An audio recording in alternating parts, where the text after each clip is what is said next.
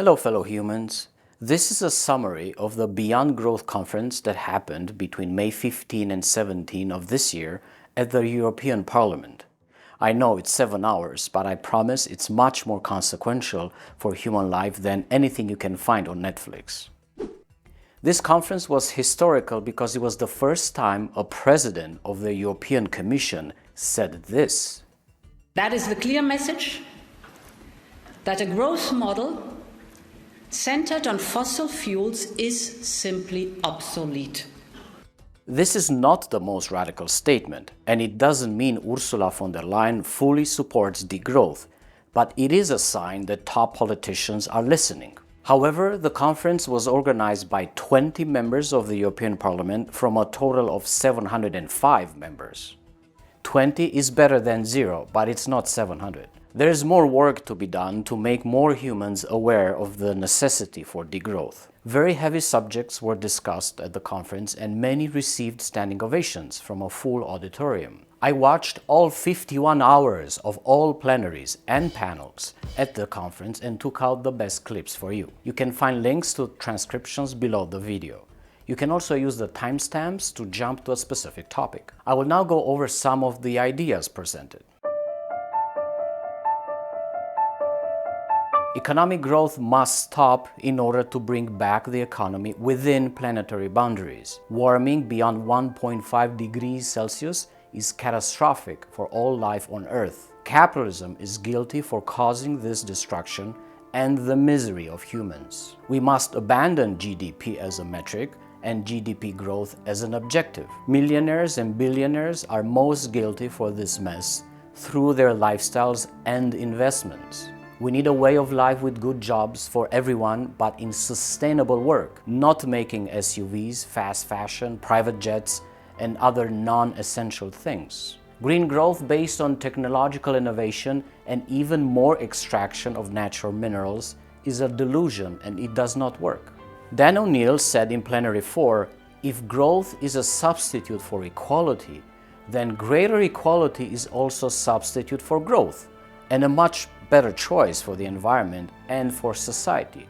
The continued exploitation of the Global South for its cheap labor, cheap energy, cheap land, for the benefit of a luxurious lifestyle in the North is immoral, unjust, and must stop immediately. We must be very careful with economic models because they all have flaws and can be very wrong. Care should be at the center of our economy, such as work that is not currently paid and not measured, caring for your children, for your parents, for your community. There are many alternatives to the capitalist system with great ideas for organizing societies. Industries, production, trade, competition, markets cannot continue business as usual.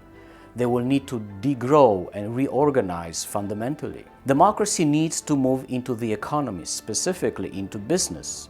All decisions of production, wages, prices should involve all employees and all stakeholders. Too few people sitting at the top of companies and in boards of directors have too much power. That must end. The debt of the Global South should be wiped out immediately and completely, and the unequal exchange between the North and the South should also stop. Poverty, inequality, suffering happen because of political decisions. There is enough money for the entire transformation of the system. The problem is always distribution. Inequality is not just about how much money you have, but also how much you destroy the environment through your lifestyle and your investments.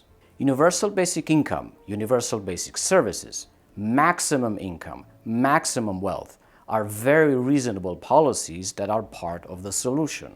Producing energy has to consider ecological limits. That means how much lithium, copper, iron, vanadium, etc. we extract affects ecosystems. Everything we do affects nature. The governance of businesses, their purpose, should follow principles of balance with nature, should always consider limits to throughput and waste. No businesses should have the profit motive at its core. Nature restoration and carbon offsets are a very tricky business.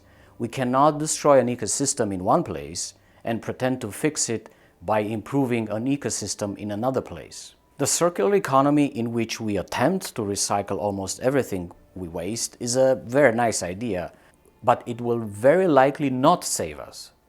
Degrowth is what is needed. The entire food system should follow the rules of agroecology and healthy eating. There are many solutions how to stop food waste and provide healthy food for all humans. The emancipation of women is still ongoing and is far from being achieved. Gender budgeting and the purple economy are great solutions that can help with the emancipation. 95% of money is created by commercial banks through lending. This adds to the crisis. Finance is supposed to serve society, not just move money for the sake of moving money. If we tell workers that degrowth is basically about working less hours, about not working in bullshit jobs for low pay, about having a guaranteed livable income, guaranteed healthcare and education, a right to clean air, clean water, and healthy food, the workers will be on board with degrowth. In conclusion, to wrap up this introduction, the status quo will say these policies are going to disrupt the current economic order. Yes, precisely, that's the idea. Degrowth wants to disrupt. We cannot afford not to disrupt the economic order that is based on endless growth. We have to stop it and transform it into a post-growth economic order that is centered on the well-being of all humans, not on the accumulation of capital for the very few. This is the greatest challenge in the history of humans. We are facing extinction and deep misery. We change the system now, or we perish along with the vast majority of other forms of life on Earth. We slow down now, or we perish. When I started this YouTube channel, I focused on education, and there are many other YouTubers doing great work at educating humans about the need for deep change. I am afraid education is not enough. Very necessary, but not enough. This is why I am now also involved in building a degrowth movement in real life.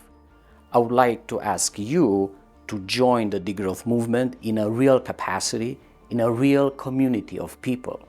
We can only change the system with real action, with massive global strikes, with alliances, showing up for each other's causes, with mutual support, with belonging to a community, with learning from each other how to live better. Watching good YouTube videos is important, but again, not enough. Please join us. We are called the Degrowth Collective. Lastly, all my work is free for you to use. Please share far and wide. It does cost me money and a lot of time and energy. I belong to the working class and I have to keep a day job just like Kafka to be able to do all this. I will never ever do advertising on this channel. So if you can support me with some little money at these links, I will very much appreciate. Thank you.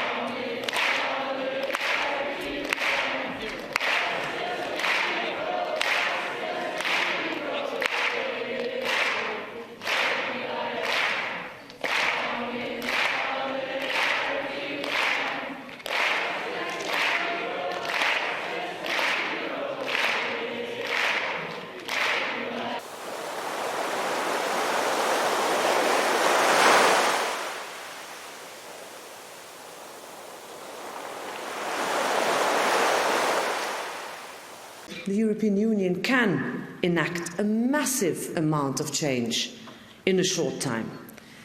We have recently turned to law the Green Deal ambition to make the EU climate neutral by 2050. We are making sure that Europe is on track to be the world's first climate neutral continent. And this is not only about going green for green's sake. It is about growth. It is about jobs and security and ensuring that our continent is on a firm foothold for the next generation to inherit it. That is what sustainability is. It is growth that we have to deliver, for our citizens now as much for our future generations. Now, if we look back, a little over 50 years ago, the Club of Rome and a group of MIT researchers published the Limits of Growth report. It mapped the interaction between population growth, the economy, and the environment. And it came 50 years ago to a drastic conclusion. Stop economic and population growth, or else our planet will not cope. That is the clear message that a growth model centered on fossil fuels is simply obsolete.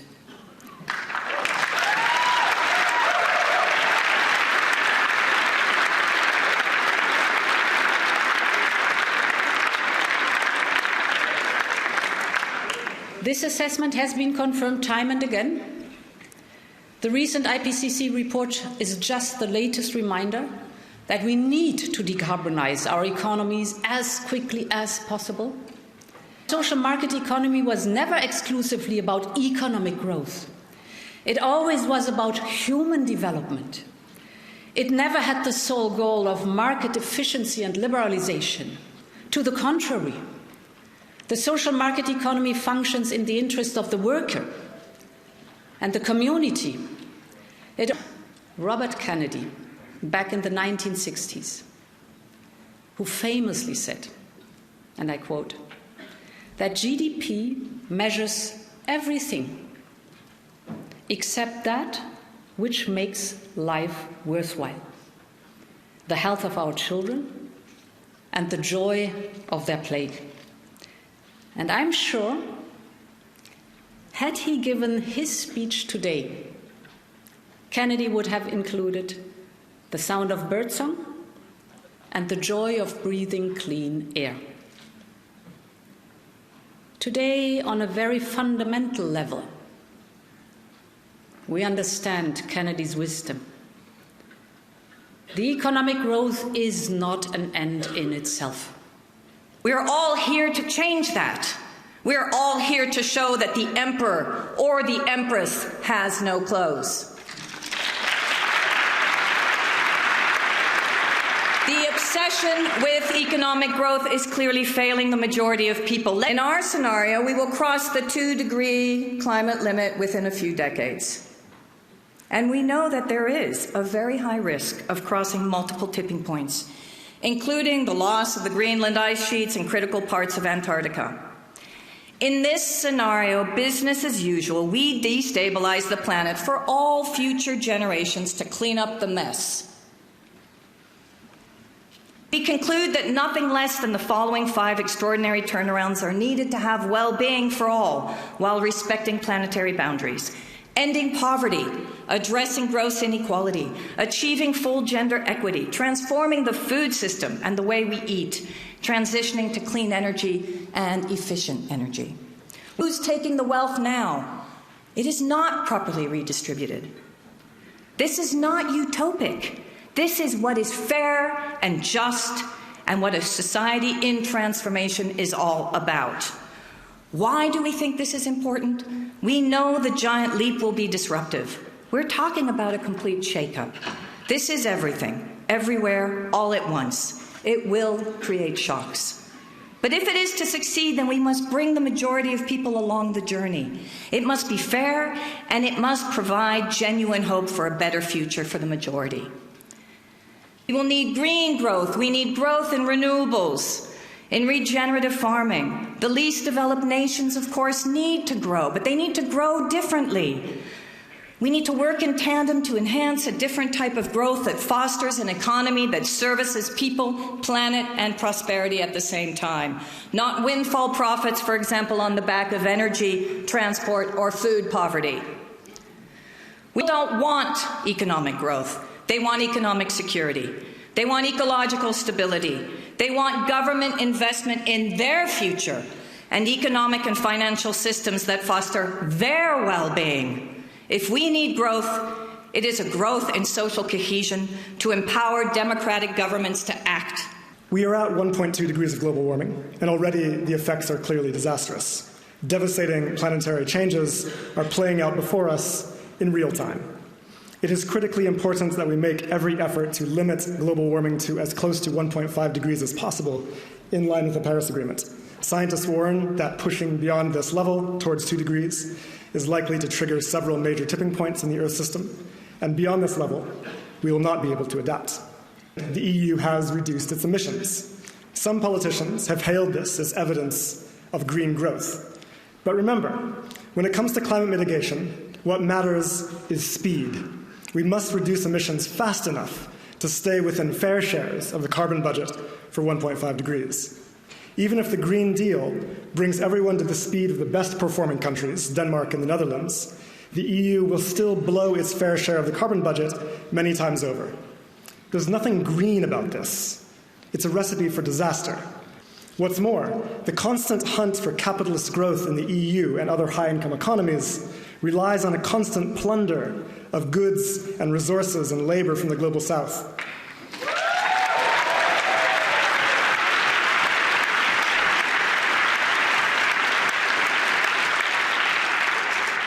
Input-output data shows that consumption in rich countries, about half of all of material consumption in rich countries is net appropriated from the global south through unequal exchange. This drains poorer countries of wealth that could be used for development. It colonizes their lands. It produces global inequality. Europe has extremely high levels of energy and material use, vastly overshooting planetary boundaries, and yet nonetheless still fails to meet many basic human needs. 40 million people cannot access nutritious food and cannot heat their homes. 95 million people face the risk of poverty. Tens of millions more cannot access decent housing. Why? It's because our economic system is fundamentally undemocratic and mobilized around what is profitable to capital rather than what is necessary for human well-being and ecology.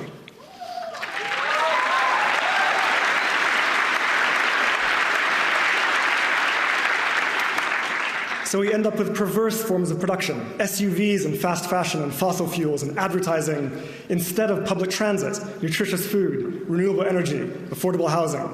Our economic system fails in both ecological and social terms. We must abandon GDP growth as an objective. Simon Kuznets, the man who invented the GDP metric himself, warned that it should never be used as a measure of economic and social progress. It does not distinguish between what is good and what is harmful, and it does not account for social and ecological costs. Empirical research shows that the single most powerful way to improve well-being and social outcomes is to expand and decommodify universal public services. And by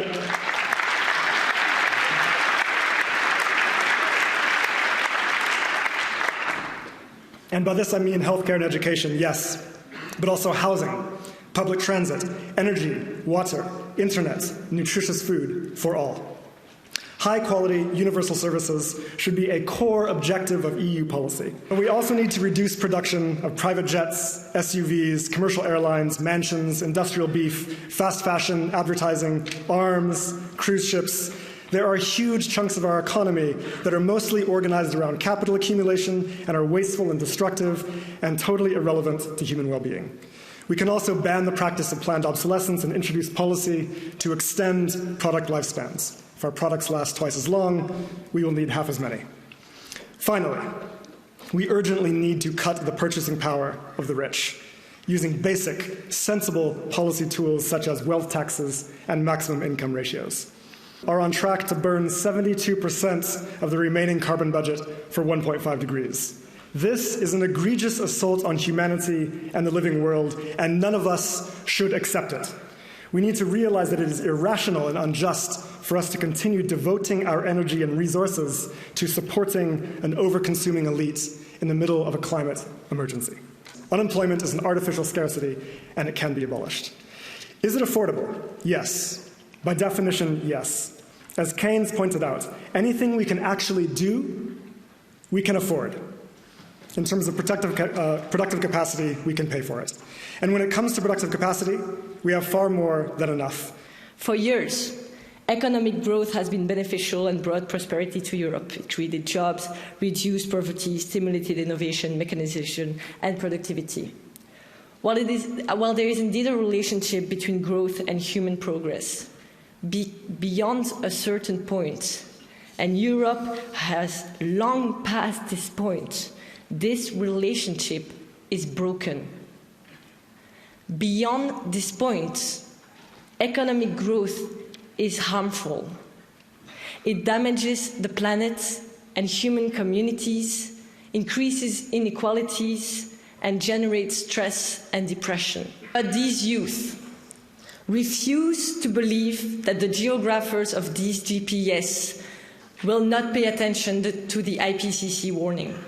They refuse to believe that the market wars of the Union will lead to their fleet out of the planetary boundaries.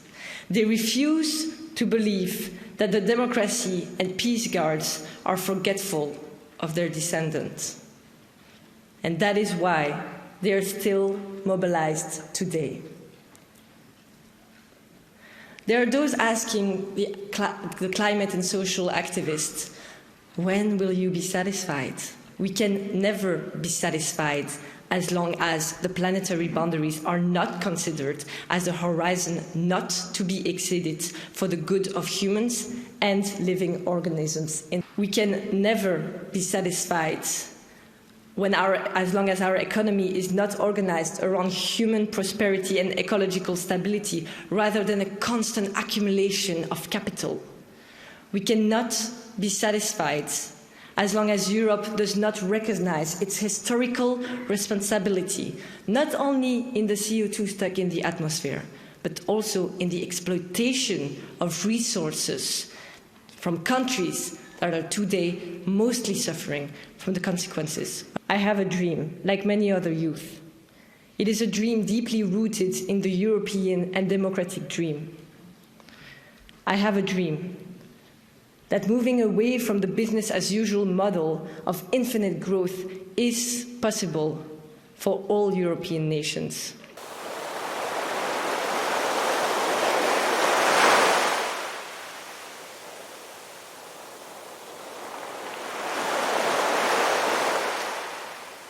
Despite the general agreement that using gross domestic products by itself to measure the growth and progress of our society is indeed a limited approach, progress in integrating this idea into policymaking has been slow. So growth, GDP growth remains still, because of all this, our main point of reference. But what would happen if we took into account other factors, like, for example, environmental sustainability?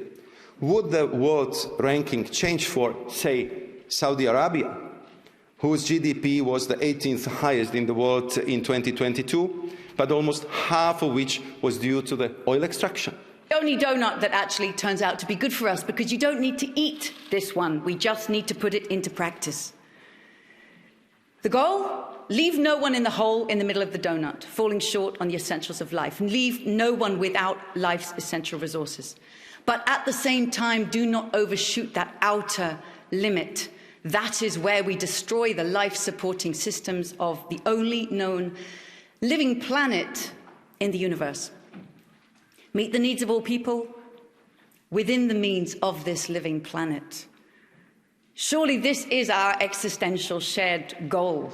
This is a new shape of progress, because it's not endless growth, it's thriving in balance. 40% of the young people in these OECD countries for which we have done the study actually are coming up with this high level of mental distress. Cost of the living crisis. If I tell you about the inflation rate in Europe in February was 13%, and that was ranging from 5% in Luxembourg to 28% in Hungary. We need to have high-quality jobs. That means jobs with high security, high stability, equitable earnings. And I think today there were people talking about living wages, minimum wages. Europe done a lot in this respect, but more needs to happen. But also jobs that actually come with a lot of resources for the well-being of workers in the workplace. There were very few, as Aura mentioned earlier, at the end of the 90s to insist on the fact that the major macroeconomic indicators were really misleading. GDP and growth, inflation and employment, even major elements of the magical square.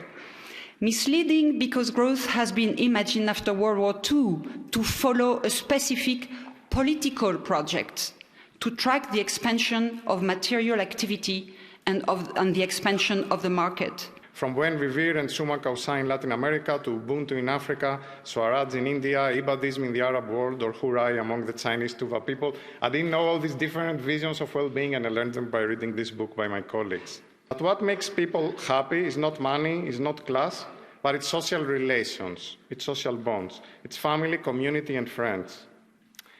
In academic jargon, we use the not-so-perfect term degrowth to signify this model of prosperity, which is based on simplicity, relating and sharing, instead of having, accumulating, and consuming.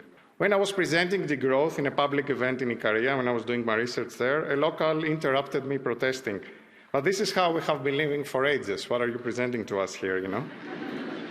When we come to the high-income countries, the ones that, as you could see from the graphics, massively overshoot planetary boundaries, the imperative is to come back within planetary boundaries, what people call degrowth, right? Come back, reduce material use, reduce energy use. In that sense, to me, it's the same as degrowth. When we're talking within high-income countries, yes. Do we have to talk about degrowth, post-growth, alternative models of growth? I have to say, coming from the OECD, this is a very challenging question. I tend to say, let's not talk about growth, let's talk about well-being, let's talk about jobs. Let's talk about the things that really matter to people, sufficiency as well. And concerning this degrowth issue, I think really we have to come back to this inequality issue, and we won't go beyond growth without tackling at the same time social inequalities, economic inequalities, and degrowth. Thank you.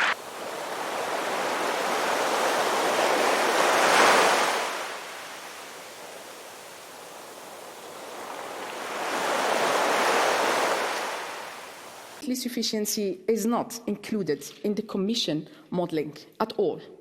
And as a former researcher at the European Commission Joint Research Centre, I know how important is the Commission modelling to introduce the concept in the EU policies. So without having sufficiency modelled by the European Commission, it is unlikely that one day we will see sufficiency in EU policies. And this is what sufficiency is first about. It is about protecting the most vulnerable ones. It is likely that modelling sufficiency, the impact of sufficiency on the EU GDP would lead to similar result like in the case of France, because this result in France is due to the fact that sufficiency will end our energy dependency. So sufficiency is not only about energy, but it's also about materials, land use, water use, etc., all natural resources. Unfortunately, the current understanding of sufficiency in France is only about energy. If we would consider planetary boundaries,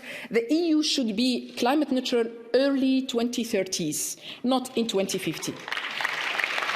If we consider in our climate target our cumulative emissions, this means that we stop using the remaining carbon budget, that is a budget that should be mainly allocated to the countries that did not contribute to the climate crisis for ourselves.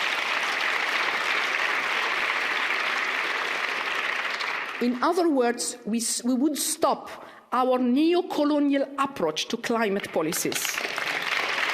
The most important figure from the overall IPCC reports, which is a cycle that has been for 7 years this time. What you see here is the story of my family, but also the story of so million and billion of families, a million of families in Europe and billion of families over the world. My mother is in mid-70s.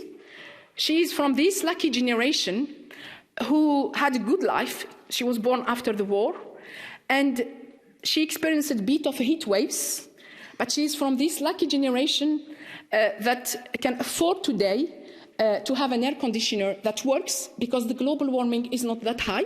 Because when we go beyond 2 degrees, air conditioning system will not work. It is likely that my son's generation is going to fight, even in Europe, to eat, is going to have to fight to have water to drink, is going to fight to be in a healthy situation. And it is unlikely that our health system, our food system, our water policies will make their life easier. IPCC reports which show us falling behind 1.5 degrees and even going beyond 2 degrees, they don't take into account one thing, failed ecosystems.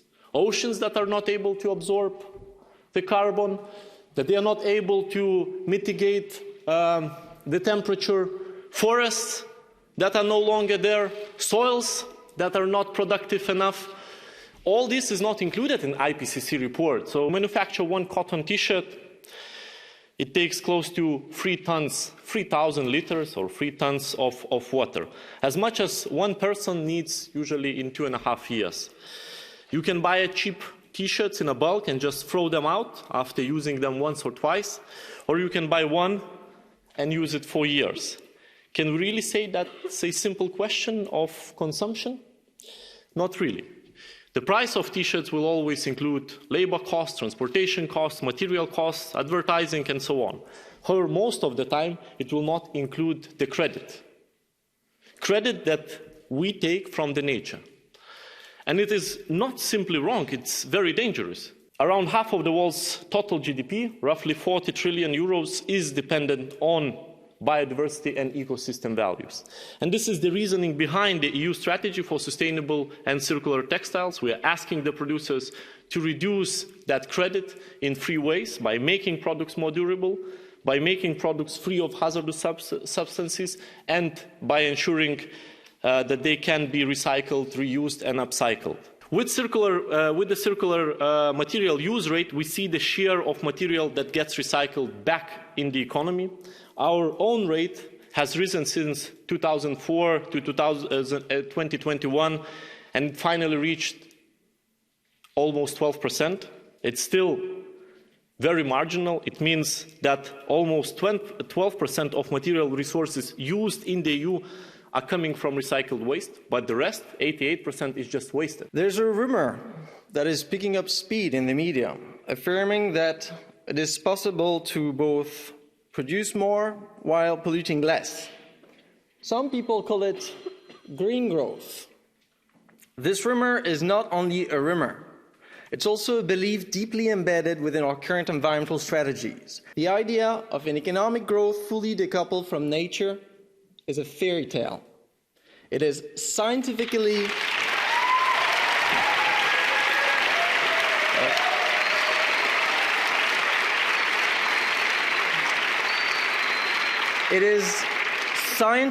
baseless, and it is distracting us from more effective transition strategies. To make economic growth truly sustainable, you need to do 5 things. Number 1, you need to absolutely decouple production and consumption. Relative decoupling is not enough because total footprint keeps increasing. Number 2, you need to do that from all environmental pressures, not only carbon, but material footprints, freshwater use, biodiversity loss, air pollution, everything. Number 3, you need to do all of that wherever this happens, regardless whether that's on your national territory or abroad. Number 4, you need to do all of that at a pace that is sufficiently fast to avoid ecological collapse. Number 5, you need to do all of that and maintain that decoupling over time, because yes, it can easily recouple. So I repeat, if you want green growth, you need to absolutely decouple production and consumption from all environmental pressures, wherever these happen, at a pace that is sufficiently fast to avoid ecological collapse, and you need to maintain that decoupling over time. That green growth has never been achieved anywhere on Earth, and I haven't seen any convincing evidence showing that it could.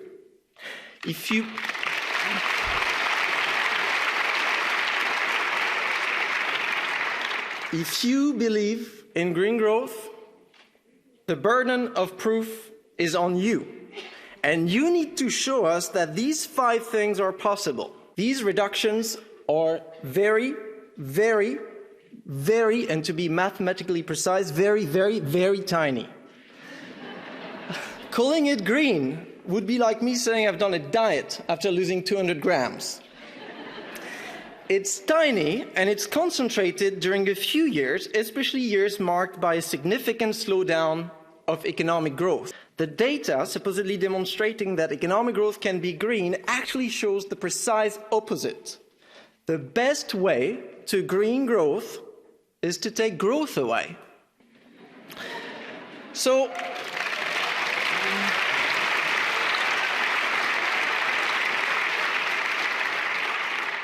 let's say we want to reduce emissions by 55% before 2030. Looking at the current rates of coupling between GDP and carbon, the only way of reaching that objective would be to degrow GDP by between -1% and -2% per year. It feels irresponsibly foolish to bet the survival of humanity on a highly improbable miracle predicted by the obscure models of a handful of economists.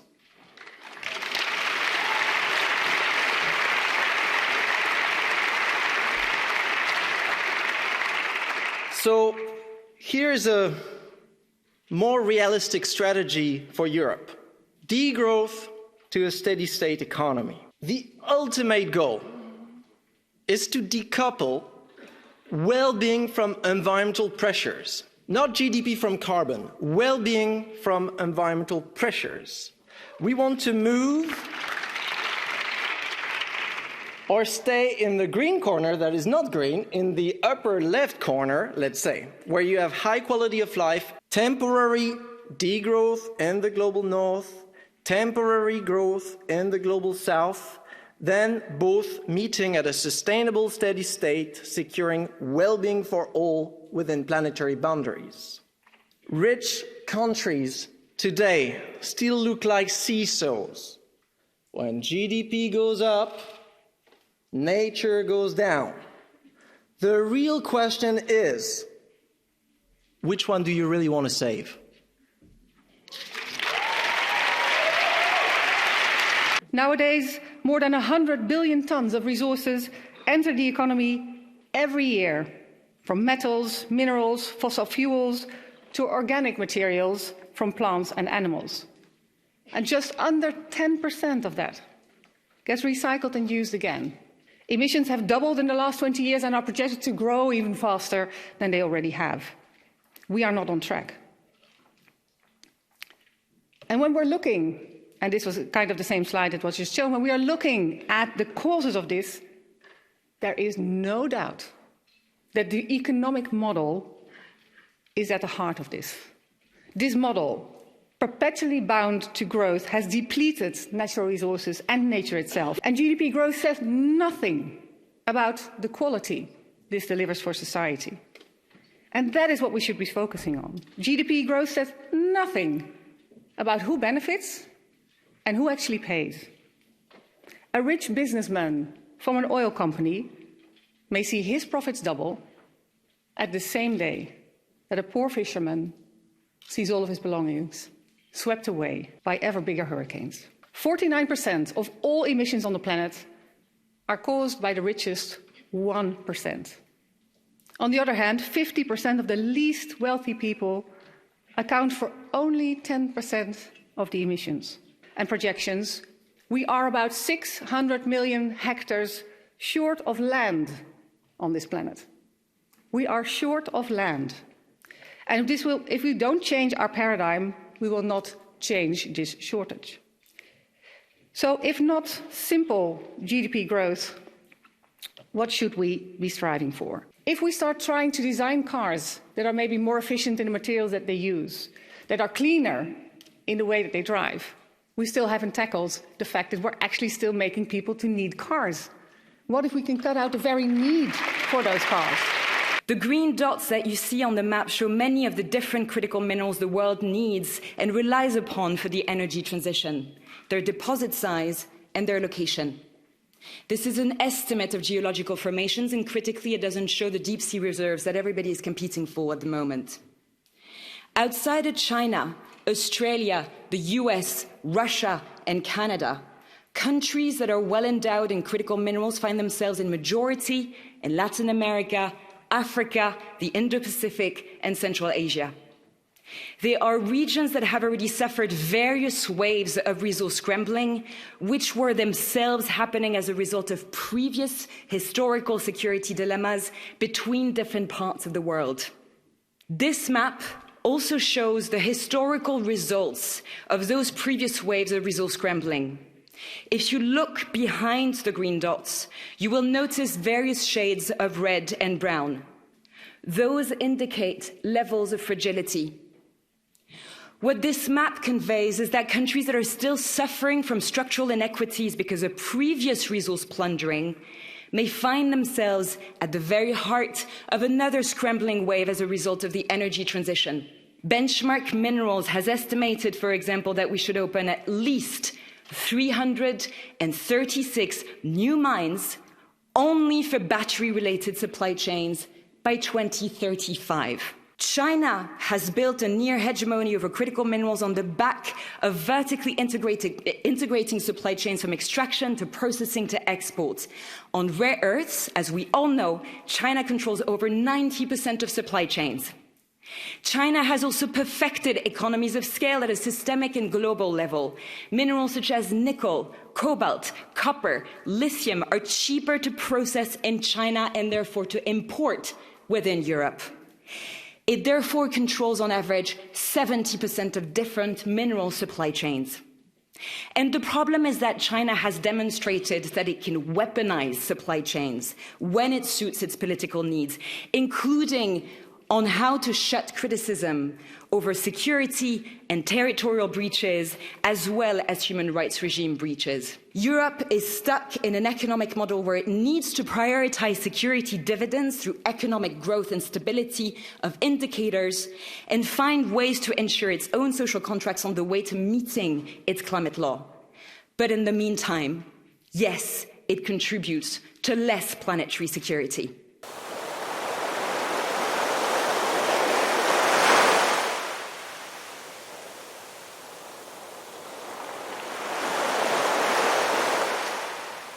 The process of decoupling economic growth from carbon emissions is ongoing. Since 1990, EU GDP grew by about 50%, while carbon emissions fell by more than 25%. But now we really need to turbocharge our efforts. The additional private and public investment needed for the green transition is estimated at nearly 520 billion euros per year until 2030. To achieve the Green Deal goals, the Commission has pledged to mobilize at least 1 trillion euros in sustainable investments over this decade. The current EU budget notably has a climate spending target of 30%. In the Recovery and Resilience Facility, EU countries must dedicate at least 37% of financing to support climate objectives. From the Global Carbon Project, we have the hockey stick assessment every year of the global carbon cycle. You see the emissions above the zero line, but we also have this remarkable subsidy of the ocean in light green and on land in dark green, which is the 50% uptake of carbon naturally on a healthy biosphere. This is when we can keep the system within planetary boundaries. The system, the Earth system, buffers stress and change. The ocean, the graph to the right, takes up 91% of the heat caused by our fossil fuel burning. This is a manifestation of a planet under stress responding in a healthy way by dampening the stress. We're unfortunately seeing cracks in this ability. And the 1.5 degrees Celsius line shows that 4 big tipping element systems, the ones furthest to the left, are likely to cross their tipping points already at 1.5 degrees Celsius. And we're talking about the West Antarctic ice sheet, the Greenland ice sheet, all the tropical coral reef systems, and abrupt thawing of boreal permafrost.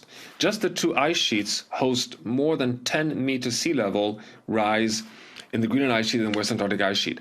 If you see the black arrow showing that the more the science advances, the more evidence we have of the fragility of the Earth system, with temperatures of risk going down, and now they are in the range of 1.5 to 2 degrees Celsius for irreversible abrupt events. And these planetary boundaries have now been researched. If you take the next, for the past 15 years, we've identified 9 biophysical systems that we have scientific evidence that they contribute to regulate the stability and resilience of the Earth system. And these are now, I would argue, scientifically well established. The challenge is to quantify the safe boundaries and assess the degree of transgression and to understand the consequences. Let me be clear. It is not possible to achieve sustainable economic growth on a finite planet. The blue wedges show social performance in relation to thresholds for meeting basic human needs. The green wedges show resource use relative to planetary boundaries. We want the blue wedges to reach the social foundation, and we want the green wedges to remain below the ecological ceiling. Anything in red is bad. The problem is that where we need to be, is in the top left-hand corner, where no country currently is. Where this really starts to get interesting, though, is if we start to compare the individual ecological and social indicators. So these data show healthy life expectancy in comparison to CO2 emissions. But I could have picked pretty much any of the indicator pairs. Almost all of the plots show a relationship with diminishing returns, that if we continue with current trends, by 2050, as you can see, we'll be even further beyond planetary boundaries. And the reason for this is quite simple. It is our continued pursuit of economic growth.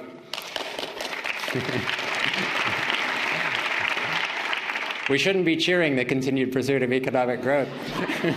Degrowth means reducing resource use, but doing so in a way that protects social outcomes and enables and creates a more equitable society. Degrowth in wealthy nations would free up ecological space so that countries in the global south could increase their resource use and get people out of poverty. Okay, so this all sounds great, but can we really do this? What do you guys think? Henry Wallach, who is a former governor of the Federal Reserve in the US, he once said that growth is a substitute for equality of income. So long as there is growth, there is hope, and that makes large income differentials tolerable. Hold on a second here. If growth is a substitute for equality, then greater equality is also a substitute for growth and a much better choice for the environment and for society. In a steady-state economy, we could limit inequality by having a minimum and a maximum income. By a minimum income, I don't mean some low hourly wage that's conditional on working at McDonald's. I mean a universal basic income that every person is entitled to, regardless of whether they're working or not. The benefits of technological progress to shorten the working day, week and year. We can have the same salaries but more leisure time, which certainly sounds good to me. Is we need to change the way we measure progress.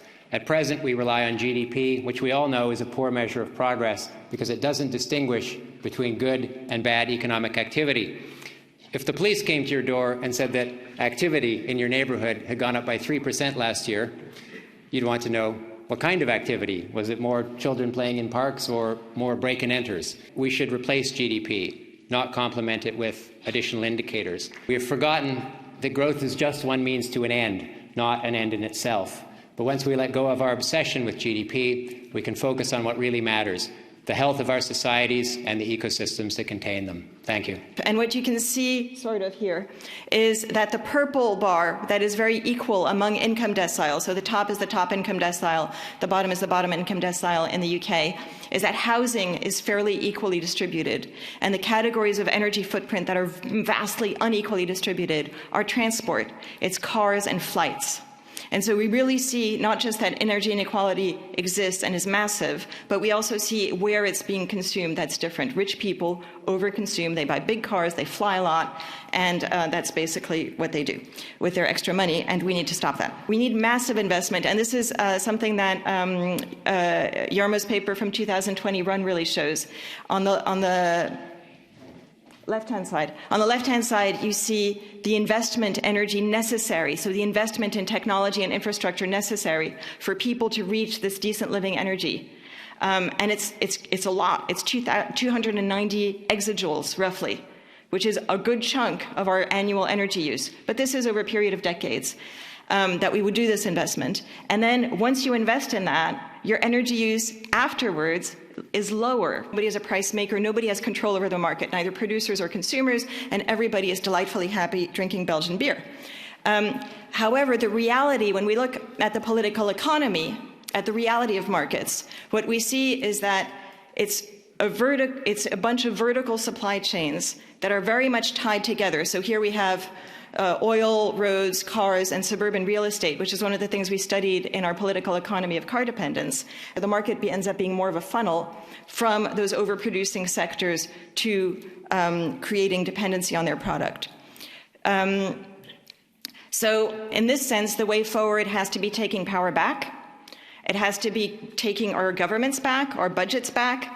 And I would say that the way forward here is democracy. These elitists participate in accumulation by dispossession, resulting not only in disproportionate capitalist benefits from resource control and promotion of neocolonialist policies, but contribute to ecological harms, biodiversity crises, water pollution, air pollution, and climate breakdown that they don't really experience firsthand every day. Oh, contrary to what President von der Leyen has been saying herself here yesterday at the opening session, the problem is not just about the use of fossil fuels. I think that the consensus could be summed up as follows. There are planetary limits. We are breaking them, and it's unsustainable. More than climate change, the deterioration of the biosphere is an extreme threat. Our cells are not compatible with continued growth. The way in which we live in the space is turning the planet into a world of waste. It is irrational, and it is a very guilty way of living. So, of course, we have to ask these questions about beyond growth. There's no sense in calling something growth that is leading to our decline. The artificialization of the real has an impact on potential. This could be seen as growth, but this is a contradiction in terms. This technology can automate recruitment, it can marginalize artists, it can standardize expectations, it can be used for mass surveillance, it can automate finance, and it can get rid of the unpredictable. Is that a progress? I said that the decline in biodiversity is not a threat. And that's quite simply because it is a mistake to say that. The disappearance of species, we're hearing about insects disappearing, wild animals disappearing, large swathes of forest disappearing. While this cannot be seen as a danger, as one that can cause a catastrophe. It is a catastrophe in itself. But this confusion makes it impossible to have the analysis. The budgetary limit, the planetary limits are welcome. You need to live, invent, imagine things, and that always happens when you have boundaries. We are not God. Beauty is in these restrictions. It's not something to be sad about. It means you are alive. Our lack of care has been a crime. Our obstination is self-terrorism, and it's important to be discussing these issues in the European Parliament. So the idea that overconsumption is freedom when it's really being trapped in a car. I mean, I remember looking at OECD data of hours in vehicle driving, and the Americans have this, were going up, and the Europeans were going up, and the Americans sort of leveled off, and the Europeans were still going up. And I was wondering why the Americans leveled off. And it's because they were driving as many hours as you can while still needing to sleep and work. They eat in their cars. The number of meals eaten in cars in America is huge. We don't even, anyway. So,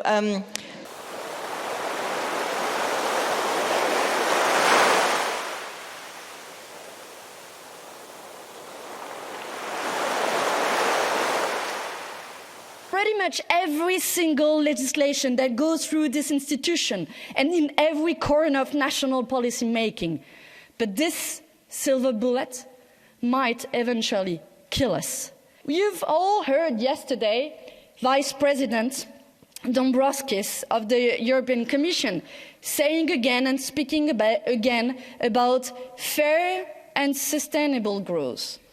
This reminds me of a quote from an American economist, Kenneth Boulding, who said, "Anyone who believes that exponential growth can go on forever in a finite world is either a madman or an economist." Maybe we can add that it can be a European commissioner. Priority shouldn't be economic growth, but increasing well-being. The old view was that if we increased growth, everybody would benefit. Trickle-down economics. We know that's not true.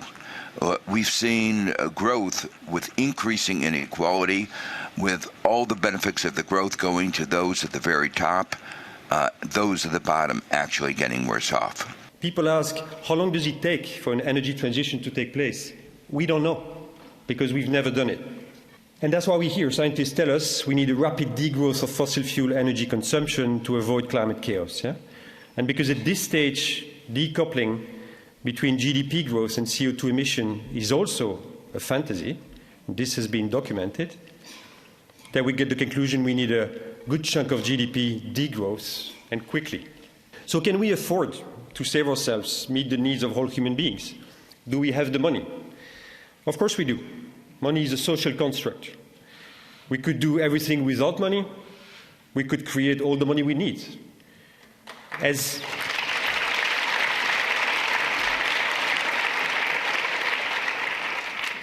with all social constructs, there are social consequences, so they need to be managed, but this can be done peacefully and democratically. And how long will all of you continue to tolerate that the rules governing our worlds be dictated by financial markets, the economists who serve them, central bankers, and ministries of finance? It doesn't have to be this way. So even if we don't spend any more money on climate and defense, we will have increasing debt to GDP ratios.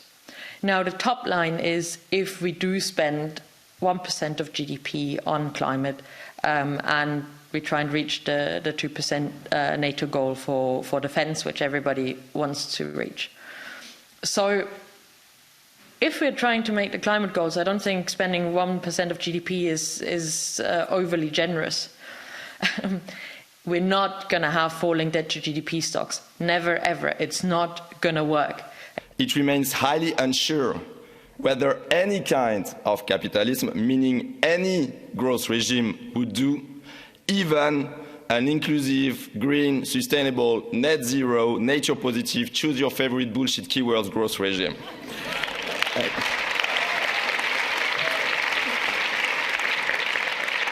Indeed, whatever specific institutional settings are, capitalism remains a system based on social relations of production that are inherently exploitative, competitive, and conflictual. So what is post-growth?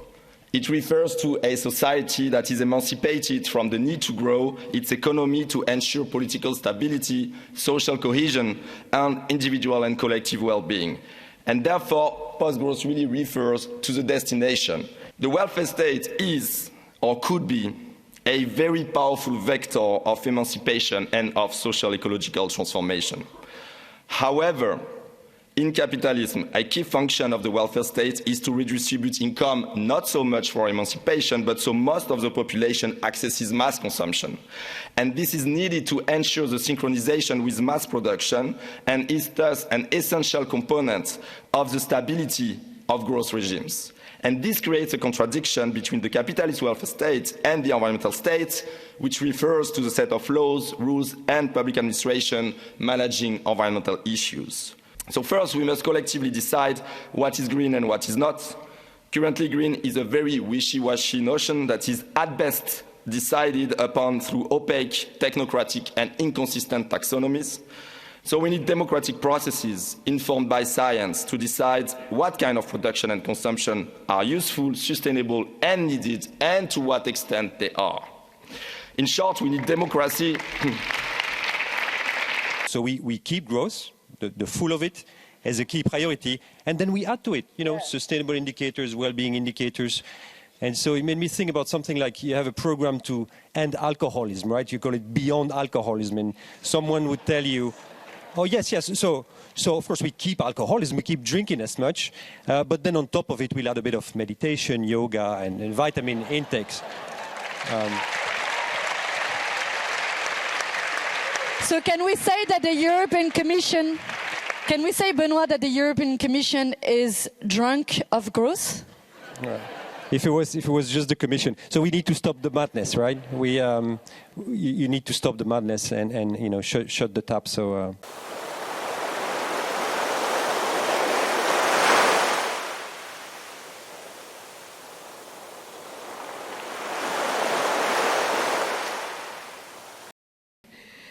Economics is not physics. It's not mathematics.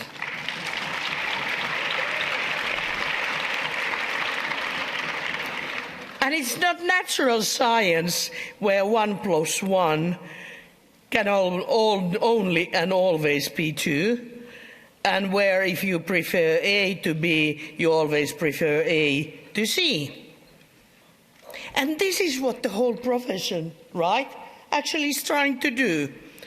Wannabe natural science. This is the truth. But, well, it's their problem. But what is our problem is that all the politicians take it like a natural science. They listen, the economists, the ministers of the finance and economics. What is the GDP? Are we growing? How much debt do we have? Oh gosh, now we need to save. Now we can't spend.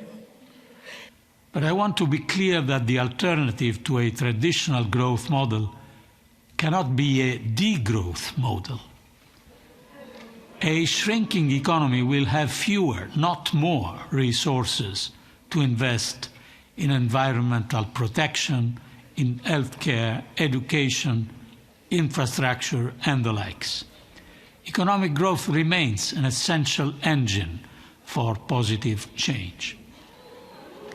That is why the shift in paradigm that the Commission has embraced is towards sustainable growth that does not come at the expense of the environment, nor at the expense of the weakest in our societies. We've spent these days basking in consensus. We all agree on the need for sufficiency, not efficiency, on equity, especially for the South, on well-being, on regenerative economy, a Doughnut economy, a circular economy. We need to challenge the power of the money interest. We need to understand the global economic model that they operate. We call it capitalism without brakes, powered by infinite supplies of easy money. Elon Musk, can buy the odd rocket to go into outer space, but really, he doesn't know what to do with all his money, and he doesn't spend it. He doesn't use it to buy the things the economy produces. The poor, the 99%, spend all of their income, but in fact, their income is shrinking. It's a crisis of overproduction on the one hand and underconsumption on the other. And I want to say that so far from purchasing power chasing too few goods and services, which is what the mainstream would have us think, we have too many goods and services chasing too little purchasing power. And you can see it on any high street when those pound shops come and you see all of those Chinese goods dumped. We must stop attacking the 99%, if you like, the majority, the people who are actually suffering under this model, this economic model. The 1% for excess production by way of excess easy money. As Philip said last night at our gathering, this is a fight. This is a struggle. This is war. And the challenge we face is this. How do we mobilize the 99% to fight this war? To break down the barricades erected by the 1%? That's what I want to discuss, instead of everything that we agree on. And the first step, in my mind, we can take is this. Shine a very bright light on the finance sector, on the 1%. Secondly, educate ourselves. This is not rocket science. And the colored lines are the forecasts of the International Energy Agency in Paris. And as you can see, again, each year, the IEA is deeply wrong in its forecast. Why? Because most often, the IEA just expects that the price of oil will follow the linear extension of its past. And so what we see here is that not only are our economies not at equilibrium, but the dynamics of our economy is not linear, even in the short run. And if this is wrong, this means that we have to change completely our models, because 99.9% of the models used by big institutions like the IMF, the ECB, the World Bank, etc., just assume that if you increase the quantity of money circulating in the economy, you will just have inflation. And we know this is just not true. This means that we need models that can incorporate the true impact of printing money. Is the so-called uncovered rate parity, which is a famous theory used by mainstream models to try to understand the dynamics of exchange rates. And here what you see, it's a bit fuzzy, it's a bit chaotic, it's the distance with respect to what theory would forecast, and the distance between what the theory would forecast and what you empirically observe. And as you see, there is a big distance, whatever being the kind of currency that you're looking at. In other words, we have no way today within our mainstream economic models to understand the dynamics of exchange rates. And then this raises a big question. Why do we have flexible exchange rates if we don't understand how they move? The money creation is endogenous and money creation is not necessarily inflationary, and would say we have to take care of the capitalists or the wealthy people because they are saving money. And this money that is saved by them is used in order to finance investment. This is again completely wrong. We know today that it's exactly the opposite. Investment finance savings. In other words, it's because there is a demand for commodities, for services, and therefore because there are entrepreneurs who borrow money in order to finance investment, that wealthy people can save money, not the other way. Forecasts tend to be wrong when you actually get to the time for when the forecast was made. I want to tell you this. It's very hard to be a modeler and project for 2030, 2050. Okay, you can be wrong in so many ways. But the point is that by producing these graphs, you start to ask yourself a question. A big important question we realized was, a big important problem we realized was that by postponing mitigation and, for example, believing that we would do more negative emissions later, we were putting at risk the biodiversity and the forests of the planet. I think we're going to need societal therapy, because I think our fundamental problem is that we're addicted to the current system. We're locked into this system that we have now. Some models are more wrong than others, that's true. But all models are wrong, even the models that we have in our heads, the way we think about the world. They're at least incomplete, and they're just abstract and incomplete representations of a very complex reality. So this idea of infinite economic growth has sort of underlined a lot of the economic policies built on this sort of simplified vision of how the economy works. It also implies that private property is really the best way to go, because we're talking about goods and services that are private kinds of goods and services, privatizable, non-rival and excludable. And so why would you not try to privatize everything? And nature is really a sideshow in this model because, you know, we can substitute labor and capital for natural resources and the environment and continue to grow the economy indefinitely. You know, made projections in 1972 out to 2100, and it was predicting that, you know, in about 2030, this is the business as usual scenario. The other important thing about this is that this was not the only scenario that they produced. They produced a whole range of scenarios, including ones that showed how we could stabilize the system, how we could create a steady state economy, and the kinds of changes that we could have made, you know, back much earlier, that would have gotten us to a place of sustainable well-being, you know, about now. One other model that I'll mention is this one by Peter Victor and Tim Jackson is actually working on a newer version of this what's called the low-grow model, and this was a model of the Canadian economy, which was explicitly built sort of as a macroeconomic model, or as close to that as possible, but including many of the other factors that were necessary. And they were able to show that, you know, if you just shut off GDP, that you could produce a no-growth disaster. And I would argue that fundamentally we have to break our addiction to this growth at all costs economic paradigm. To fossil fuels, to overconsumption in high-income countries, to all of the things that are reinforcing in the system, and that are hard to break out of. Slide. I'll just put up some recent books that go into more detail on all of this.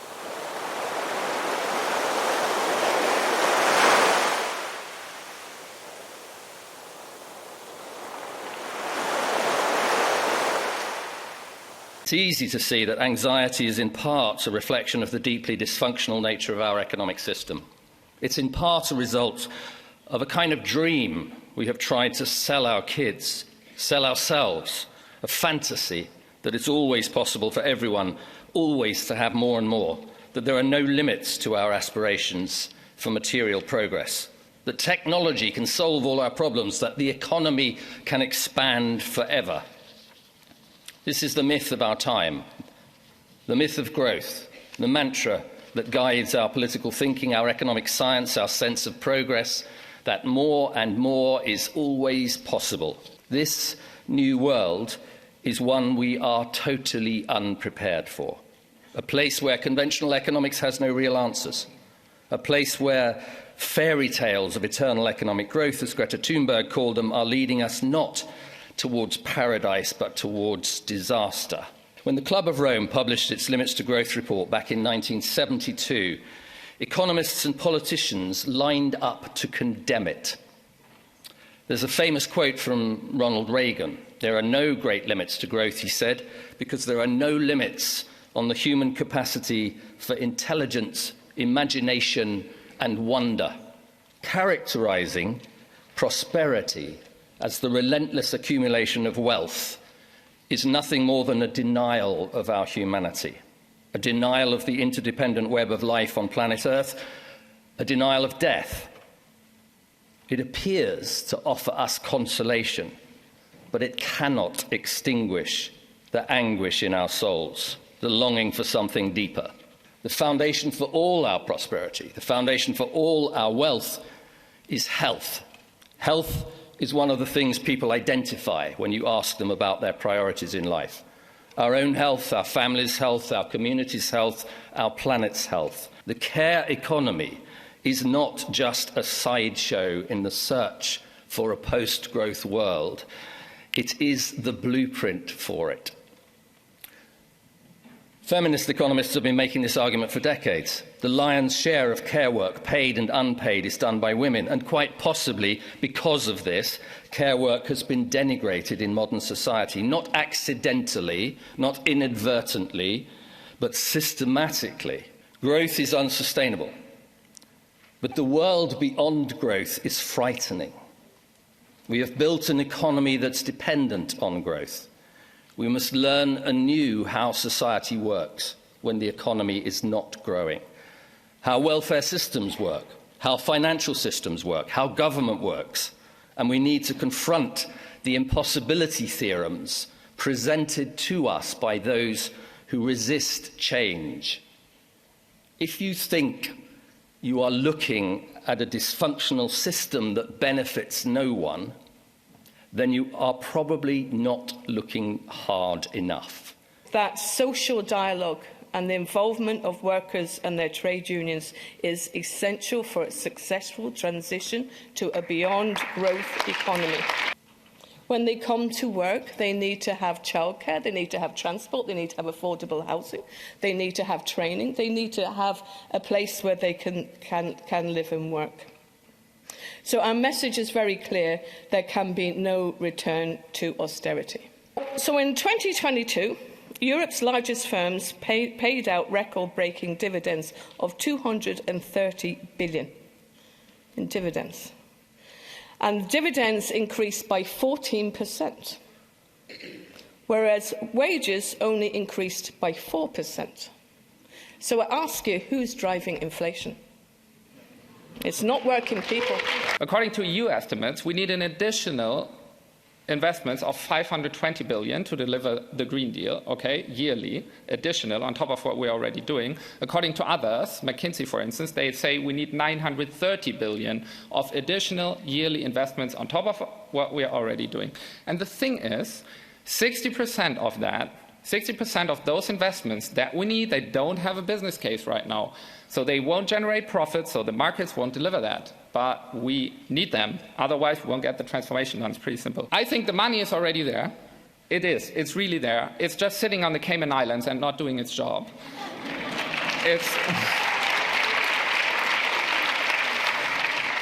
You know, like, the money is extremely and increasingly concentrated in the hands of a few.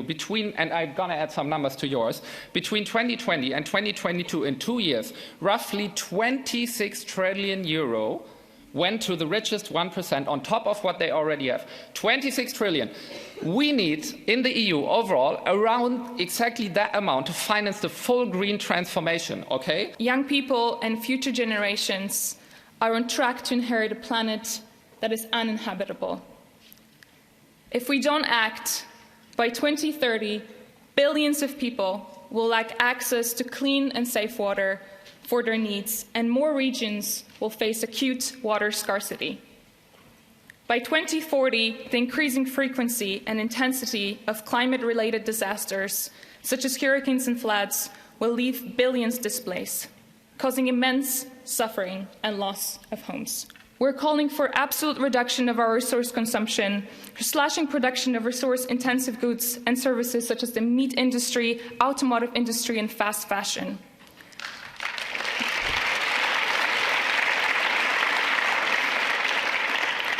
We're calling for prioritizing decolonial justice, for a system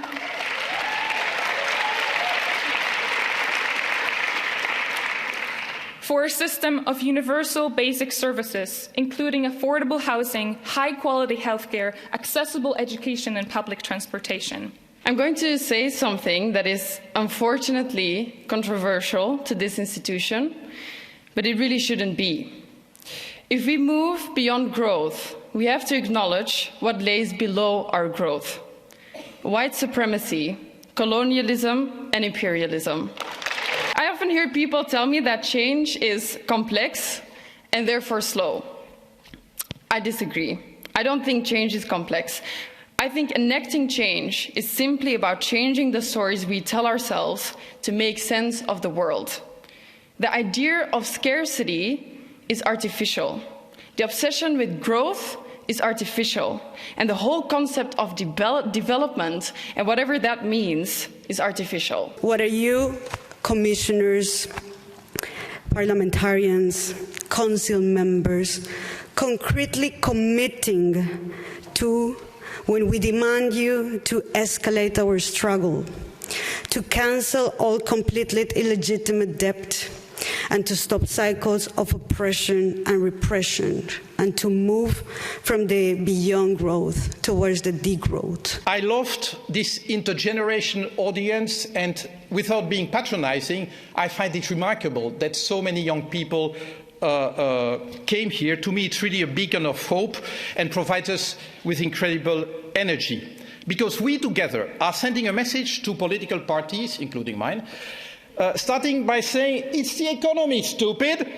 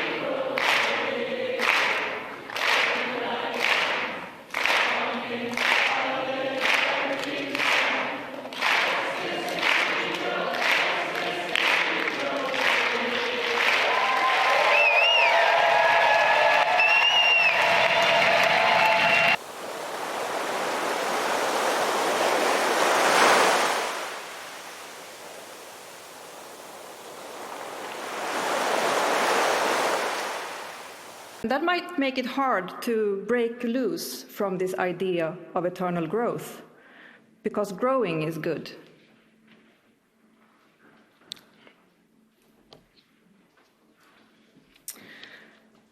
Another root metaphor can talk about nature. So is nature a machine or something that we should conquer?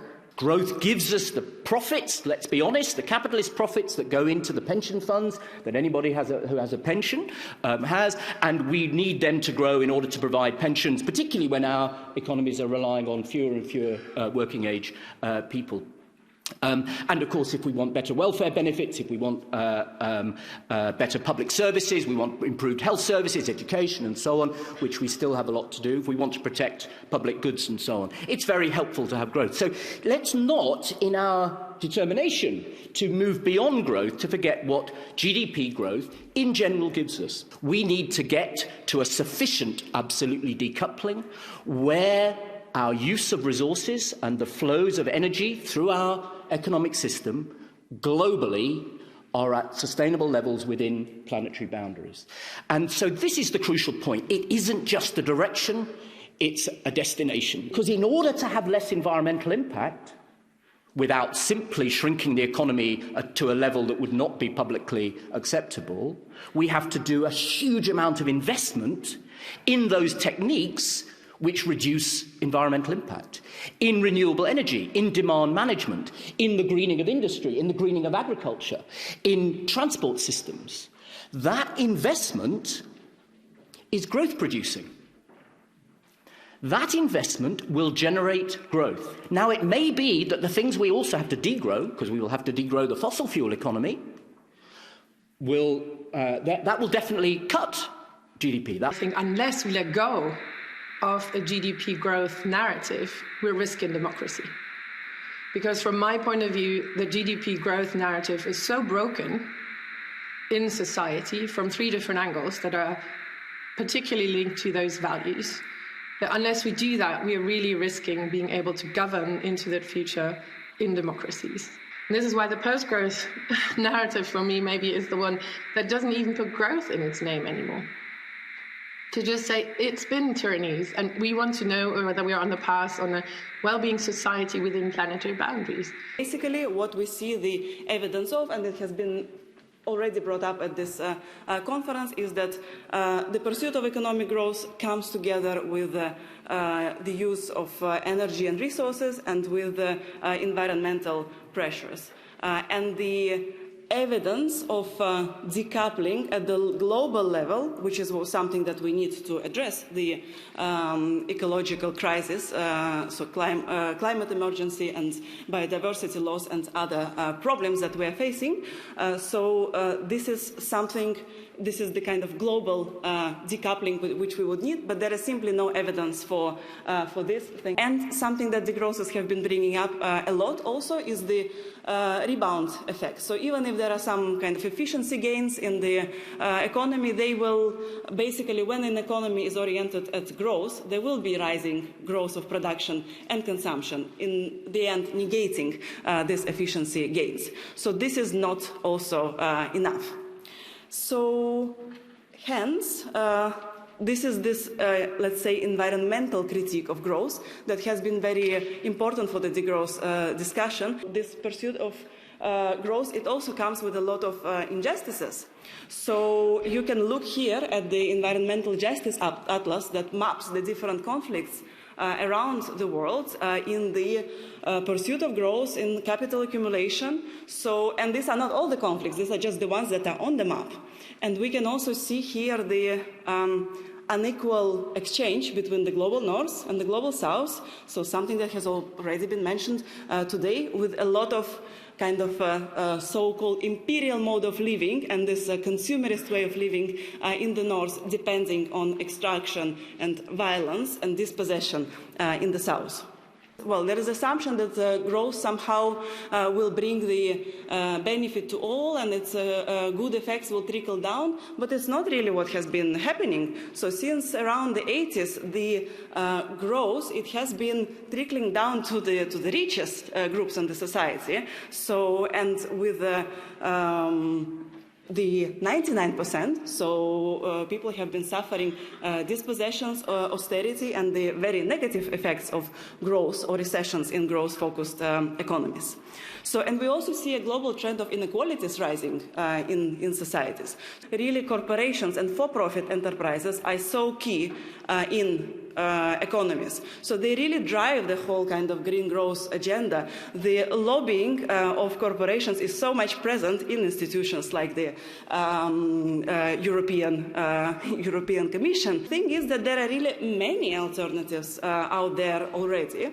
So there are, for example, renewable energy cooperatives with about 2,000 around Europe that are already driving the transition to renewable energy. There are the global eco-village network organizations, or the Via Campesina movement, that show how agroecology and how food provisioning can be done without depending on problematic agri-food systems. So there are also examples of digital commoning, for example, about enabling plastic recycling locally and sharing the kind of knowledge on the infrastructure to be able to do this. So you name it, and wherever you are, you would be able to find different alternatives of different kinds that you can be part of. So there are really many alternatives. They might got a decade to radically shift the nature of our capitalist economy, and we will do that through the behaviour of governments. It isn't small community renewable projects which are driving the renewable energy revolution. It's capitalist companies deploying vast amounts of global savings under the direction, pretty much now, of public policy by governments who are elected, and they're elected by the public. And that is the thing that people need. That is if there's a value change, it's a belief that politically we can change the way in which the capitalist system works. That is the only way we're going to do this in the time available, because we're not going to overthrow capitalism in the next 10 years. I think that it is important to change the worldviews, but it is also very important to fight for other power relations, because these are particular interests that keep the growth so centric in our societies. So, and in their worldviews, so they want their profit to grow. So profit is their worldview. So in that sense, I think that's, and it is very hard to change the corporate worldview to go away from profit. So, and this is where we need very ambitious, transformative policy making to listen to the voices of the multiple social movements and the bottom-up alternatives out there and drive this change. I think one of the reasons is that very influential people such as yourself continually turn up at fora like this and give very misleading and dangerous statements such as GDP has reduced poverty over time. Now that very much depends on what you mean by poverty, because if you mean the $2.15 per day that the World Bank sets down, then fine, granted. But anyone I've ever spoken to about poverty who themselves lives in poverty has said that in fact it is the power and the capability to have some sort of say over your life.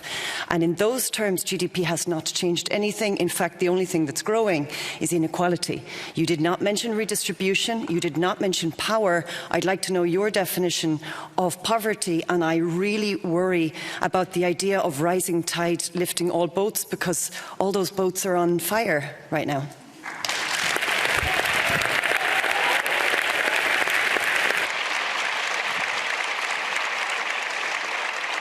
Michael, you should and could answer. Great.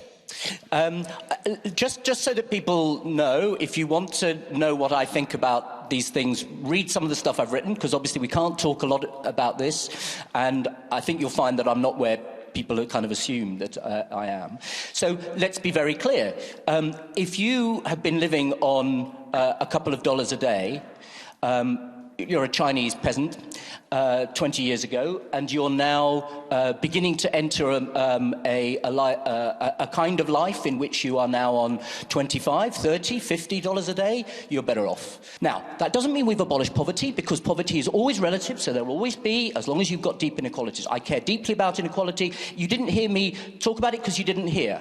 I said there are 4 goals that we need as a society to get beyond growth. They are environmental sustainability, the reduction in inequality, well-being, and system resilience. And I wrote a report for the OECD about that. That's why I'm here at a Beyond Growth panel, because I don't think growth is the objective. What I said was there are benefits of GDP growth, and if we simply ignore them, then we will not speak to the vast mass of the public who know that a bit more income is good. And we need to be elected. A question, I'm an economist, I apologize. No, I think economy is very important. It's about redistribution, it's about taxation. And on this point, on taxation and richness, we come from a time before the 80s. You had progressive taxation in the United States up to 80%. Is more taxation and more redistribution a no-brainer, is my question? Because if you tax the richest, the most consumption comes from I think the 10% richest consume 30% of materials and have the same percentage of CO2 emissions. So it's more taxation of income, more progressive taxation of income, and taxation of wealth income, especially. Is this a no-brainer? So yes, all of them are needed. Definitely there should be more taxation of the rich. There should be more taxation, much more of the environmentally destructive activities.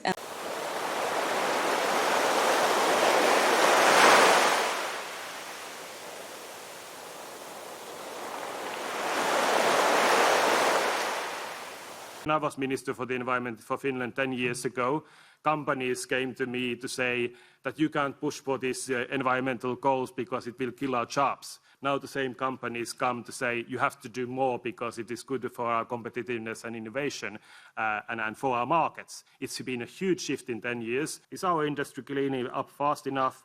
Is green growth itself enough? Can we achieve absolute deep coupling between industrial growth, green growth, and the burden on the planet? Can we do it socially just in such a sustainable fashion, or do we also need to look at the broader Beyond Growth agenda than just greening the industry? On the one hand, we need to set performance-based goals for the performance of production. So how efficient is the company in producing heat pumps, in producing solar panels, and all the other technologies we need, right? Because obviously we want that these companies, once we take away the subsidies, are still able to stay in a globally competitive market. The other is how to support the industries that are having the best performance of the products. Because if you think of heat pumps, then if you look at, for example, some of the startups, then the heat pumps are to some extent 50% more efficient than some of the older ones. So how do you support those companies that are producing the most efficient product? Is it very clear for all the people working in that different industries what is the future for them? For example, for automotive industry, we see there are big investment in battery companies, new greenfield plants, and do we have workers already for it? Are we securing that, for example, the workers who are working into engines plants will be very skilled up for the batteries companies? I will say that there is no stability without sustainability. There are no sustainable industries without social justice. There is no industry without the workers. And there are no workers without the industries. The industries are faced with three major challenges. The first challenge is modernization of factories to increase their environmental and economic performance in the face of Asian competitors who have fewer sites and where they invest regularly, in particular in robotization and digitalization. The second challenge for industry is decarbonization of production with four essential factors. First, energy efficiency. Energy efficiency is a fundamental cross-cutting decarbonization strategy and is the most cost-effective option for GHG emission reduction in the near term. The second factor is industrial electrification. Electrification of production processes, but it requires access to decarbonized energy. After you have low carbon fuel, substituting low and no carbon fuel and feedstock reduces combustion associated emission for industrial captures, and the last is carbon capture. We must make the effort to go beyond this topic of decarbonization by integrating issues related to water, biodiversity preservation, and reconciliation between production and planetary boundaries. The third challenge for industry is digitalization of factories to control the most influential production parameters, improve demand forecasting, reduce material losses, etc. We need to ensure that industrial policy is fully aligned with the sustainability transformation. Also, to succeed, industrial policy needs to be democratic and fair, so for instance, between EU member states. So are we actually on the path of achieving this? Do we actually know how to align the different goals, and what would it mean in practice? But we are certainly a business where we will see a lot of growth, or where we need to see a lot of growth in coming years. And we often say that we cannot deliver what we need to deliver in a business as usual way. And perhaps what we can say about growth is also that we cannot have growth as usual if we are going to deliver that growth in a responsible way on all the parameters that the other speakers have mentioned, social responsibility, environmental, geopolitical. In 2009, we had a very significant strategy shift. At the time, we had 85% fossil fuels in our portfolio and 15% renewables. The ambition was, back in 2009, to switch that around to have 85% renewables and 15% fossil fuels in 2040. At the time, that was very much a sort of a front-running position, and there were also people in the industry shaking their heads saying this is completely impossible. What has actually happened is that we had that ambition for 2040. We achieved it around 2019. But we are, of course, a very big buyer of wind turbines and also of solar panels, by the way. But in that sense, we indirectly also affect the demand of steel and the demand of cement and so on, all the materials that go into producing wind turbines, and also that goes into transporting them. And what can we then do to have an effect on industry in terms of, again, coming back to these ambitions? Well, we can do something ourselves. We can set standards to our suppliers, but we can only do that to a certain extent, because if we say we only want green steel and we only want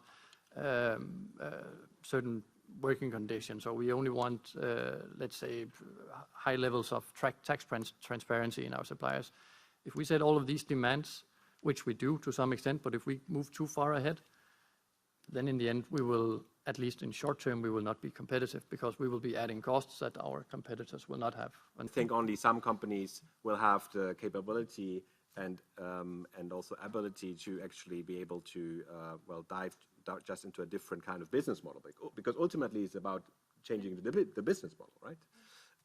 And so I think it needs two things. On the one hand, we need to understand what are the business models that won't have a future, so these companies are actually able to then prepare for that and maybe try to initiate this shift. But for the ones that are not willing to do that, then also be honest and say, no, sorry, in our future that we need in Europe here, that's not possible.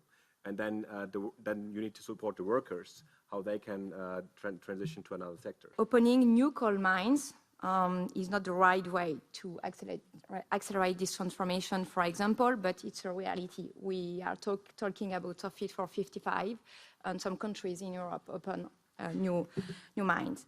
But there are some sectors that do indeed need to grow, and for that they need certainty, as I think you also mentioned.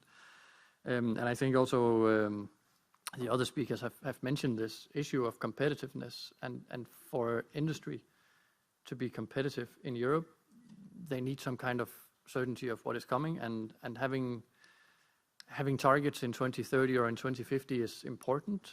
I'm sitting here today listening with my heart that is saying, yes, we need to go towards this, degrowth, because I'm not talking about post-growth anymore. We need to push really, really frontally back against sustainable growth and green growth. I hear us playing a lot of whack-a-mole with the symptoms of the E and the S, the environment and the social, and I hear very little discussion of the G, the governance, which is actually the root cause of all the problems with the E and the S. Now, what I would really like to hear more about is governance forms, social procurement, and in particular, steward ownership. Because if you can eliminate the financial incentives out of the company, then from a systems thinking perspective, we can also cause the companies to be less likely to externalize costs onto society and the government. My question was about steward ownership. Yeah, I don't know what that is. Really? That's amazing. Is it? So, okay, a steward-owned company, first of all, is foundation-owned, and oftentimes it has something called a golden share, which prevents a company from being sold.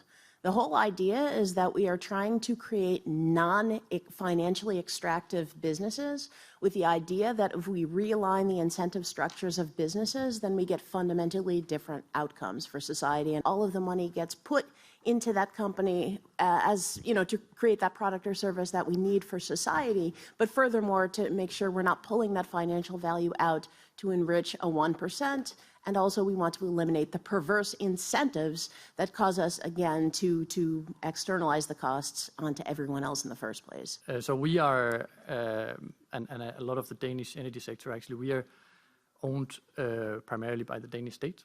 And the Danish energy sector in general is owned by its consumers.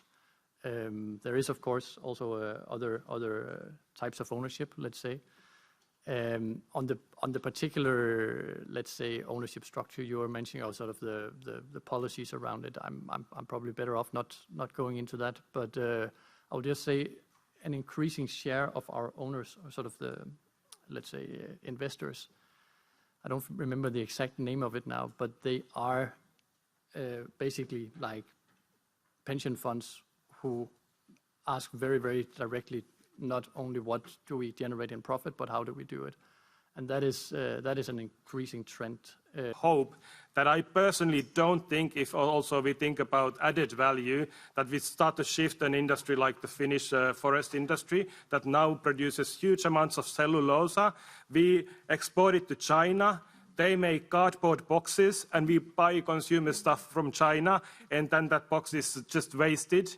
And we, from our old growth forests, we get a product that lives for half a year and travels back and forth with no actual purpose. That if we start to use our forest more, that we actually support biodiversity, we have long-term wooden products like furniture and housing, that we actually get better livelihoods, we get more jobs from the forest because there will be also ecosystem services and ecotourism and sustainable jobs like guiding people in the forest and the recreational value.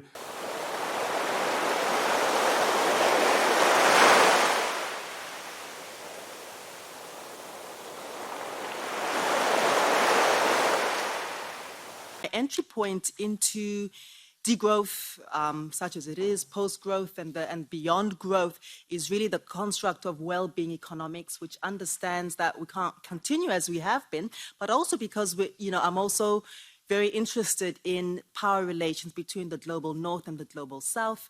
A lot of my work has been framed within the construct of feminist economics, which has given the world a lot of the languaging on degrowth or post-growth or a growth or well-being growth or whatever we want to call it. As far as I'm concerned, the need for degrowth in the north is not just about ecology and well-being, et cetera, here. It's about global justice. It's about decolonization. It's about putting an end to unequal exchange and imperialist value transfer. In Texas, we have people who care about climate change from the right, and they are eco-fascists. There was a shooting in El Paso, in Texas, where a right-wing climate change embracer was killing immigrants because immigrants were taking what he assumed to be white people's stuff. And then you also see, the capture of extreme wealth and resources in just the hands of a few billionaires and CEOs following the COVID-19 pandemic, which Oxfam has dubbed the billionaire variant, right? This morning it was mentioned that growth is, at the foundations of elections. People are always campaigning around it, right? But also individually, our pensions are based on growth, right? Everything around us is predicated on growth. But the fact is, within GDP, many real costs are externalized, right? So look at women's unpaid work, whether it's livelihood work, whether it's work in the community, or whether it's care work, or work as household engineers, right? Because that's what it is. To work in a household, it requires lots of knowledge and management and a lot of skills. So if we look at GDP, see it as a gigantic calculator, there's only a plus button. You keep adding market transactions, but there's no minus button. So there's no way to subtract carbon emissions or environmental pollution or loss of indigenous knowledge or species or loss of community values. So you might have an oil spill and your GDP goes up. Here we are in Belgium, where, and I know it's a little awkward because I've had conversations with Belgians about colonialism and they never go well. Because it's such a difficult subject to talk about the plunder of the Congo by King Leopold II when he owned it. And yet, here we are now dependent on minerals from that colonial possession to fuel our electric car revolution and our green hydrogen aspirations that Comrade van der Leyen was talking about earlier on. I was in the Netherlands a few weeks ago, and I was really appalled, excited to find mangoes. And I was like, this is great. I really guiltily bought the mangoes. Because I was like, why not, basically? And I wish I hadn't, because it feeds into something. It feeds into the notion that the minority world is entitled to whatever it wants at any time, in any season, at whatever cost, from the majority world, at whatever cost. Continued growth in the core makes it impossible to achieve sufficiently rapid decarbonization, right? And the reason is because, of course, more production means more energy use than would otherwise be the case under any given technological regime, and that makes decarbonization more difficult. This is why, with existing government policies, we are presently headed for 3.2 degrees of global warming this century, according to the IPCC. 92% of all excess emissions, so in excess of the safe planetary boundary, have been caused by the global north. And yet the consequences, as we know, fall hardest on the global south, with 82 to 92% of the damages being suffered in the south, and 98% of the deaths, of climate-related deaths, being sustained in the territories of the global south. Growth in the core, as I mentioned briefly earlier, relies on a large net appropriation of resources, land, energy, labor, materials from the global south. Research that we've been doing with multi-regional input-output data shows that nearly half of all of the material goods that are consumed in the EU and other global north countries are net appropriated from the global south, net of trade. The productive capacities of the south, instead of being mobilized to produce housing and healthcare and electricity and nutritious food for the domestic population, are instead mobilized around servicing accumulation in the north. These large price inequalities in international trade, induced by cheapening policy, such as through structural adjustment programs, force the South to intensify its own extraction and exports to the North in order to balance trade monetarily. And the upshot is that the core benefits from a massive infusion of goods obtained effectively for free, worth trillions of dollars per year, hidden by the discourse of aid. So, of course, the social and ecological costs of Europe's growth are offshored and externalized to the global South. That is where the damage happens. Catch-up development is impossible in a world economy that is structured around imperialist value transfer. It can't happen, right? It's like saying that if Amazon workers just work hard enough, they'll eventually catch up to Jeff Bezos, right? Capitalist economy depends on colonialism. And the reason is because capitalism is not just about, markets and trade and businesses and so on. I mean, those have been around for thousands of years before capitalism, and they're innocent enough on their own. Capitalism is a system that is organized around maximizing and accumulating profit. And to do that, you have to cheapen labor and nature, the core inputs to production. There is class structure, and there is a national bourgeoisie that was created in part through colonialism. And that's why, for example, some of the richest people on earth today are from the global south. And we have, in India, for example, until recently, the Adani dynasty doing rather well from their contracts with the government, facilitated by a national government headed by the fascist Narendra Modi.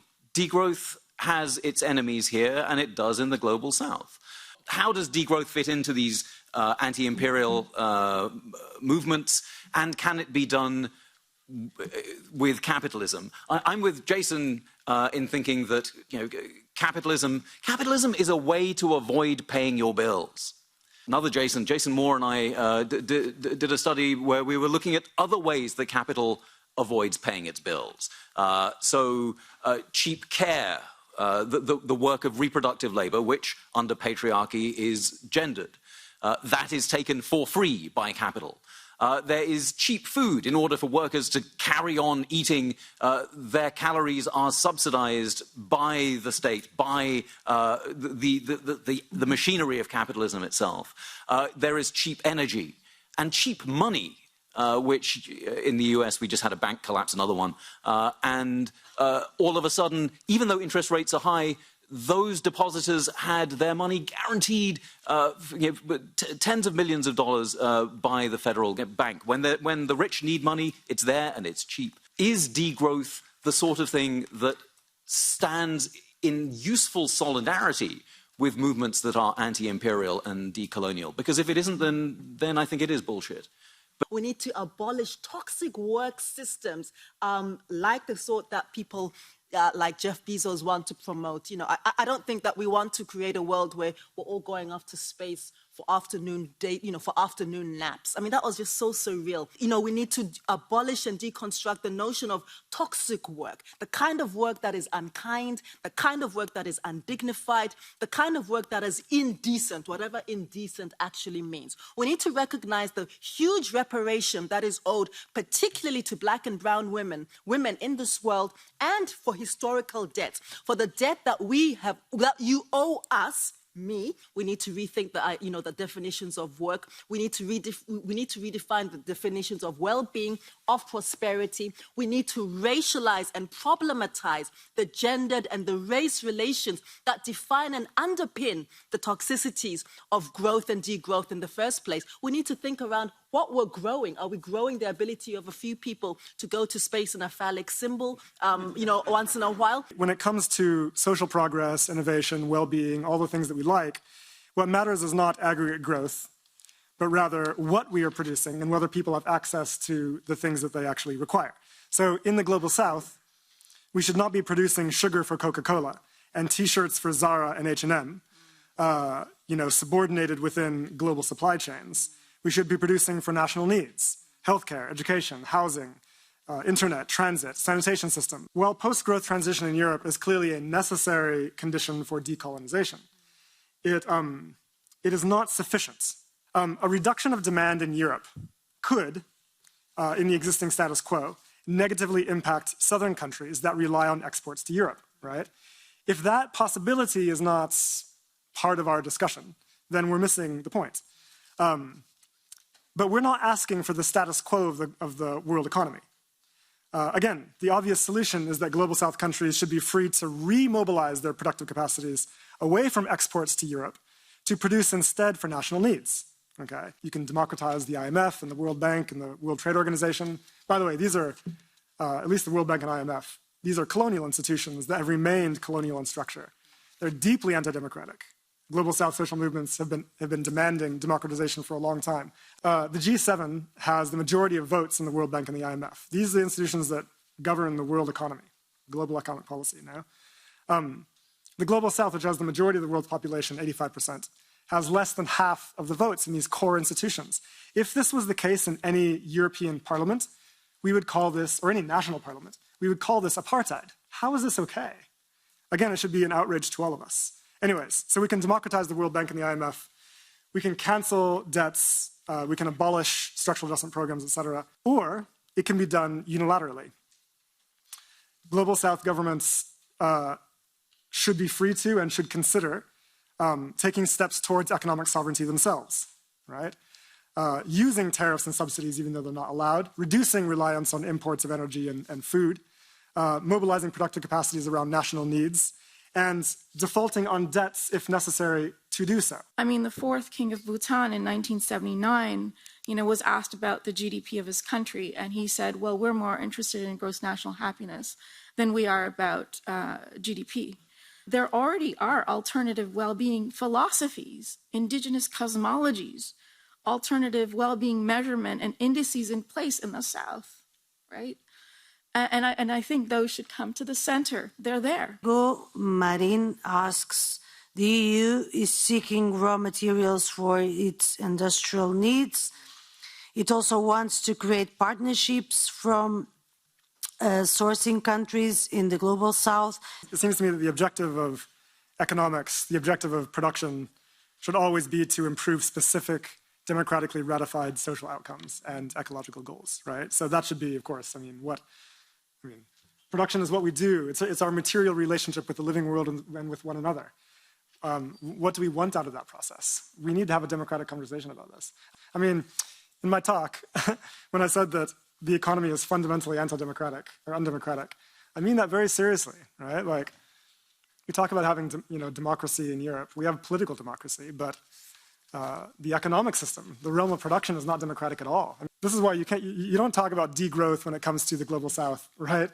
Because an increase in material energy is going to be required in many cases, not in all, but in many, and that has to be part of our understanding. Okay, growth-critical ideas, were core to many of the anti-colonial thinkers of the middle of the 20th century: Gandhi, Frantz Fanon, Sankara, etc. They're very clear that it's capitalist growth in the core economies that is driving colonization. They were critical of growthism. And Fanon himself has this beautiful passage in Wretched of the Earth where he basically says, look, the last thing we need from the Global South, from the colonized peoples, is to imitate Europe. Europe is running headlong into the abyss, right? So let us produce something different, something new. And you can see this discourse in the texts of the social movements across the South. The People's Agreement of Cochabamba, signed in, I think, 2010 by hundreds of social movements across the South, are very clear about this. I mean, their analysis is rigorous, it is coherent, it is radical. We need to be reading their texts, aligning with their demands. The People's Agreements, but also the Red Deal, I would also recommend to you all. I mean, these need to be part of our reading so that we understand the broader struggle we're a part of. And I think that there's a lot to be learned from the South about how we interact with nature, that we give nature rights. So there's also, you know, somebody asked about how do we intersect with other movements. Well, there's a movement to give nature legal rights, to give a river a legal right, right? To give forests and other ecosystems legal rights. So I think there's lots of intersections we can have between the going beyond growth movements and other movements, other social, you know, gender, race, post-development, post-colonialism, and so on and so forth. There's a lot in agroecology that I love, and what La Via Campesina does is embed that in the land. Because you can't do degrowth in space, you can't do degrowth just sort of ephemerally. It needs a place to do, and you need to fight for that place. They come from places like, you know, Cuba or Tamil Nadu or Zimbabwe, where folk where it's not been the government that's decided, well, here we are, some degrowth politics for you, and you get degrowth politics. It's always been about a dialectics between social movements and the state, where movements organize massively and make the state do things. Because I've been damaged by patriarchy, and it's just the work you do every day for the rest of your life to try and overcome that. And that's the work that Europe has to do. It is an act of liberation to recognize what you have done and start changing that. And it's not a one-off deal. It is a permanent position of liberation. And the hard work is to make that feel hegemonic, to make that feel like that's what we want. Because if you don't do that, then degrowth is for shit. Right? Because then it's just like, oh yeah, we wrote the degrowth check, and now we'll drive away in our Teslas. I'm not sure whether Nigerian capitalism is better than Chinese capitalism, which is better than Belgian or US capitalism, because it has the same sort of rapacious results, right? So there was a lot of talk about the narratives, the new narratives that we need. And I think now our house is on fire. There's a lot more urgency to doing things differently. And my question is very short. What do you say to people who say we don't have time to deconstruct, to come up with these new concepts? So what the EU is trying to do is saying that the Global South should also industrialize, and that there is a recognition of neocolonial practices. So as the degrowth movement, how do we then answer to this supposed well-meaning intentions from the EU to really challenge that narrative? I'm going to put it this way. So I have a brilliant PhD student whose research has shown that 90% of all of the labor that powers the world capitalist economy is done by the peasants and the workers of the Global South, right? Overwhelmingly, they are the base of all production. The idea that the northern working class is somehow the only possible revolutionary subject, we really have to get rid of this, right? If we don't have clear alliances with social movements, anti-colonial movements, anti-capitalist movements in the Global South, then we've lost.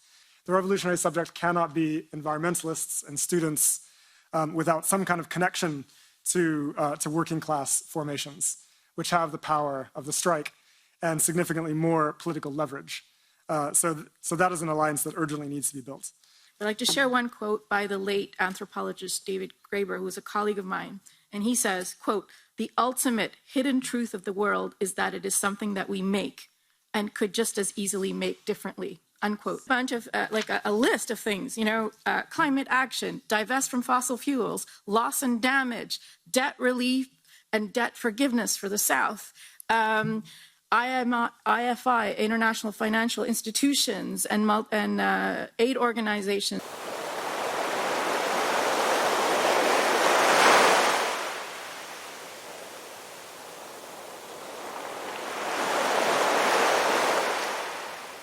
Universal basic services, therefore, provide both a secure social foundation for everyone.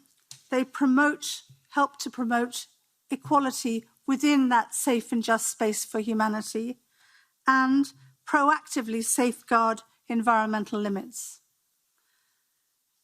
And in all of this, it challenges orthodox economics, which aim for growth by satisfying wants and preferences.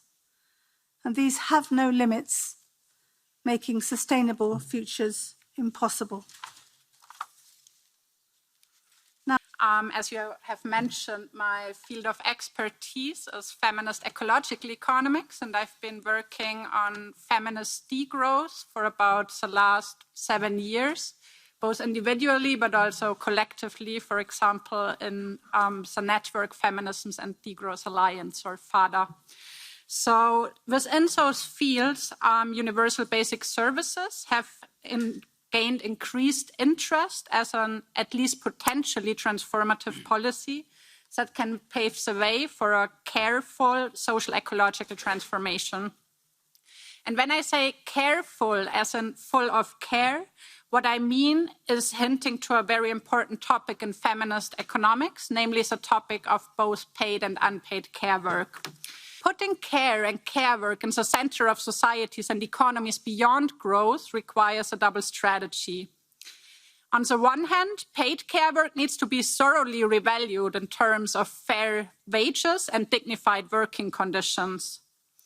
On the other hand, we should break with this logic that the only way to value unpaid care work is by integrating it into the monetized economy. And I think that's very important if we talk about a degrowth society.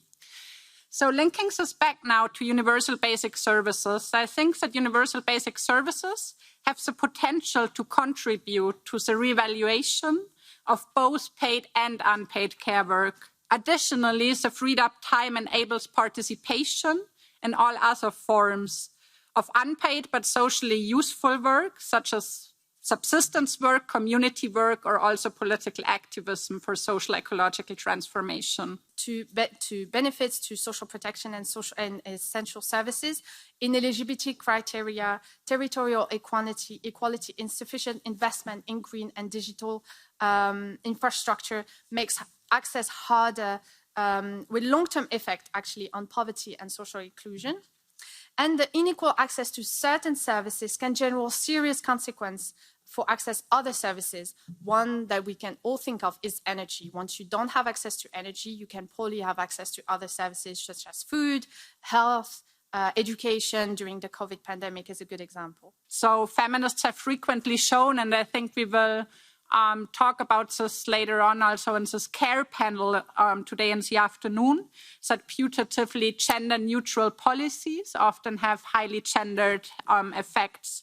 So if, for example, a parental leave policy is income dependent rather than framed as a universal and non-transferable right, what we see is that the gender pay gap hinders the gender equal distribution of parental leave. So wage working time reduction is one of the core policy proposals in degrowth, and one policy option, like again, we can design it in very different ways.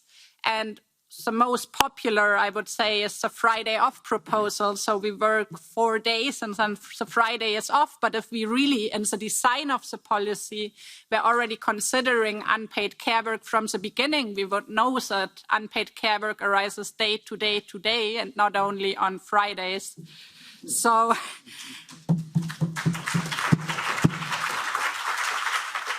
And there's also, there's conflicting evidence on whether this would be more or less ecological, because, obviously one could say commuting is something that's not, people commute also on Fridays, but there's also evidence that, for example, people are less likely to eat out and more likely to choose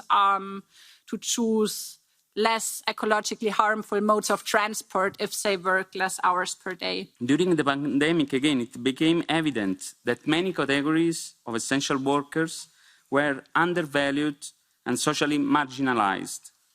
Think of the migrant caregivers, no? That the Italian government was calling from Romania, many people, and flying them back to our home. But also agricultural workers for Germany food production coming from Poland, again, an ad hoc permission to migrants to fly back and work for them. Effective universal basic service cannot be delivered if essential workers keep low wages. So at EPN, we don't work in the growth or degrowth paradigm. We try to look at what is happening on the ground, what is the policy framework at the national and European level. And we draw some principles of essential services that no matter the economic model that we are in, that we need to apply.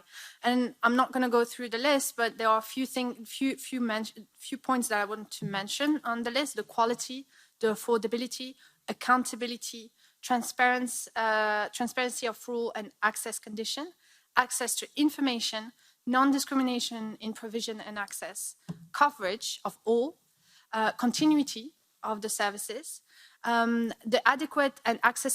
link with adequate and accessible minimum income and social protection and social benefits in general, and finally the participation of final users in the definition and the evaluation of those services. Onus is put on the individual, is the stigmatization and discrimination of racial authority, people living in homelessness, long-term unemployed that have the need of those services. And the mean-tested beneficiary, the fact that some services are mean-tested, which means that you look at your authority will look at your income and decide whether or not you have the right to have access to certain support systems, schemes, and services, do not represent the whole population of potential users. So imagine I'm a 55 years old, small shop owner. My wife doesn't work, but she has done an amazing job at raising our 2 kids who face themselves an uncertain future as they study. I like what I'm hearing, but I have doubts about how is this going to be funded or how is it going to work. So please give me some tools to face these questions as I go back home. Thanks. This wife that you are speaking about deserves to be recognized for the work that she does, and she has been doing for a while during her life, and in a way that is really important. And for this, for example, we did, together with some colleagues of the University of Pisa, a macroeconomic model to see what will happen if we introduce universal care income in Italy with proper kind of data. And indeed, the main result of this is not only a big shift of wealth from men to women, of course, because universal care income is universal but differentiate. So those that have been doing more will receive more. So women will receive more. But what is the group of people that are mostly helped, supported through the universal care income in this model that we studied were exactly ladies, low skills, 50 years old, and so on and so forth. Those that deserve, no? Again, I don't want to name Marx here in his Critical to Growth program, but it was exactly this, no? We will give to those that most deserve, and we will take from those that have more. Indeed, we fund this huge wealth redistribution, increasing wealth taxation on the richest people of Italy and on their wealth. Needs and needs satisfiers. This set of ideas starts with the notion of need and a very well-developed analysis of needs and needs satisfiers, understanding that we all have the same basic needs that will be satisfied in different ways according to locality and geography and the time that you're satisfying the needs in. And if you're going to get the right satisfiers to meet local needs, and I think it's about, it's universal according to need, not ability to pay. I think that's quite a useful phrase to hang on to. And in order to determine what the satisfiers are, it brings us back to the question of dialogue and participative decision making. Are we looking for a destruction of capitalism here? Is that what we need to do? Are we content with the small steps that have been taken place all over in many towns, in many localities, in many principalities, striving from its local place to to satisfy universal needs. You know, there is, I think, a Chinese saying that no army is stronger than an idea whose time has arrived.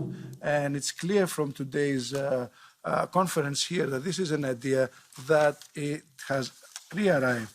Reviving the principal importance of collective action means that we have to step out from the indoctrination that there is no alternative with which we have been living in the past 40 years. Is socialization the answer? I'm not sure what exactly socialization means, but definitely a socialist state would be much, much coherent and much more able to deal with our current crisis, and certainly more in touch with what we're discussing here as the UBS discussion. The fact that we question, the fact that we, the phrase that you used earlier, the fact that the woman is raising children, so she's not working. Actually, she is working. She's not paid. And the fact that also when we discuss how to fund those services, we easily talk about fiscal justice or fiscal injustice within the EU, but also how does this growth mechanism and this growth narrative have completely destroyed state in the global south for the sake of debt. Power should be devolved to the lowest appropriate level. You can have different kinds of organizations providing services. You must have services that aren't just there, but are of a sufficient quality. You want people to be in control of the decisions that plan and deliver the services. You want fair paying conditions for service workers, and you want built-in sustainability. And those are the plans. There are probably others we haven't got down here. But so it's a useful tool that you can take anywhere, rather than something that you impose or something you say, well, it's worked for us, it's bound to work for you. It isn't. It's almost a set of questions, really. How can we do this? And it'll be done differently in different ways. In Britain, we have 1 million people working in the financial sector. And one financial economist reckoned that only 5% of them performed essential banking functions. 95% were predatory, speculative, and so forth. So that's a colossal sort of waste of labour. So I think also this focus on unproductive, on basic services, forces us to look at the really unproductive work which is done in society, which could be used to fund this. And I would also believe that a truly implemented UBS would give people a lot of freedom not to work. And so it's an inherently anti-hierarchical measure. So how would we design the societal struggle for UBS to really get it through in the full scale? I think what is happening in France with the extra 2 years of work and the reform of the pension system is a good example to what I was saying. Is usually throughout time we try to work less, and because of the crisis and because of the greed, it's not necessarily because of a lack of wealth or because we need to produce more for our economy to be more sustainable, or like it was advocating by the government for the reform of the pension system, is actually because of greed. And the essential workers that you mentioned are actually those who are benefiting, who are going to benefit, who have been benefiting the most from this from this surge of greed. And I think this is why essential services or degrowth and revolutionize how we talk about economy, how we talk about how we are going to sustain ourselves in this planet, is something that came up in our last meeting with people experiencing poverty. The fact that we are the only species that actually pay to live on this earth.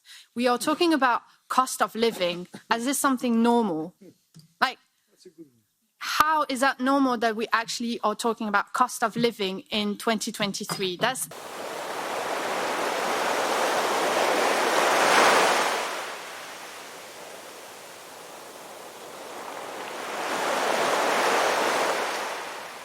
How can we ensure those elements that are crucial to a good life, quality public services, redistribution of income, or making sure that the basic distribution of income is much more egalitarian in a world where the pie is not, at least in monetary terms, growing perpetually. People experiencing poverty, it's not a homogeneous group.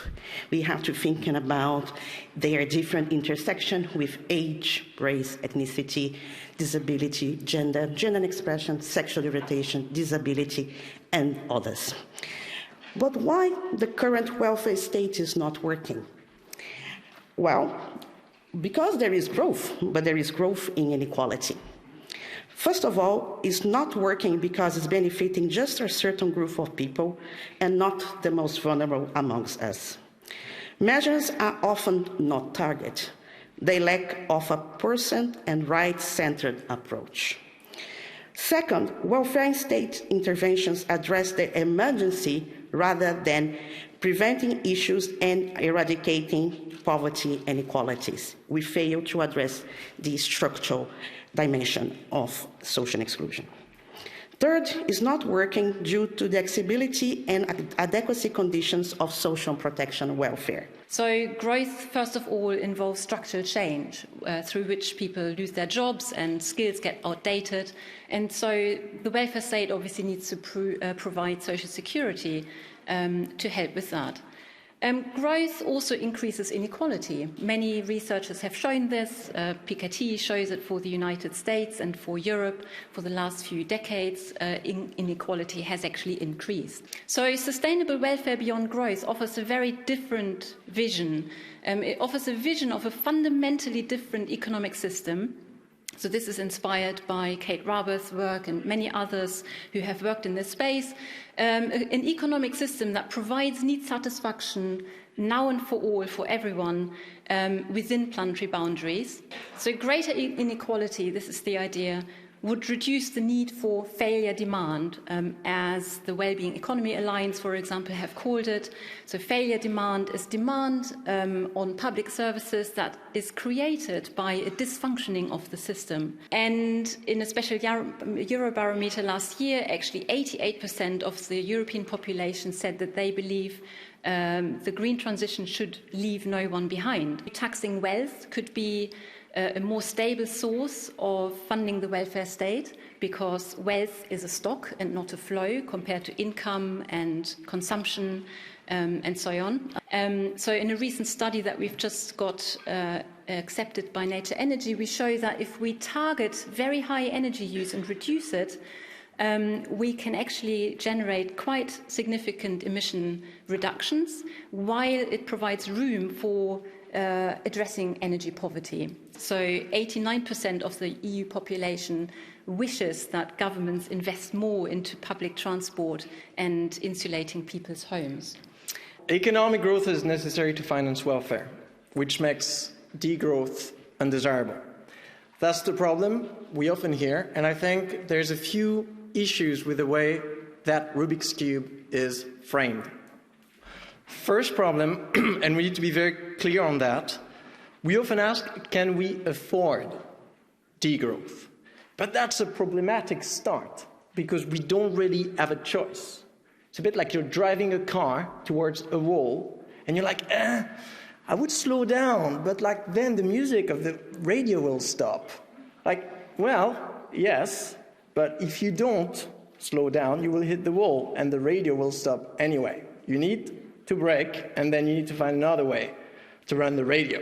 Producing and using less cars go hand in hand with reducing air pollution, which goes hand in hand with reducing the cost of having to do with the health issues linked to air pollution. Before we ask where to find the money to build cycling lanes or to compensate the wages of fossil workers, because when we think about this, we often hear this, but we cannot afford to produce less SUVs and stacks and flight and parking lots, because otherwise we won't have the money to build, the cycling lane and to, pay the school teachers or whatever you want to have. But money is not the real limiting factor in this transition. Resources are. You need exactly the same natural resources to build a highway or a bike lane and you need the very same hours to make flying ads or to teach math to kids. Question, how do you run an effective and fair system of welfare provision during a temporary phase of economic contraction, that's degrowth, and then during a longer phase of economic stagnation, a steady state, so that is post-growth. To be precise, economic growth is necessary to finance an increase in the cost of welfare services, because economic growth is not the functioning of an economy, it's the increase in size of the monetary functioning of an economy. So an economy in a steady state can function sustainably as long as welfare costs are stable. So to decouple welfare from economic growth, we need strategic price controls. So this is the logic of universal basic services we've been talking about. So we need to be able to just cap the logic of maximum price for all these goods and services that are essential in order just not to find ourselves in a situation where a crucial, essential service for well-being is made dependent on the lucrativity, the profitability of some private businesses. Second thing, so economic growth is necessary to finance an increase in the cost of welfare services. We've seen that first leverage point is to focus on that increase. But then it's only necessary in an economy whose national wealth/income is insufficient to cover all welfare needs, right? In France, for example, you could reduce, in theory, national income by 44%. You take it, you make it disappear. And no one in France would be poor if and only if that wealth is distributed equitably. So this shows that the money is here, the resources are here. It's not a production problem. It's an allocation problem. So we've talked about it. Reducing inequalities achieves this double objective. You target the most polluting individuals and you raise revenues for the transition. Instruments are well known: progressive wealth taxes, financial transaction taxes, strategic debt cancellation, profit taxes, inheritance taxes, maximum incomes. The point here, regardless of the instrument, is we need the equitable mobilization of existing resources wherever these resources are.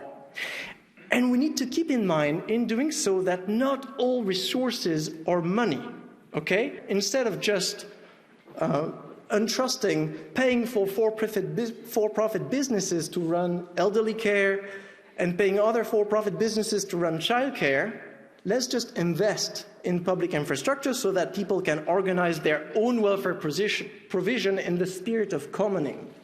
This is much more efficient macroeconomically in terms of resource use because you don't have this massive rent-seeking leakage of resources that we have in a capitalist economy. So my main message here is that this sustainability welfare paradox can be designed away. At this point in time, this is not a question of whether or not we should degrow. We're beyond that. This is rather a question of how to organize that transition so that it is just, democratic, and as convivial as possible. So who among these people can buy a car of 40,000 euros? I don't know, maybe half of us, right? But of course, outside this building, very few. So it means that tons of money goes only to a small number of people that can afford a car from 40,000 euro. But of course, you are using some budget for the transition that goes only to rich people. If we want to make achievable decarbonized economy in 2050, we need to find some policies that can sustain the workers in the transition. For instance, I don't know, air conditioner in Italy now, everybody has the air conditioner. Until 10 years ago, nobody knows, at home to have the air conditioner. You put the double glasses at the windows because there is a lot of traffic jam and so on. And it is really an engine of growth, that is a vicious cycle. And why people need to make this defensive consumption, to maintain a high level of well-being. So we are making the society and the people more dependent on income than before. When there is GDP growth, the politician is in a situation where he or she can promise more to everyone. Maybe a little bit more to you, a lot more to you, but more to everyone. And the key question that comes back in a beyond growth world, in a degrowth world, is distribution.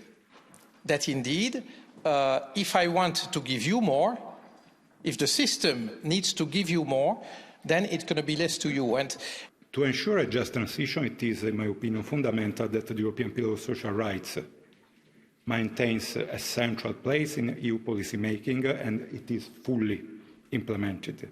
We want to have quality jobs and we want to have jobs in real useful activities, taking care of society, taking care of the nature. And the problem is, so far, these kind of jobs are not recognized as useful activities. Something is radically wrong with the way we measure wealth and prosperity. The GDP measure, we need to get rid of this. This is a completely wrong way to look to our activities. And in fact, at the same time, we need to promote a new way to consume, a new way to produce, and a new concept of what is well-being. And so the kind of jobs we need to sustain welfare system should reflect this new way of organizing our economies and our societies. Carbon intensity should really be taxed in very strong terms, because we want to get rid of this. And so this will create a new source of taxation, extremely important, to finance social responses to the poverty and social inequalities. Taxation, we need to go to wealth taxation, and then we need to go to break another taboo, which is the second transformation, the digital transformation, which will bring a lot of new added value, a lot of extra profits, which should be also clearly taxed, and so far they are not. We cannot invent a new welfare system as a kind of luxury product for us Europeans. We need to take care of our co-citizens across the world. And right now, we have a big sequence of summits organized by the United Nations calling for a new global deal. We need a new global deal.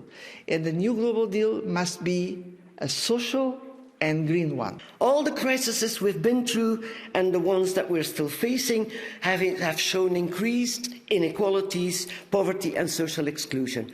But the COVID crisis also has shown us that countries with strong social protection systems are much more resilient to the effects of the crisis and are capable of faster and stronger recovery.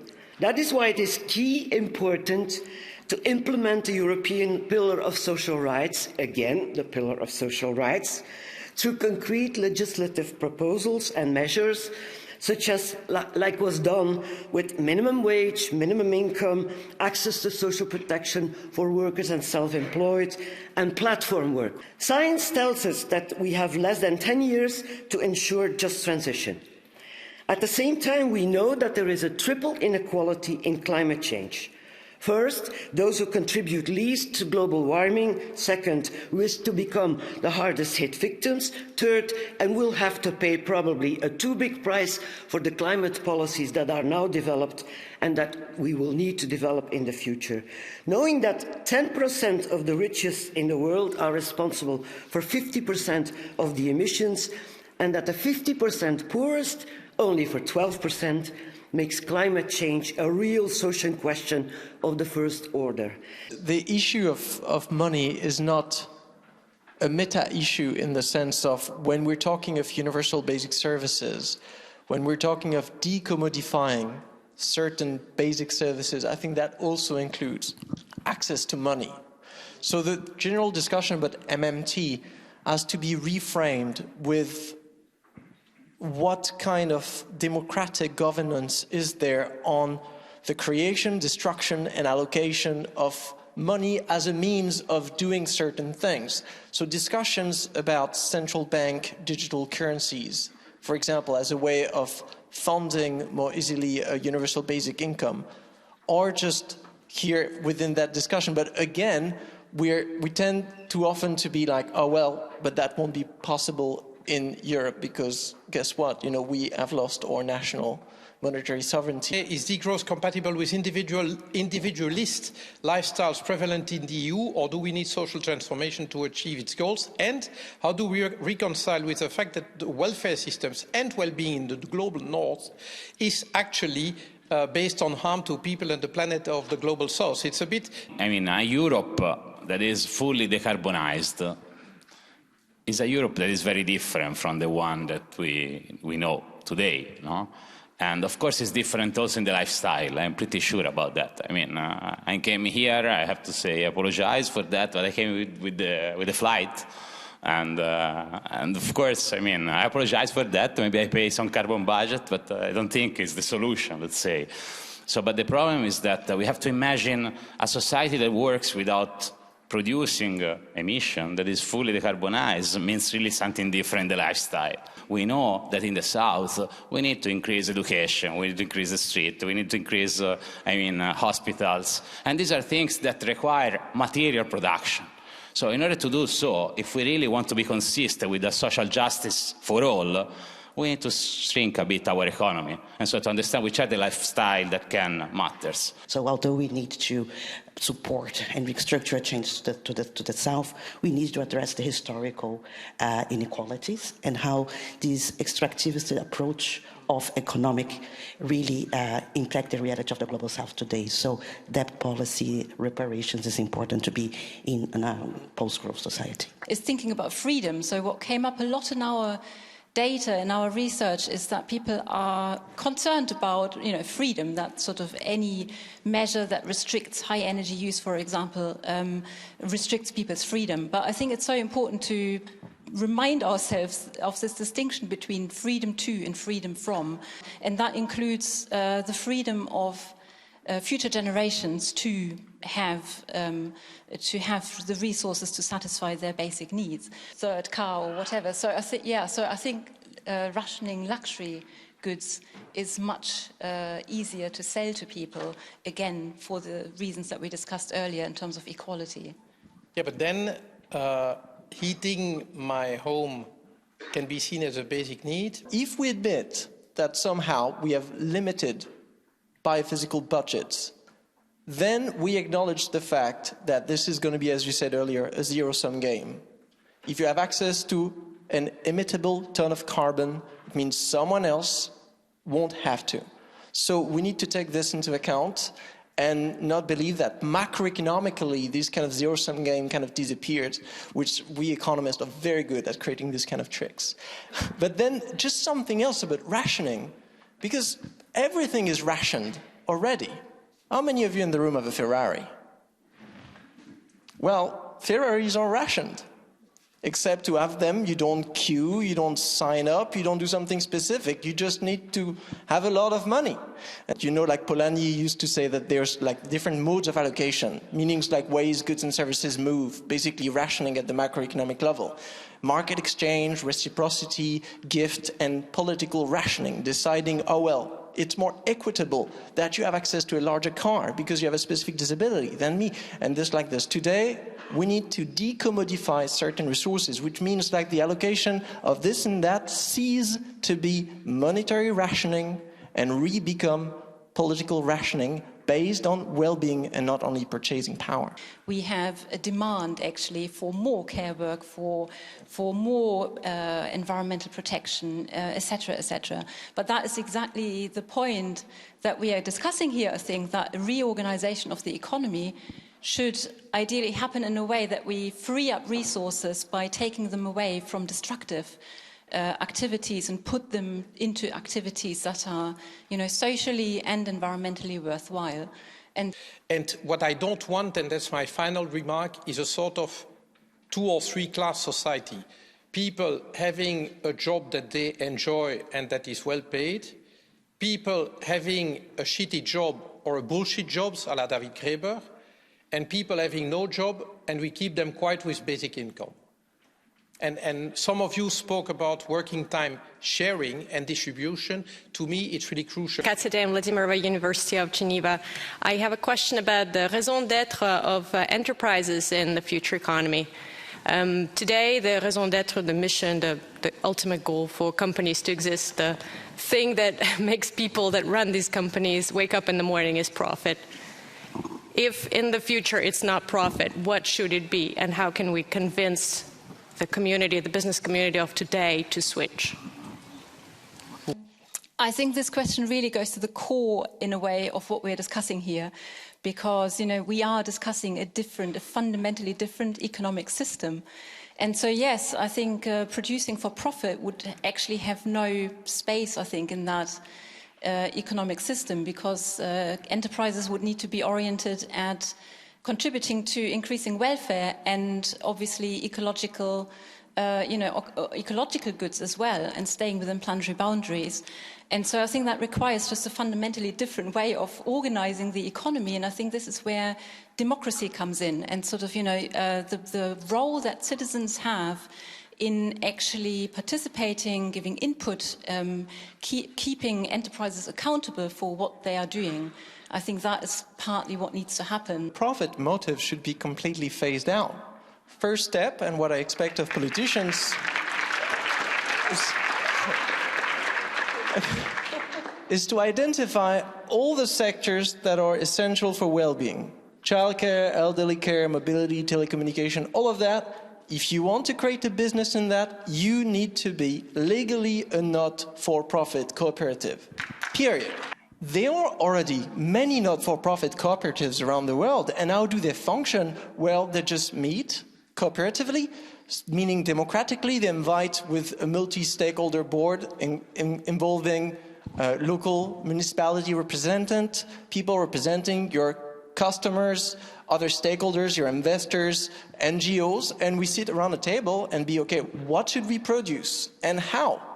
You identify unmet needs you're trying to satisfy, and then you make a democratic decisions about how to do this. And the way you measure your performance is, did we manage to satisfy unmet needs? All that stuff about pricing and wages and distribution and reutilization of the surplus, all of that is just administrative matters. We do it afterwards. It doesn't matter. Found one point where we're not fully agree. But of course, profit is one crucial part of the capitalist system. I mean, it's also the private owner of capital. I don't think that the problem is really the profit. So, I mean, the fact that if one has an idea, he wants to make this idea and gain some money from that. So I don't think that this is against sustainability. It depends what is doing. The problem today is the hegemony of the profit. That is a different story. I mean, that is not really probably what it was really. So we have to fight the way in which the hegemony is so strong, and maybe here. Yeah, Neil Davidson from the organisation And Now What, which is around collapse. Collapse awareness, collapse acceptance, and collapse preparedness. I'm interested in what do we do when the whole natural system, because we are hitting biophysical limits, we've crossed 6 planetary thresholds already out of 9, and we're heading for climate chaos. So how do we look after each other on the way down? Yeah, another point to add is I think that this is another way in which welfare systems need to adapt and change, because at the moment we do not have much of a provision for people who are hit by climate change, for example. And I mean, what I often say is that it's either degrowth today, and we take the time to organize it in a planned, just, equitable, convivial manner, or collapse tomorrow. And when I talk about degrowth, and it's not a small movement, it's like that shrinking, that economic contraction is calculated in order to avoid collapse. So we're talking some things like, I think in countries like France, dividing their GDP by 2. In the way, it comes with different teams. You have like the green growth people somehow that are working and trying to green growth. If they fail, we come in, the degrowth people. If we fail, you guys come in, the collapse people. To the developing countries cannot industrialize the way we did, because this is against planet boundaries. You need to do it in another way. Okay, this is beautiful, but they don't have the resources for this. So this will not happen unless we Europeans, we are part of a new global deal, inventing new technological solutions and providing the necessary financial support. So don't have illusions. How do you integrate this really investment, and also the investment not only financial, but also in terms of skills and resources, human resources, to push territories to have more resilience? I have a concrete example I can share from France, the Territoire Zéro Chômeur de Longue Durée, zero long-term unemployment territories, which is a local job guarantee initiative that's been running since 2017. The idea is to activate passive expenditures. So instead of just receiving an unemployment check individually, well, the money is being given to a for-employment cooperative within a specific territory and being given to that same person as a wage to do whatever that territory will have identified as an unmet needs based on whatever aspiration of that job seeker. If we have in each territory four employment cooperatives following that logic of local employment, then we have this kind of safety net.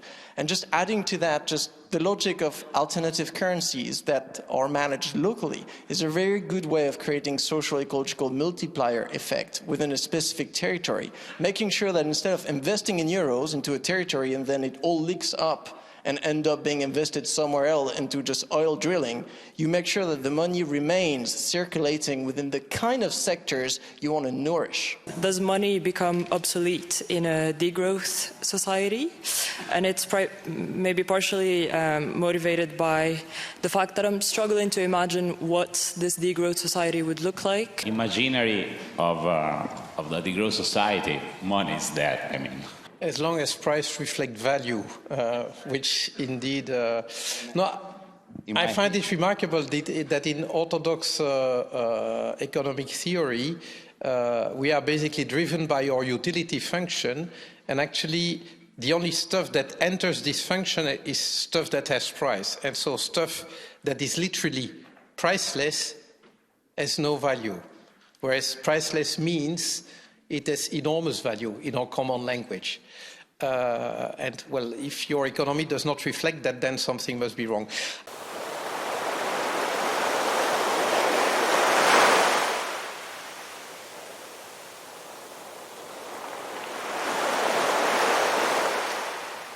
Just taking this year, private jets in Davos, they emitted as much CO2 as 350,000 cars just to bring those people to Davos. There were 67 flights that covers less than 100 kilometers. Maybe we can tell them that there are other ways to do it. And my favorite one, a participant used its private jet to travel 21 kilometers. Maybe next time you can do it by foot. If you just look at the top 1% emitters, they globally have a carbon footprint that is more than 1,000 times greater than those of the bottom 1% of emitters. And this is a data from Oxfam. Sorry, Claire, if you plan to use it, but I think that's the best representation of the problem we have nowadays, is that the richest 1%, they emit twice as much, not than the 10 poorest person of the world, not the 20%, not the 30%, but of the 50%. Is it possible to reduce inequalities without growth? Can we address at the same time social inequalities, environmental inequalities, and get away from economic growth? Taxation, for me, plays a triple role in reducing inequality. Simply, to redistribute wealth between the richest and the poorest. Second, giving the means to finance public services that also play a role to reduce inequalities, being education, health, etc. And third, it does cut the purchasing power of the richest, that will therefore diminish their climate impact. Let me start with a little joke/quote, you'll decide. I will seek that under my administration, the growth rate of every American household will be higher than average. So this very question of distribution is fundamentally the question of post-growth. So to me, post-growth is about distribution. We need to radically degrow huge parts of our economies. It's not just about fossil fuels, it's also about other types of material use, rare earths, plastics or fossil fuel derivatives, and so forth and so on. And this will have a cost.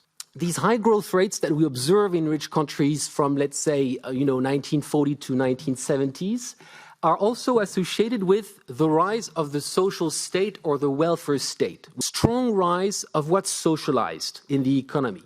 Strong rise of what is not left to the market, to the free markets. Strong rise in possibilities made for people to access free education, free healthcare, pension systems, etc., etc. It's not just high growth that led to the rise of the welfare state. It's clearly also the strong spending in social security, in education, in access to health that also contributed to these high growth rates. And this also connects to my earlier point.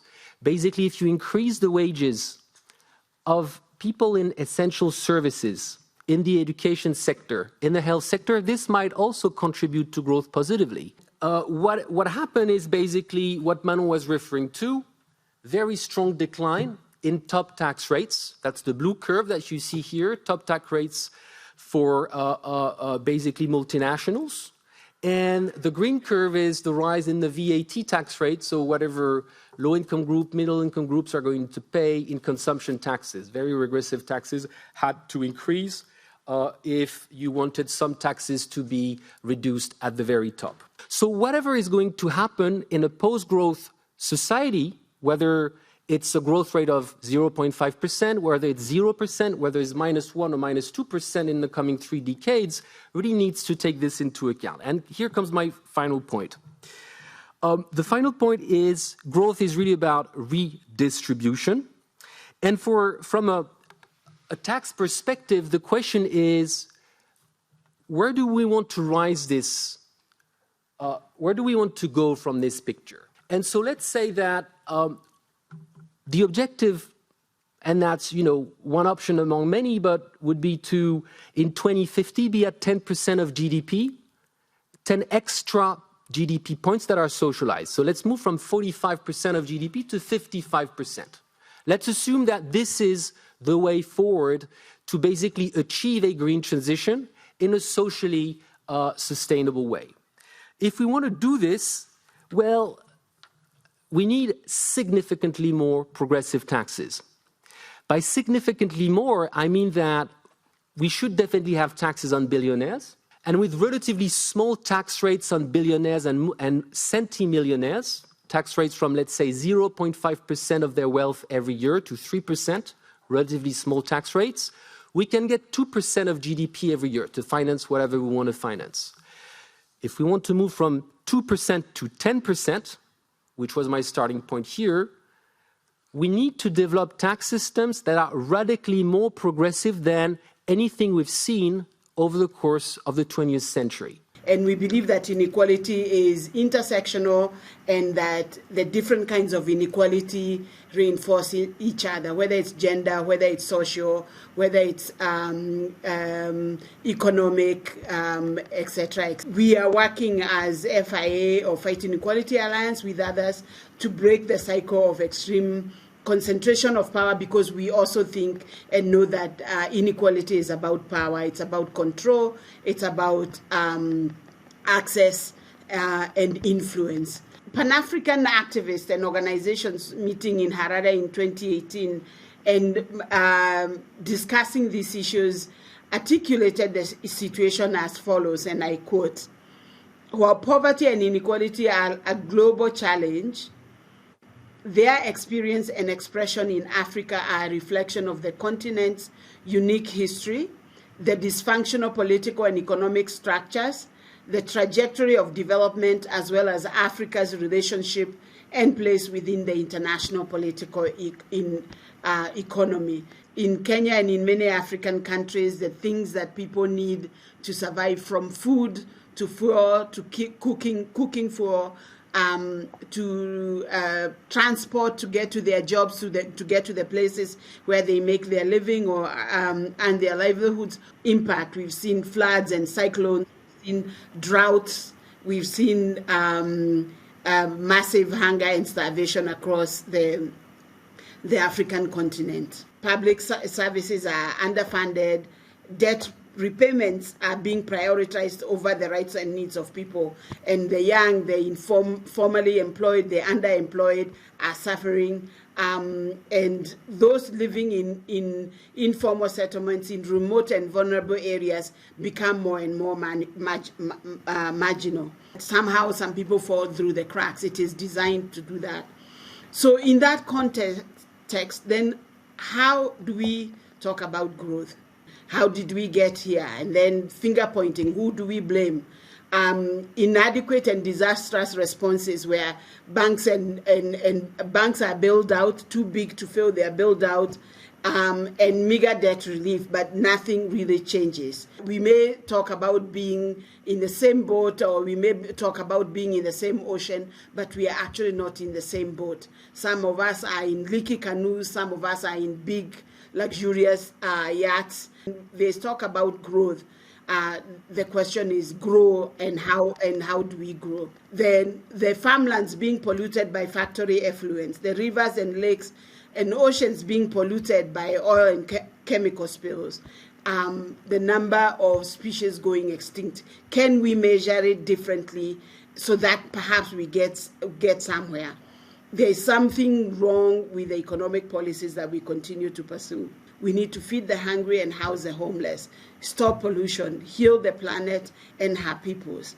We need to tax the rich. We need to abolish billionaires. We need to end austerity. We need to think differently and better. The level of inequalities that we are seeing today, including the inequality in the tax system, they are the consequences of our current economic model. So in our inequality report that was published during Davos in January, we show that the richest 1% have captured nearly 2/3 of all new wealth since 2020, so the beginning of the pandemic.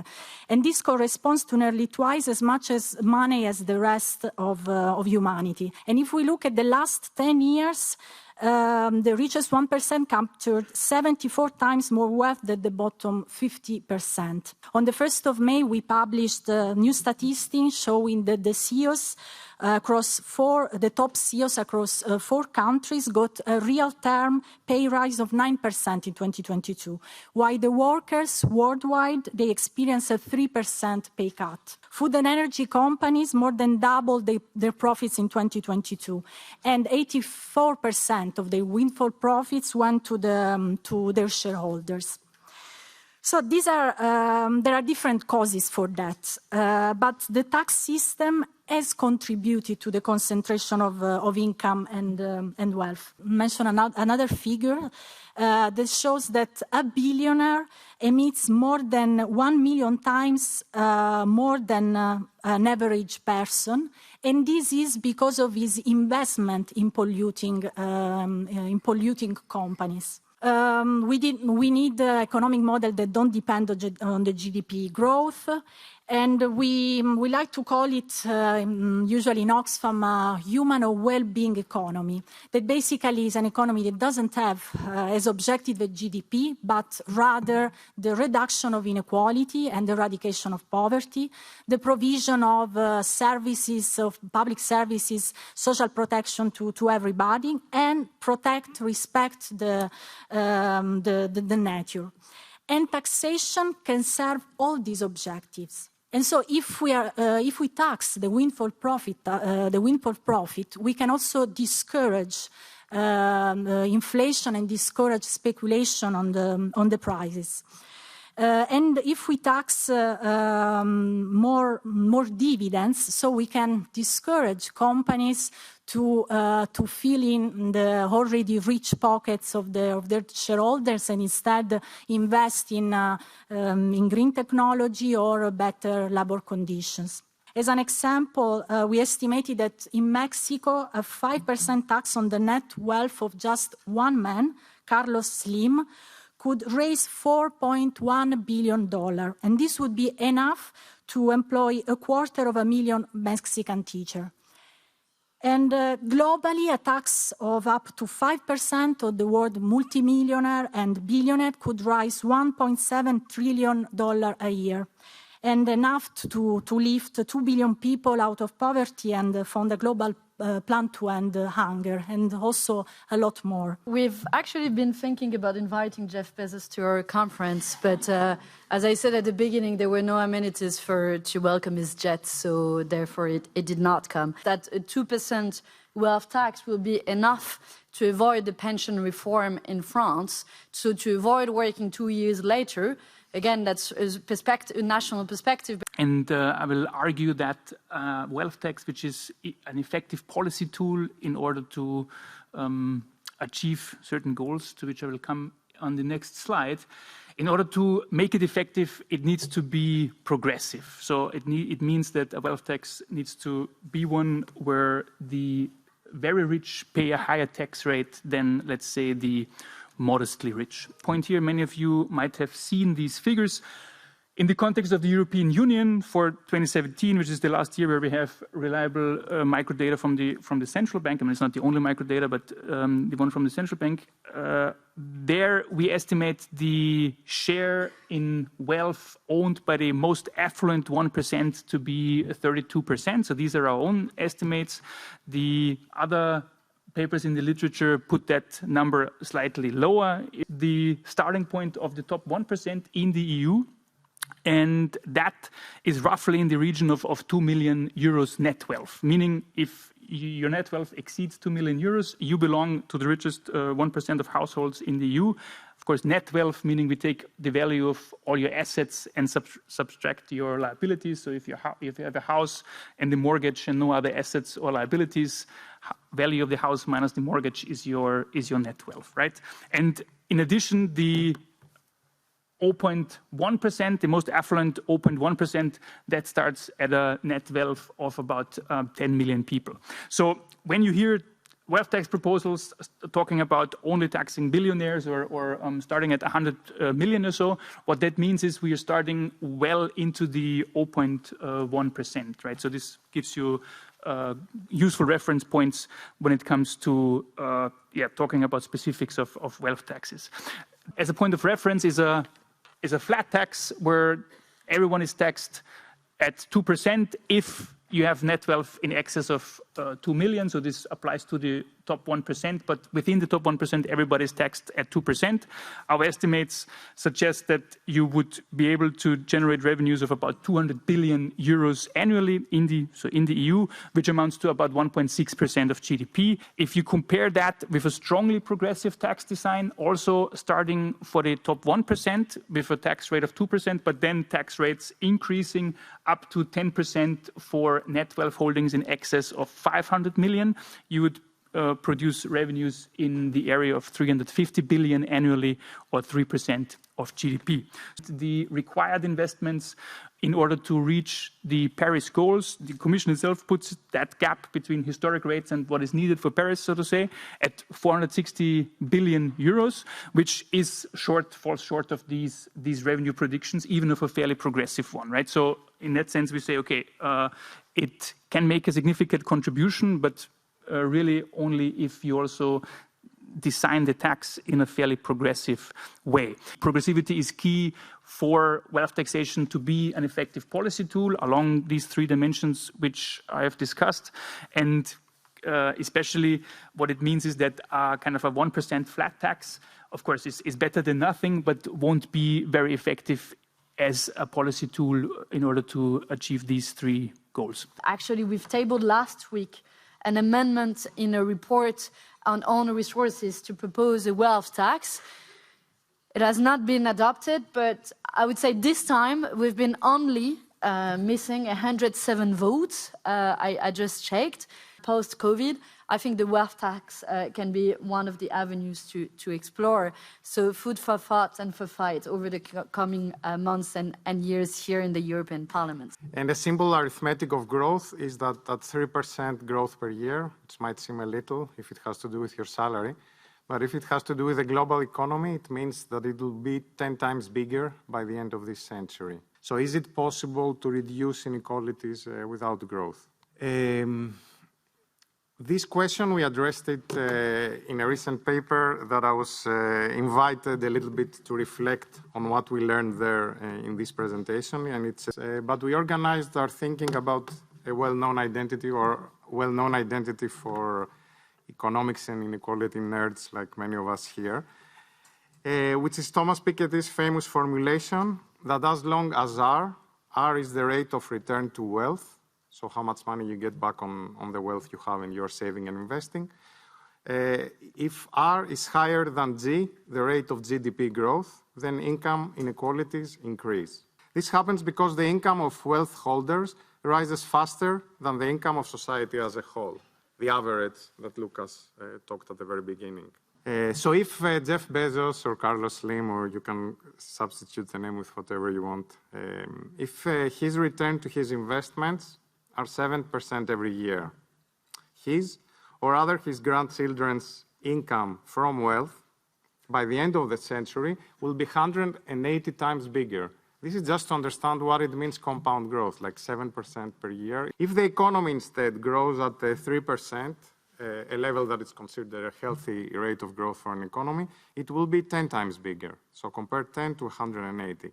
This means that a much greater portion of the income the economy produces each year will end up at the hands of Bezos or his descendants. So if we want to be a little bit more rigorous, we can add in this equation an extra factor S. S is the savings rate of income from wealth and ranges from 0 to 1. So this basically accounts for the portion of the income that is being saved. In the extreme case that S is 0, the wealthy do not save any of their income and the wealth does not increase. If Bezos and his children, in other words, spend all of their income partying, which is a likely outcome if you're the child of a very rich person, then by the end of the century, they're not going to have this 180 times more wealth. No? But many people who have read that have interpreted this basic equation as a call for rising G, no? Rising G, the rate of growth, so that it's at the same level as the returns to Bezos. But what if we are facing a world where G, that is economic growth, cannot and should not be more than 0 or less than 0, which is what we are discussing here by talking about beyond growth. So then there are 3 basic strategies to equilibrate this unbalanced equation. So the first strategy is to accept that SR is higher than G, but then redistribute the wealth that is being produced so that everyone, and not just Bezos, benefits from the returns on wealth. The second approach is the one that we've discussed a lot today, which is to reduce the returns from wealth, basically by taxing wealth. And the third strategy, which I think is important to consider, is to reduce R, that is to reduce the return to wealth, so that again, SR is not higher than G, the rate of growth, G that it's going to be low, right? For wealth redistribution, one can think of ways to share capital more equally, such as, for example, public or worker ownership of productive firms, or other ways through which the state can intervene and broaden access to capital. This is an important point, because this is not a redistribution after wealth is produced. It's who is producing wealth from the very beginning. And the fastest way to redistribute wealth and take it out of the hand of the Bezos of this world is that the state controls a more substantial part of the productive apparatus than it currently does, which has many other benefits, are about governments intervening and reducing the returns on wealth are directly. One way is by putting limits on interests or on rents, how much money you can make from interest and from rent.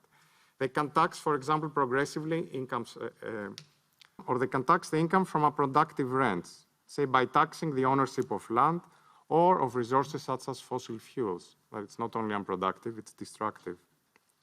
Returns to wealth can be reduced also indirectly by securing the worker's share of income in an otherwise steady or contracting economy.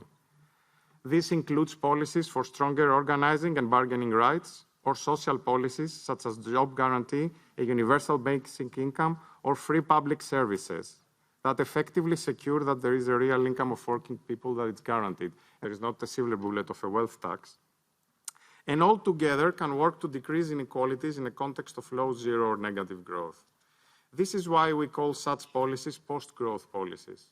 I would refer to the opening talk of Jason Hickel today.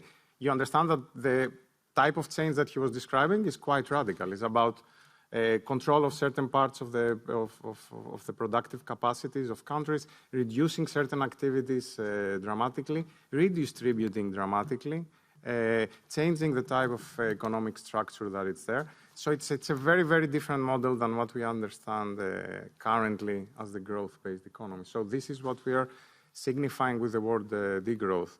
So we are then talking about kind of Piketty-style wealth cap taxes, where marginal tax rates go in the direction of 60 or 90%, which might sound crazy to some of you, but I mean, this opens a debate about is it useful or is this a society we want where we have billionaires which are 100,000 times more wealthy than the median, right? I mean, you cannot justify it by any usual mean of productivity or smart. I mean, is Bezos 100 or 1,000,000 times smarter or more productive than the average employee? I guess not.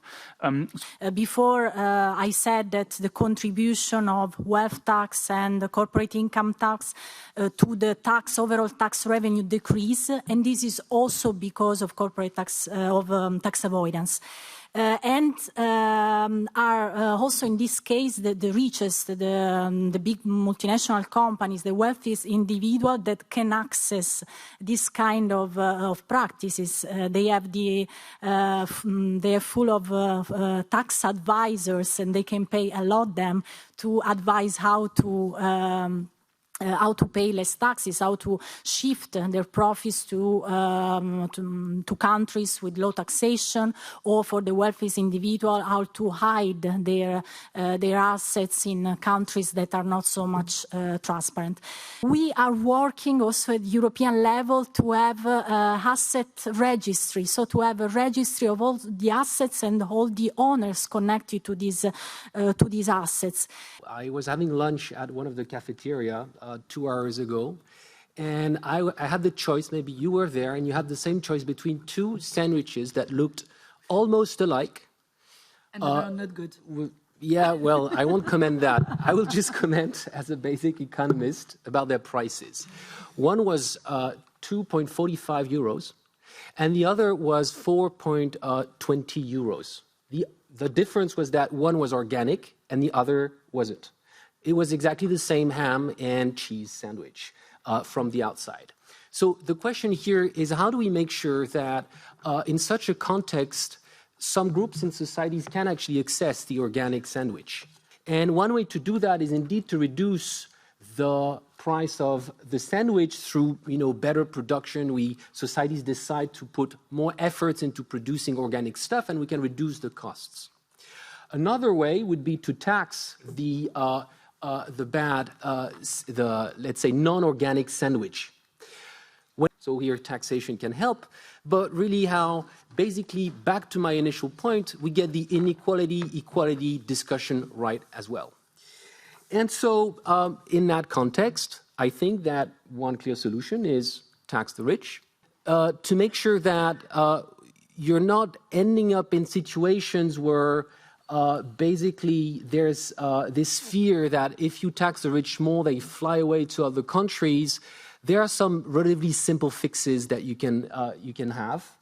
Exit taxes, for instance. When the health system fails, or when people, families or communities can't afford modern health services, women are expected to provide the nursing care, to provide what the system cannot deliver. When there is no water, women are the ones who walk miles and kilometers for hours to get water, etc. We need to tax the rich countries and people and corporations. We need to fund quality public services. We need to cancel sovereign debt. We need to address the question of abolishing tax havens and tax dodging by corporations and the rich. So, what do you think about the maximum income policy, like 100% tax on income above 1 million to reduce both inequality? So if you have a maximum cap if you have a maximum cap on wealth, where that cap should be made? Is it 1 billion, 2 billions? How do you determine this? Well, in terms of thresholds, I think there's two important thresholds. The first one, when to start. which I think we shouldn't go much into the top 1%. For me, I mean, we used kind of the 2 million as the starting point for most of the models in our paper. Another threshold, kind of where to stop. I mean, I haven't come across a good method to really determine that, let's say, scientifically. I mean, at the end of the day, it's a question of what kind of society do we want to live in, and how much inequality do we want to tolerate, right? To myself, I talked to that there are these millionaire groups where rich people advocate for higher taxes, right? Patriotic millionaires, millionaires for humanity, tax me now. These are some of these initiatives. And I talked to a tax advisor belonging to this group and asked him especially that issue of tax evasion. And he effectively said, well, he's not too worried about it. He's not too worried about the illegal moves, because he says most rich people don't want to become criminals, and he's also not too worried about people en masse leaving, because effectively also rich people don't want to sit on the Bahamas but want to see their grand. I've mentioned the example of the wealth tax that we've discussed here in the European Parliament. We were missing 100 votes. We've been missing another 63 votes for a general windfall tax profits, just to give you an example. So I can only wish that the next time we organize such an event in the European Parliament and such a conference, we'll come back and telling you that this time we had the majority, and I think your presence today shows the level of expectations on the issue, and I want to thank again.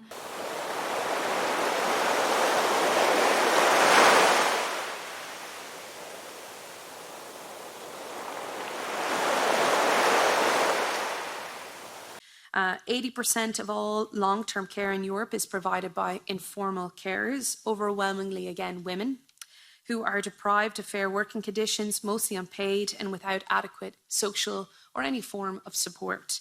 And the EU Commission themselves has reported 90% of formal care workforce are women. And this feminisation of the care sector, in my eyes, impacts women's economic independence, contributes to pay and pension gaps, and can lead to an increased risk of poverty. And the research in this shows that a number of persons in the EU in need of long-term care is projected to rise from 30.8 million people in 2019 to 38.1 million people in 2050. So there's a potential for up to 8 million vacancies in our health and social care sector in the next 10 years. So we have urgency here. I will use the concept of the purple economy, which I hope will establish a background, a framework for the preceding presentations. But before I describe what I mean by a purple economy, let me first look at a definition of what we mean by the care economy. Definition of the care economy, at a minimum, while there are discussions in feminist social science circles as to how we define the care economy, but at a minimum, it entails the production and consumption of goods and services necessary for the well-being of, first of all, care-dependent groups such as children, elderly, ill, disabled, as well as of healthy prime working age adults, including self-care, which allows them to function at, as Susan Himmelwhite names it, at a socially acceptable level of capability, comfort, and safety. The unpaid care work, most of it occurs in the household for production of care goods and services, and increasing availability of time use data actually enables us now to quantify it in terms of number of work hours per day. According to a recent estimation by the ILO, it's around 16.5 billion hours per day, the unpaid care work in the household, with 3/4 performed by women. In terms of an 8-hour-a-day shift, it corresponds to approximately 2 billion full-time jobs. So that in itself, the magnitude of it actually points to the potential for care work being turned into decent employment opportunities. The purple economy is a catchphrase capturing the vision of a gender egalitarian and caring economic order.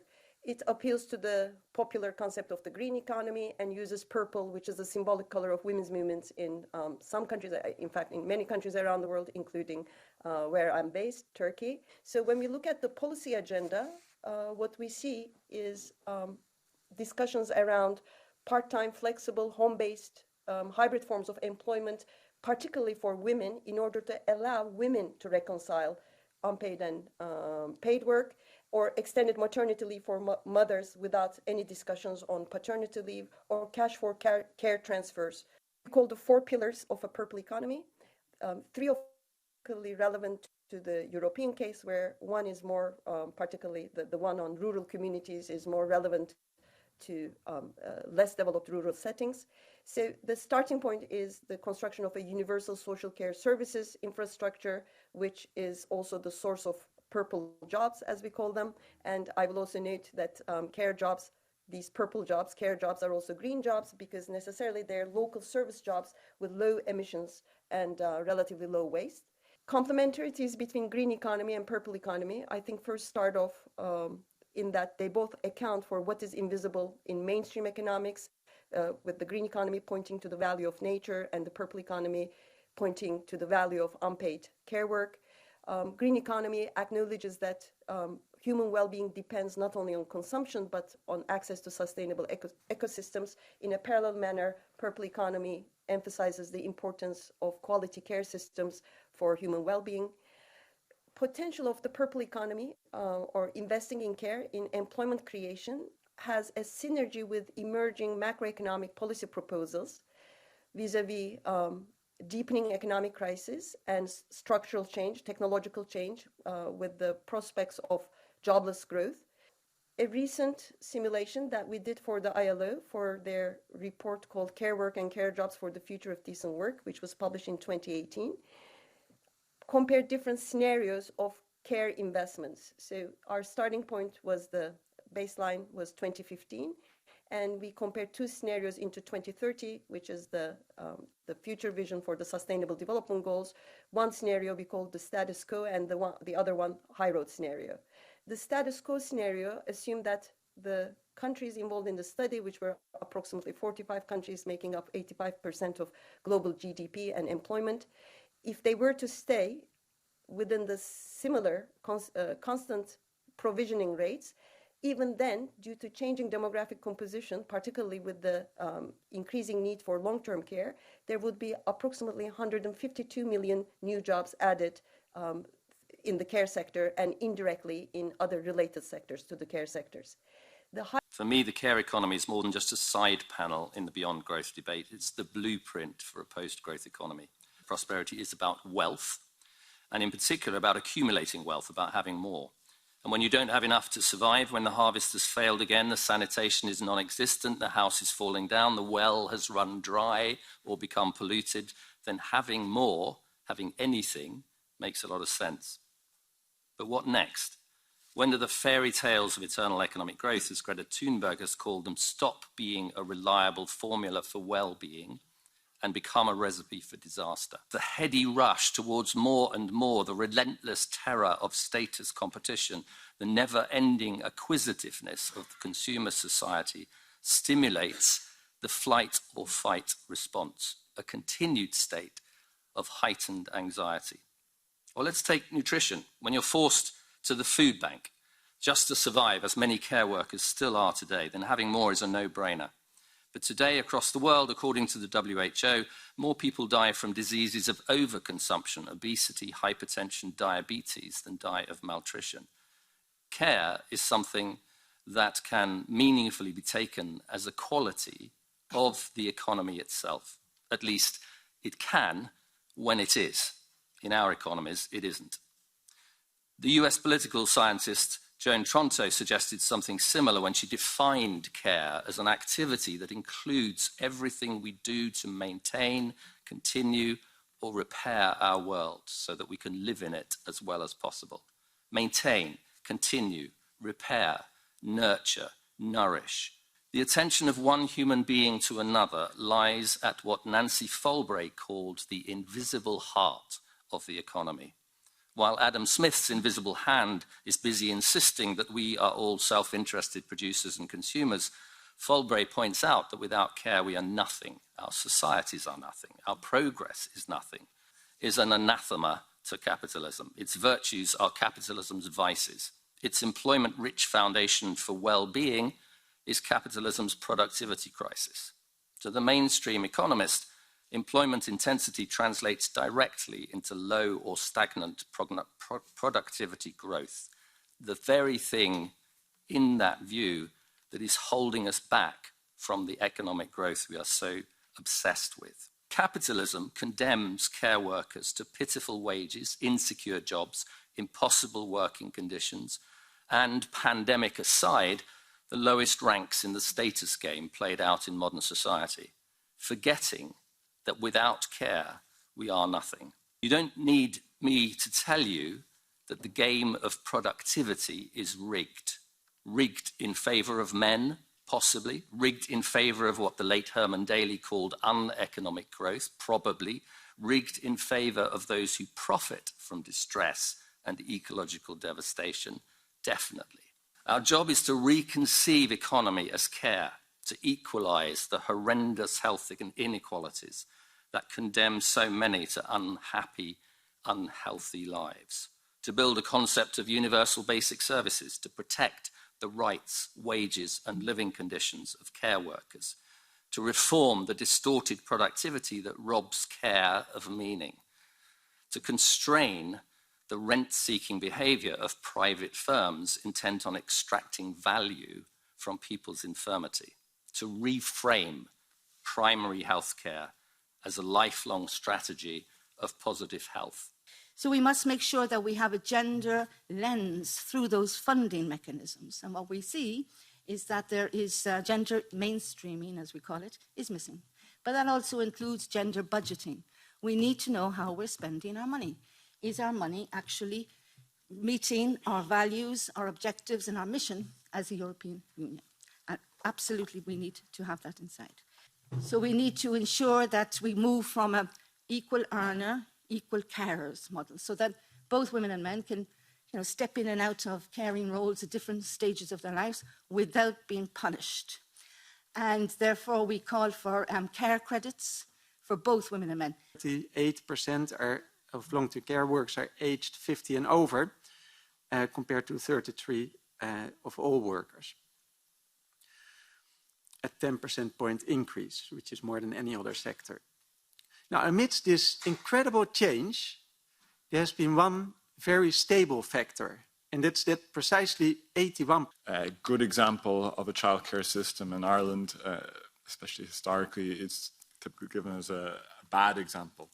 What we mean by productivity, typically an increase in productivity is whereby you make more output given the same amount of labor. That's typically how an economist would describe an increase in productivity. There's two ways to do that. One is basically speeding up the work. You squeeze the worker. And the other way is through automation, technology, etc. Neither of those are feasible when you're looking at care. So, for instance, if you think of, say, a therapist, if you tell the therapist, increase productivity by speeding up, well, that's not really going to increase productivity, because the faster you go, you denigrate the quality of the actual care. So it's not possible to increase productivity by squeezing the worker, because it affects quality. So care is a little bit unusual in that respect. And look at Denmark, often the best pupil in class, pedagogues, which are essentially preschool/kindergarten teachers.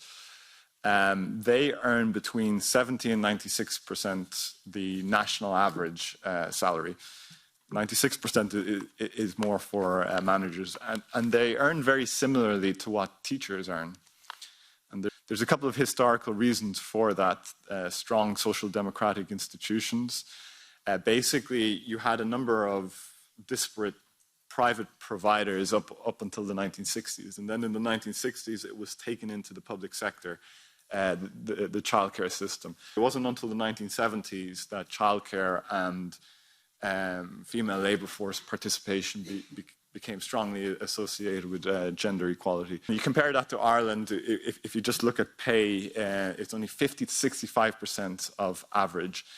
Now, it is improving. There is increasing investment in childcare in recent years. The historical reasons why it's poorly paid in Ireland, it has weak social democratic institutions. Ireland was a very Catholic country, but not only a Catholic country, it was a very repressive type of Catholicism. So there was a marriage bar up until the early 1970s, such that once women got married, they had to resign their public sector post if they were public sector workers. And long-term care, more than in healthcare, there's a higher rate of foreigners working, but in particular non-EU migrants, usually because it's seen as an easy entry point because there's less requirements often in terms of formal diplomas. In Germany, you have a lot of people from Poland actually working in very precarious situations, living in with the care receiver. In other countries, such as, for instance, Malta, Cyprus, it's more people from the Philippines, for instance. The reality today is that in most countries, if women step out of the labour market, it's like as if they've been doing nothing, basically, and they do not get recognised for the value of caring throughout their lives. And therefore, they end up at the pension age, which is increasing more and more from 65 onwards. And they're missing, so-called missing periods in their lives because they weren't productive. They were doing nothing, basically. In the neoliberal spirit, they were doing nothing. It's a responsibility of the state, it's a responsibility of government. So government underwrites with taxpayers' money the delivery of care, delivery of health and delivery of care. The structure of private delivery of that care is often what you could only call extractivist. It takes that money and it uses that money to underwrite a series of structures, some of which are about the pursuit of pharmaceutical IP, some of which are about property chains, some of which are about control over care itself. Why are some of the pharmaceutical companies and healthcare providers so enormously profitable?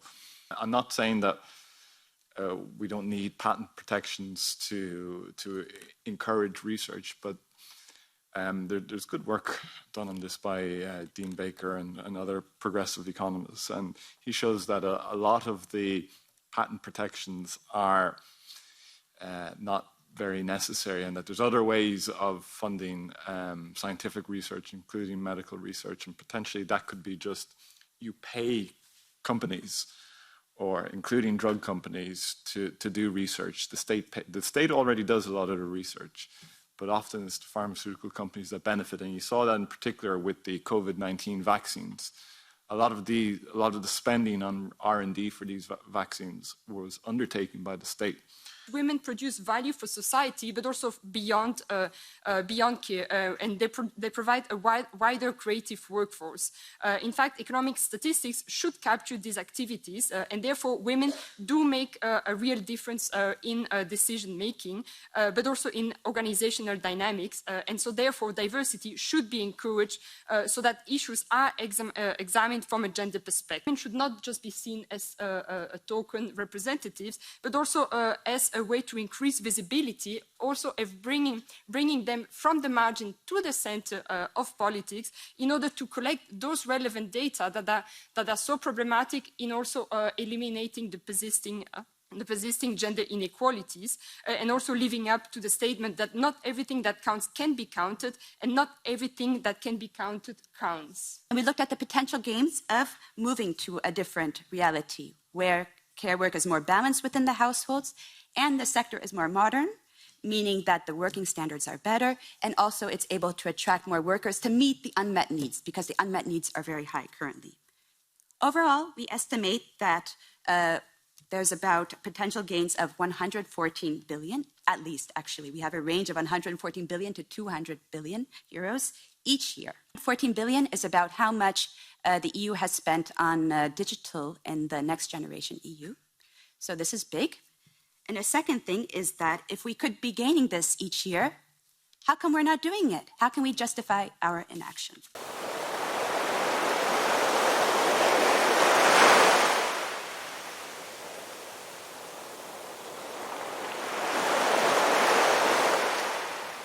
Centuries ago, already, we have these workers in Chicago, 1884, the first May 1st, a market riot, a market massacre, people that struggle, that fought, that they can be able to have 8 hours a day. And thanks to their struggle, here we are, fighting now for 32 hours a week. Don't forget never the history, because it's what we are right now. And I would like to talk about the 4-day working week. I've been fighting regarding this for 30 years. Since 1993, I've been fighting for this with a lot of other people in France. And for a long time, it was taboo. And now it's very topical in all our countries. And it's wonderful. Growth is not going to return. People think that we should wait for growth to fund social protection. No, friends, my friends, if you think that it's wrong, there are solutions without any growth.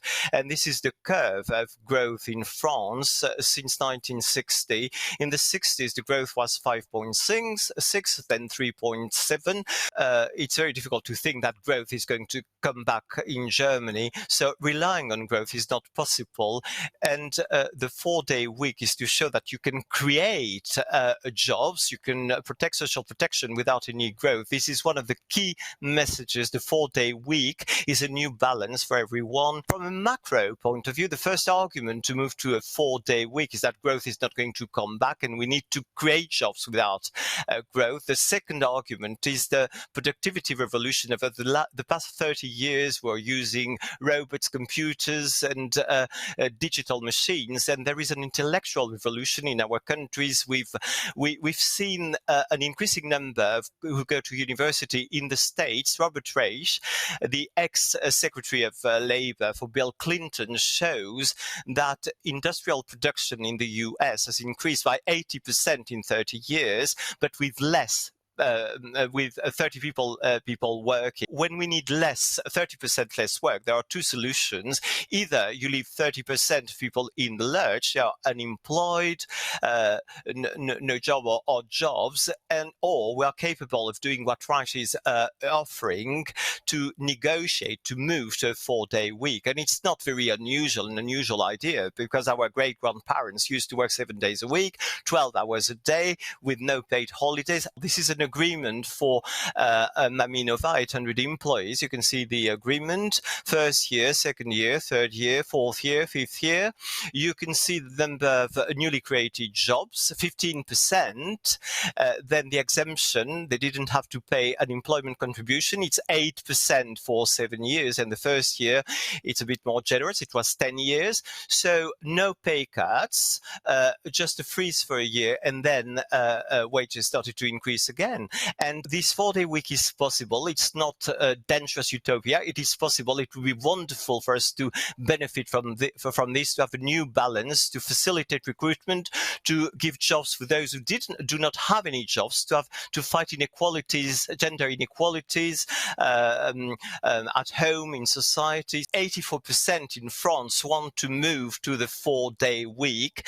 They can't choose between life and work. We need to find the right balance. So we need to achieve this. We need to push all together to convince people around us. I think in Europe alone, more than 5.5 million people lost their jobs. And as we live in a world where most people are dependent on labor and income, this, of course, has a very serious impact on their livelihoods. The overconsumption and also overproduction that we see in our economic system have caused the climate and environmental crisis that we see today, which is threatening our future. For this, we need to basically look at the relationship between labor productivity, GDP growth, and working hours. So labor productivity basically just describes how many goods we can produce with a certain amount of labor. Businesses actually had an incentive to increase labor productivity. When we don't have enough labor, businesses actually need to increase the labor productivity to combat the shortfall of staff. We have high taxes on labor and not so much on resource and capitals. So that's for them also another incentive to increase the output per hour worked. And this you can see on the graph led to the fact that we saw an increase in labor productivity in the past with a slowdown in the past years. Growth in GDP basically requires us a growth in labor productivity, and or the growth in the number of working hours. So to put it simply, GDP growth can be increased if we either work more hours with the same labor productivity, or if we increase labor productivity while keeping the working hours. Famous quote from John Maynard Keynes before, who said or predicted already 90 years ago that we would only need to work 15 hours per week due to the increase of labor productivity. But sadly, contrary what he said, working hours in Europe have only slightly declined. So this is a bit of a funny graph, but it's just like to explain what we then actually mean by the by our treadmill. So basically, with the rise of labor productivity, we can either produce the same output with less working hours, or the same working hours and produce more. And with the current economic system that is basically geared toward profits maximization, system right now tends to create jobs in environmental harmful sectors, when we think about fossil fuel sector or workers in the fossil fuel sectors. But the other one is also a service sector. In order to code ChatGPT and AI, I mean, a huge amount of energy is actually needed, and I think these trends will just continue. The endless treadmill is basically based on this idea that growth in labor productivity can grow forever, but most academics agree actually that the economic expansion of the real economy has its limits due to biophysical limits of growth, and also the fact that green growth did not happen sufficiently in the past and is also very unlikely to happen in the future at the scale and the speed that we need to achieve 1.5 degrees. Our economies actually have maximized or nearly maximized the exploitation of all available inputs. That means there's also not so much that we can still commodify. There's actually also really absurd example where there's a bar where they basically sell air to people if you go in there. So when we look at the European Pillar of Social Rights, so this is a set of 20 principles that the institution have agreed on and give some guidance to member states. So what it's very positive is that it actually does shed light on aspects of to integrate gender, for example, and youth better into policies. But on the negative side is that it's actually non-binding. And the EU really lacks here ambition and also willingness in areas where it can play a role. So fewer working hours means also that people have more time to adopt more sustainable lifestyles. So what we mentioned before, cooking food at home or growing your own food. Could also free some time to engage in more meaningful activities, such as spending time with family, or engage in democratic processes, which also always needs time and people often don't have. We have in Belgium right now is basically, we introduce a 4-day working week, but it's basically working 38 hours in 4 days instead of 5. You say that you have a compressed week, 40 hours week or 36 hours week in 4 days. That's not a working time reduction. That's something else, no? The 4-day week for us was a success because it was our daily routine from 97 up until the beginning of the the 2000s, and then in France the work week went from 39 to 35 hours. So we've been able to get benefits from this 4-day week and this experience. It was really enriching and very positive. First of all, because we've created, and this was one of the goals, 3.5 additional jobs. And given into account the staff, it was plus 20% compared to the initial workforce. So the goal to share the workload, we achieved it. And we've strengthened solidarity and individual and collective responsibility within the team. This was extremely important. It was key because without this, we wouldn't have achieved anything.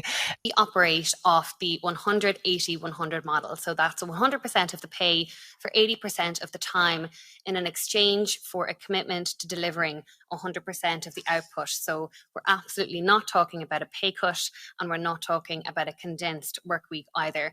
And the beauty of this is that it's a real flexible model. So organizations who participate on the pilot program can maintain or even in some circumstances improve company performance and productivity. They also increase recruitment and retention of workers, and there's less absenteeism because workers are happier and they're healthier. They're not having to take stress leave or sick leave. But most importantly, it is better for people. So people report reduced levels of burnout, reduced levels of stress, they exercise more, they sleep more, and then also it's good for the environment as well, and it can facilitate advancement of gender equity. But the research we're looking at here today is from Ireland, the US, Canada, and the UK, which is one of the largest ones, and that got a good bit of coverage in the global media back in February when those results were released. And we're talking about 1,700 workers in terms of the wellbeing outputs that we have found here. These are really satisfied with their overall experience on the trial. 91% are continuing with the 4-day week. Staff were really, really enjoying this policy, and it's something that they're very keen to continue with. And as well, there was a 65% reduction in the UK in rates of absenteeism because, again, people were less stressed. Sample, so participants in Ireland got an average of 42 extra minutes of sleep per night, which is really significant. And you can imagine the implications that that would have on your mental health as well, and your physical health, more energy to exercise and so on afterwards. 70% said they'd need a pay increase of between 10 and 50%, but over 1 in 10 people said that no amount of money would induce them to go back to 5 days, which again just demonstrates the value that people hold this policy in. And then in the UK, I said I'd come back briefly to the health and wellbeing findings. So 71% of people had reduced levels of burnout by the end of the trial. 39% were less stressed. Was the first country in the world to implement the 8 hours a day in history. The first. That was in 1919. And after a long strike of workers in Barcelona, we had this fight. We won this fight. And that's something that is very in the roots of the trade unions right now. So in Madrid in 2019, just before the pandemics, we have 50,000 young people in the street. We claim to save the planet, climate, and to reduce time working. The devil is in the detail, as you know, so we need to be very careful in how we implement this work time reduction. Today, there is still a debate regarding the 35-hour work week. It was a sort of trauma for a number of people, for right political parties, because they still think that it was very negative for France, that France is on its knees. On the whole, that this law has created about 350,000 jobs. And but everybody wouldn't agree with this, and you can also think that it wasn't so costly because political parties say it was very expensive. Our health problems for a lot of people of the workforce in 2021. You've got upper limbs, pain in upper limbs, 57, back pain for 54%, headaches 51%, anxiety 30%, and a quarter of people in Europe are exposed to depression, and about a third of staff who were working in organizations were they didn't have any, they were not empowered at all. Is the ecological benefit of working time reduction if we keep productivity stable? Isn't it that we aspire for less production? So there, I don't see at the moment your arguments on this point.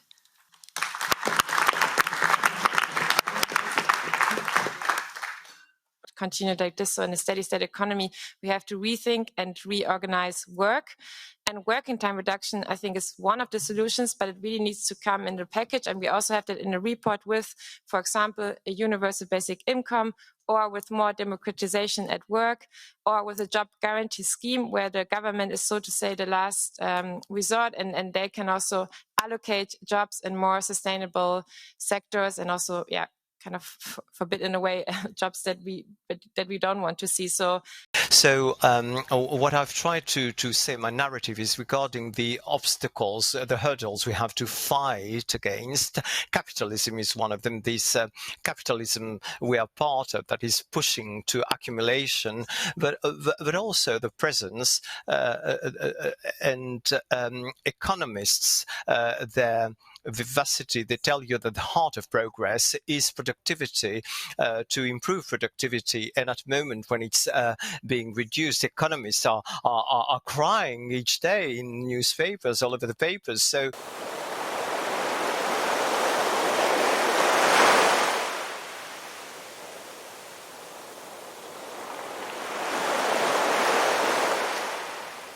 I mean, one sector where we definitely know we want to see degrowth is the burning of fossil fuels. That's very clear. I think the message is very clear. The people on the ground who showed a lot of the leadership in this transition over the past few years. But not everyone can choose to put a solar panel on their balcony yet, or on their roof, or install a heat pump.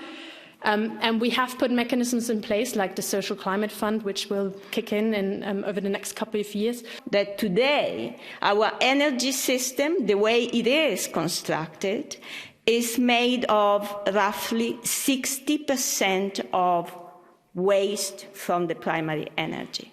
We produce 100 and we end up with 40 because we have losses in the system. Last year's all over Europe, families were not able to warm their houses. They were scared not being able to pay their bills. At the same time, fossil fuels companies made 100 billion euros of profit. This is extraction economy. This is mining in every poor family for the benefit of shareholders of corporations.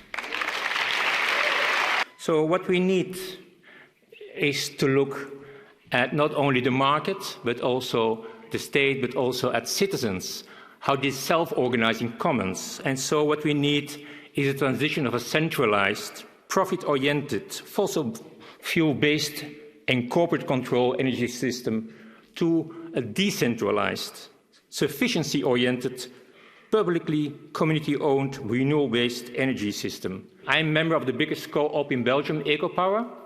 An average family which is member of EcoPower consumes 40% less electricity than an average family in Belgium, because an energy co-op wants you to consume less, which is a small difference with the corporation. Maybe they want you to consume more. It's also democratic, and they reinvest profit into community. The graph you see is what happened last year. The red line is the market price for energy, which is not the price you pay because corporations put a margin on top. The green line is what I paid and what 60,000 families in Belgium paid. And together they saved us 15 million euros. If we would have organized the energy system based on co-ops, we would have saved billions for millions of families in Europe. And it was just politically impossible up until last year to think that we could have that kind of content that would be put in an IPCC report, because acting on climate change means changing supply. It does not mean reducing demand. That would be crazy, because increasing demand is increasing consumption is progress, right? This is the sort of headline slide from the demand chapter in the IPCC. So the headline messages are, it's possible to sort of have emissions by 2050 just looking at demand if we take it seriously. The solutions we're talking about are not magical. It's about walking, cycling instead of taking the car, that kind of thing. Housing retrofit, not flying as much, plant-based diets, all of that kind of thing. A core message that was so hard to get across, even to IPCC leadership, was that lifestyle changes are system changes. We are not talking about going around moralizing, telling each individual consumer, you're doing it wrong, you're doing it wrong, you're doing it wrong. We are talking about system change that facilitates lifestyle change. Demand reductions have a massive potential, but this massive potential is not due to one single thing. It's not just due to technology shift. It's not just due to behavior change or cultural shift. It's not just due to infrastructure investment. It's due to all three together. And you really need to bring all three to bear in different ways depending on different sectors. So for transport, it's going to look different than it looks for housing. It's going to look different than it looks for industry. It's going to look different than it looks for food. Is that our basic thinking on the topic of energy and well-being has been totally wrong for a very long time, and it's very hard to change that. And this is something that the fossil fuel industry and unscrupulous politicians and lobbyists use to their advantage all the time. For instance, when you look at the data, fossil fuel use can only statistically account for 1/5 of improvements in life expectancy, for instance. So it's tiny. The contribution of fossil fuels in particular are really kind of negligible in terms of what it contributes to our well-being. Based on Professor Narasimha Rao's work on decent living energy, we were able to model what sufficient energy could look like if everybody had access to good infrastructure and super efficient technology. And this is this result that we could supply everybody's needs at a decent level at less than half of our current energy use. And this is something that we, again, really need to bring forward because that is not present in current debates. And also the plans for convergence between global north and global south. We need to reduce inequalities and curb overconsumption. I didn't talk about the fourth stylized fact, which is around energy inequality, where you really see that high-income populations overuse, especially transport-based energy types. So this is really something to think about in terms of the inequality built into current energy consumption. And we're thinking about new types of post-growth economies, employment and provisioning systems within the REAL project with Yorgos Kallas and Jason Hickel. The clever approach starts with sufficiency. It starts with sufficiency, which means we start in the different sectors, we start by questioning the level of services, and we start by rescaling the level of services, and we combine this, of course, with efficiency. How can we minimize resources and make that level of service the minimum we need? Only then we get a demand at the national and the European stage to set the needs for renewable energy production. So we try to match this with renewable energy. And this approach is contrary to historically what's been done in Europe. But you can see the reduction of greenhouse gas emissions in the different sectors there.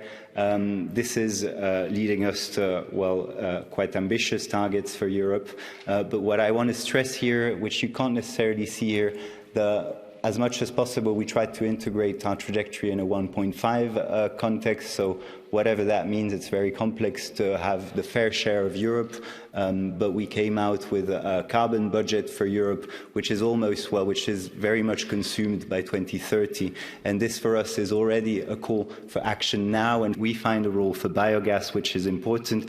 The message we come out with is that you can get to 100% renewables on the basis of the existing targets. They're already ambitious enough. This was said. We need to develop, we need to go fast, but we need to do this also well. We don't need more of that. We need more of the sufficiency and efficiency side to make these targets realistic for Europe. And we put forward a scenario where the only little bit of hydrogen that is imported in the EU is actually from Norway there. Of course, this doesn't mean that Europe needs to say, well, of course, we build this scenario bottom up, so we also have a lot of exchanges between countries, and we try to tap the potential as much as possible in the different countries. But for sufficiency, we're at around -20%, -30% reduction in the Western countries. And materials, there is a big issue out there with lithium for batteries for electric vehicles, and that's why we try to minimize this, not only with sufficiency, but we also have some trucks running on biogas in our scenario, which is quite original in the European scene. Hydrogen and PTX, thanks to our demand approach, is really focused on the sectors which need it most. So you can see on the left, you've got the EU -55% in terms of per capita consumption, and you can see that's quite different from countries such as France and Germany, where the effort is much stronger in terms of energy demand reduction than Poland and Romania. We tried to implement through all sectors with an approach which we enshrined in the Doughnut, with really trying to have a lower level which has to do with a decent access for all, and an upper level which has to do with the limits. For instance, Switzerland really has to go down on its travelling patterns. Of course, this can only be implemented by ambitious policies. Corporations are starting what you could call financial co-ops. So they say, oh, we invite you citizens to become shareholder, but you don't have decision power. They are called financial co-ops. And the real power to decide is still in the headquarters. So it's up to the member states to implement these directives, and so they can, in the national legislation, stipulate criteria that only energy communities, cooperatives that are citizen-owned, which are democratically organized internally, one person, one voice, that also have other ethical criteria. There's too little research on how lobbying works, and lobbying from these companies, and how it works in this room as well. And you can see it play out. It's not, this stuff is hiding in plain sight, and we need to do a much better job of exposing it. What we have economic systems and governance systems that have grown up with the fossil fuel industry for the last 100 years, and that dependence on their products is woven into the fabric of our governance. The growth dependence of our economies is partly the growth dependence of these industries themselves, like the automotive industry. I mean, we did a study on the political economy of car dependence that Giulio Mattioli led, and was published in 2020. And one of the things that was extraordinary was how growth dependent that industry is. They cannot reduce their output by 50% without failing totally. Everything that we do in our life is overconsumption or stupid consumption or inefficient and wasteful consumption to satisfy their corporate imperatives. It's insane. So a lot of the systemic transformation we need to do is eradicating corporate capture, is eradicating governance failures. We have institutional canteens where people are obliged to eat meat every single day of their life or starve. And this is something that we can also change, that's really baked into the way we currently do things. More and more citizens have become aware that not only the market, but sadly enough also politics is failing them. That society is not going fast enough into a sustainable direction. They are taking the future into their own hands. Today, Belgium, one of the smallest countries of Europe, we have 30 energy co-ops all over. Every co-op now has 5,000 to 60,000 members. It is collecting millions of capital. It's putting solar panels on roofs of schools, church.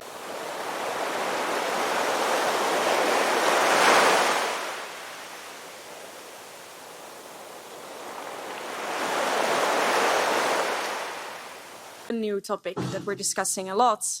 It's also just Google and Microsoft that are leading with ChatGPT and Bard. Make decisions on the basis of profit for their shareholders. So they don't have society's, best interest at heart. They have their shareholders' best interest at heart. And it's also extremely extractivist, the way these companies work. When we're talking about the environment, they use lots of raw materials. So the purpose of technological innovation, which is almost used as a synonym nowadays for digital innovation, is to increase productivity to foster economic growth. So it reinforces and accelerates the logic of growth, accumulation, and therewith extractivism. So just think about how Airbnb has made us all hoteliers, instead of being able to share our houses with friends visiting town or family. Extractivist practices which are integral to the capitalist system and which has long been clear in labor relations and colonial structures are being revamped, as it were. The effect of extractivist practices that digital technology is allowing for on labor is extraordinary. The gains we have made with socialist and social democratic policies to protect labor are to a large extent being undone by the digital realm and platforms' disregard for workers' rights. The world's data centers consume about 3% of the global electricity supply and produces 2% of global greenhouse emissions, roughly the same as global air travel. Plant obsolescence in the design of digital devices creates massive physical waste and demand for rare earth materials, which, for example, our smartphones all rely on. The mining for lithium and other materials is doing huge damage to the environment in countries like China, but also Bolivia and Chile. The digital transition in this sense also recycles these colonialist practices in terms of extraction of raw materials for the consumption needs of the West, but also data extractivism, where we are imposing neo-colonial provisions through our trade agreements. Again, taking the raw material and selling back the technology to these countries. So we need these alternatives that increase the digital sovereignty of communities and societies, that adhere to democratic and collective forms of governance. An example of a democratic social network. And collaborative peer production and democratic stewardship have proven their potential through, for example, Linux, Apache, or Wikipedia, a huge knowledge commons that we all use and benefit from. And what holds promise for democratic governance? Another promising development is that of platform cooperatives. As alternative to current platforms, platform cooperatives are often community-based, and stimulate the local economy while using open source software. There are delivery platforms, so it's Coop Cycle, taxi platform co-ops. There are platform co-ops in care provision, energy co-ops using data commons, and many more. And my agenda here for today is for the degrowth or post-growth crowd to look more at the digital, and for the digital crowd to look more at the degrowth and post-growth. Industrialists such as Henry Ford and Edward Fellaini, who was a department store owner in the United States, who came up with these technologies and systems to allow for mass production and mass distribution, or mass consumption, in other words. And slightly later, in the 1920s, it was statisticians at the U.S. Bureau of Labor Statistics who, for the very first time, tried to describe and measure productivity. I would argue that it's really in the mid-20th century, with the Marshall Plan and its productivity program, that these ideas of productivity and mass production and mass consumption were brought in a very concerted way from the United States to Europe, Western European countries that were participating in the Marshall Plan. Hand in hand went promises to the Marshall Plan had also carried promises and values that catered to corporate partners, such as free enterprise, the freedom from union or government intervention in managerial decisions. It was these collaborative labor relations that they were integral to the Marshall Plan's productivity program, and Clinton S. Golden here was actually the first head of the Marshall Plan's labor program. He also developed this notion of collaborative labor relations, which is built on the way that labor relations were were created or formed in the United States, plant-level collective bargaining practices. So I want to introduce this notion of welfare capitalism that some of my historian colleagues are using. Welfare capitalism is this idea that companies voluntarily pay above average wages and offer all kinds of perks. I come from Rochester, New York, where Kodak is actually headquartered, but also Ford. Essentially, we can describe his labor relations as a welfare capitalist system. So it's above average wages, perks like historically a country club or a cafeteria or air conditioning in manufacturing areas, or health insurance, unemployment insurance, pension insurance, things like that. However, I think today we need to be aware that also it has a very paternalistic aspect to it, in that management here is not willing to meet labor at the bargaining table even. You may have noticed that what I have described historically for tech companies very much resembles labor practices in tech companies today. The way that we're addressing tech companies and issues, challenges from tech companies nowadays, primarily rely on cartel or privacy policies. And I would propose that labor legislation is actually one of the policy fields that we could engage in more strongly here. However, in Germany, but also in other European countries, we had very stringent labor legislation in place, which even for in the West German case, this was co-determination, which passed in 1950 in the post-war era, to going back to models of the Weimar Republic, rather than picking up or adopting the US model of plant-level collective bargaining. How have we become so dependent on a small number of large companies? And how is this connected to the capitalist structures they operate in? The way to go about with this question is to focus on the problems of unchecked corporate power and the way in which unchecked corporate power, we are living in a new age of monopoly capitalism, again, how this is not compatible with democratic decision making. I think this is an important link to any degrowth debate. So if there's no democratic decision making possible because of unchecked corporate power, this is something you need to focus on. If we take the period from 2010 to 2020, just before, of course, the stellar growth of big tech firms, related to COVID-19. So what you can see is that the accumulated financial assets, so these are assets these firms have as financial reserve. You can also label them as undistributed profits. This is what is behind.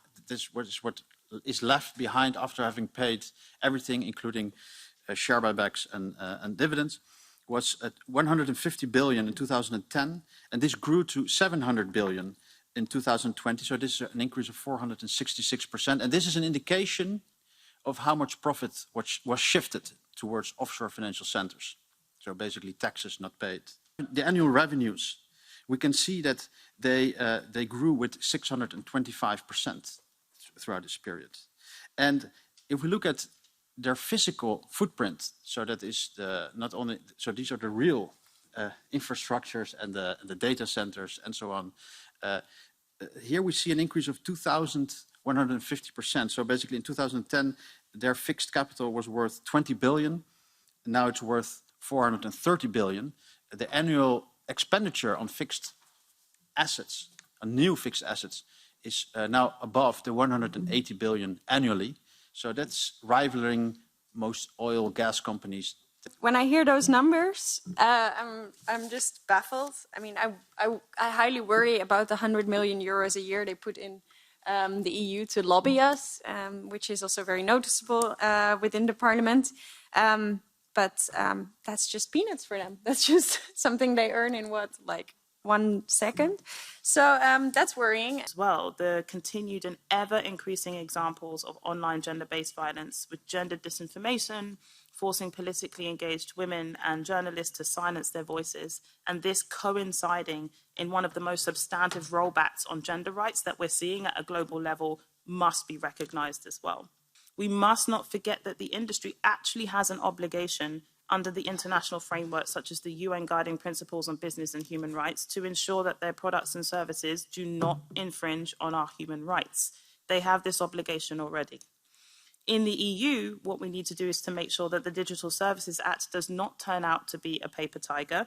For example, the recent adoption of a bill in France, which creates a legal basis for the use of untargeted, algorithm-driven video surveillance to detect suspicious events and activities in public spaces during the 2024 Olympics. But we could also talk about the Pegasus inquiry that was ongoing and widespread government surveillance on human rights defenders. Quote by Peggy Hicks, the Director of Thematic Engagement at the Office of the High Commissioner for Human Rights.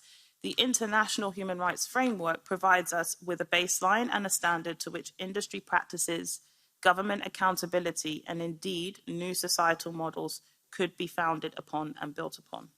Freedom of expression and freedom of association. Whole, indeed, sort of fake narrative around innovation versus human rights has been extremely strong. I can even quote one of my co-negotiators, I won't name them, but who yelled at me, "Can you please stop trying to protect human rights all the time?" Just to give you an idea, like this is like I'm not making this up. This is literally something that was said or yelled actually at me during one of the negotiations. We get more rights-based approach to legislation, but I can also tell you that is something that indeed is really difficult because we need to grow our digital sphere in Europe, and that's why innovation is the only thing that matters, according to some. So what you're looking at is a pyramid that represents some of the more hierarchical aspects of the digital landscape as I've experienced them professionally, and as many people do not see them as clearly as they're presented here. Top of the pyramid shows owners, and the owners that I've identified are not only multinational corporations, which are very few, but also governments, which with help from the middle layer of the pyramid. This slide shows the effect of extractive digital models, especially for underrepresented minorities, which is typically represented by digital exclusion and insecurity. These scenarios are worsened in almost every example that I'm going to give by artificial intelligence or automation applications that work poorly or don't work at all mandating transparency of systems that ensure or guarantee informed consent and personal agency, and that really make it possible to incorporate feedback and input from all different areas of society prior to rolling out algorithms and calling it progress. The AI registry, which has been adopted by the City of Amsterdam following an algorithmic scandal, and the City of Helsinki as well.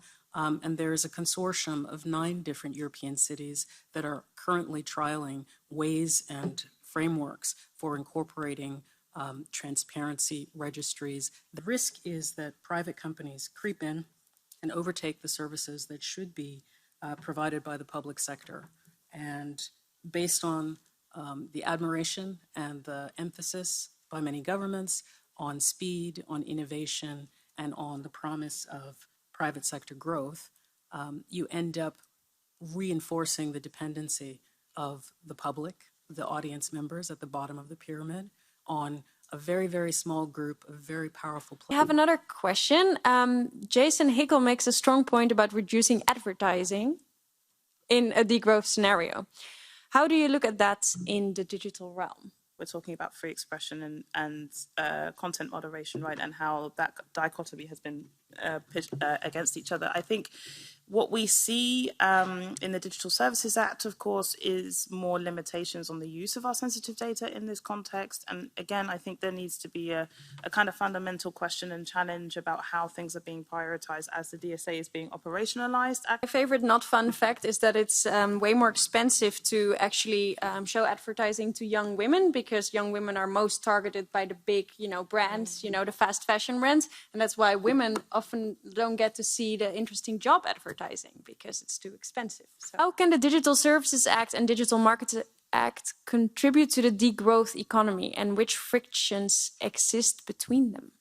If we look at the historic enforcement of EU regulations, I'll just say GDPR, and the continued misuse of our data, we have to be pretty cautious about how we move forward.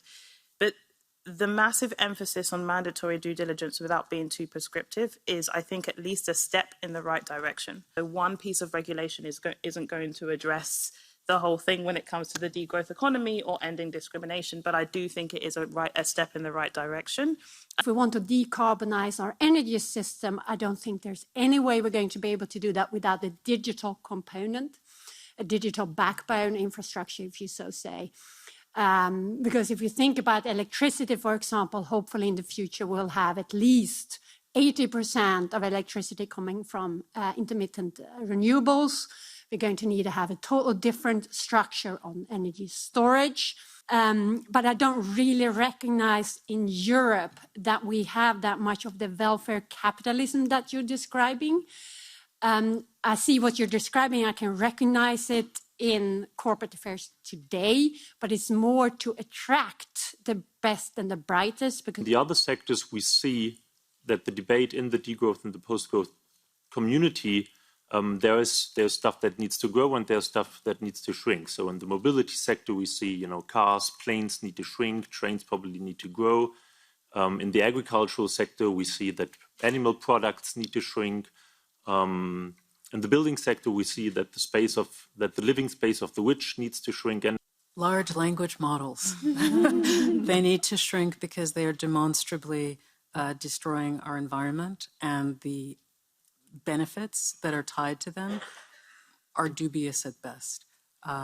They are primarily a tool for marketers, for shorthand, for the convenience of absorbing still more data, still more multimedia, much of it copyrighted, and regurgitating that in ways that are fun and enjoyable.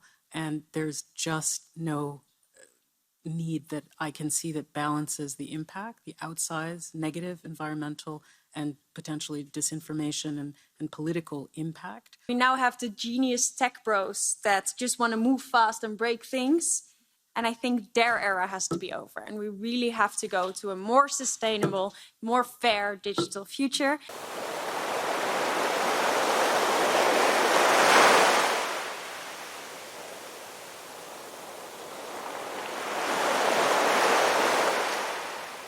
Now, on the left, we have a question which says, how much value can we extract through this enterprise?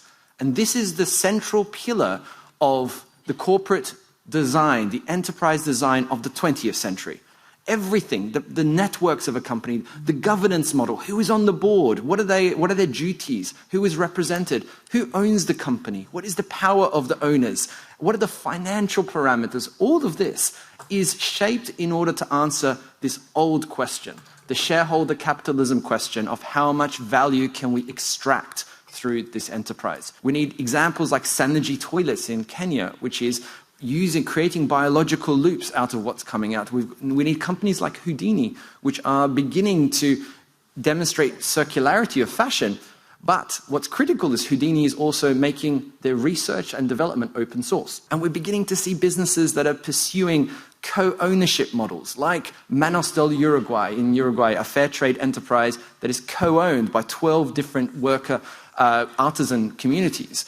Or examples like Richer Sounds that moved from being a private company to being employee-owned. Or examples like Fairbnb, an alternative to Airbnb that is putting its profits and half of its revenue back into local communities, designed to benefit slow tourism, designed to benefit local communities. In order to generate a capital on investment, this extractivist regime is going to pursue its course unless we find a way to put a brake on that. Corporation would have nothing to sell, no product, no service to sell if it were not for the investment that workers are doing as they work. We should stop treating workers who are labor investors as mere resources. We should consider them as they are, citizens in their work life too. And this means, in terms, if that's a philosophical principle, it's the principle to grant those who work the collective right to validate or veto the decisions that apply to them, that rule them. 3 days ago, during the first lockdown of the pandemic, we wrote an op-ed with my colleague Dominique Meda, that you will hear from tomorrow, and Julie Batilana from Harvard Business School about the need to eventually recognize workers, essential workers, but all workers who are actually essential. And we launched since then an academic global network, democratizingwork.org. We wrote a book that's been translated in many languages around 3 principles. We need to democratize firms, decommodify labor in order to decarbonize the planet. And when we talk about worker participation, we're talking about a whole variety of labor management interactions, everything from social dialogue, on an ongoing basis with management, collective bargaining and the conclusion of collective agreements, information and consultation structures, health and safety committees. There is no society around the world which is considered an advanced democracy where there is not advanced democracy at work. And there's also an economic value from democracy at work. Just to list some of those values, it aids company success, strengthening worker and employment relations, promoting employees' work ethic, job and life satisfaction, participation and commitment. It broadens the perspectives which inform decision-making and problem-solving, bringing in a wider set of views to move things forward. Implementing strict regulation in order to mitigate the negative externalities of economic activities.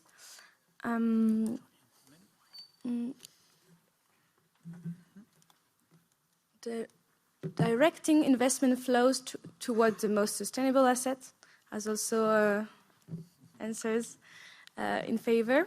So I think they are quite all at the same level. Either we can go with more extractivism, which is another way to say more capitalism, actually, because it's a way to say that those who have political rights to govern the transition, to govern the corporation, are those who own capital. Other way forward is democracy. And in a democracy, we recognize each other as equal in dignity and rights, knowing very well that we are very different and that indeed we have huge, massive differences in terms of our wealth, what nature, what life has given us in terms of abilities. Our systems of industrial relations at the firm level, precisely and significantly since the Second World War, have been totally modified by what we learned from the Second World War,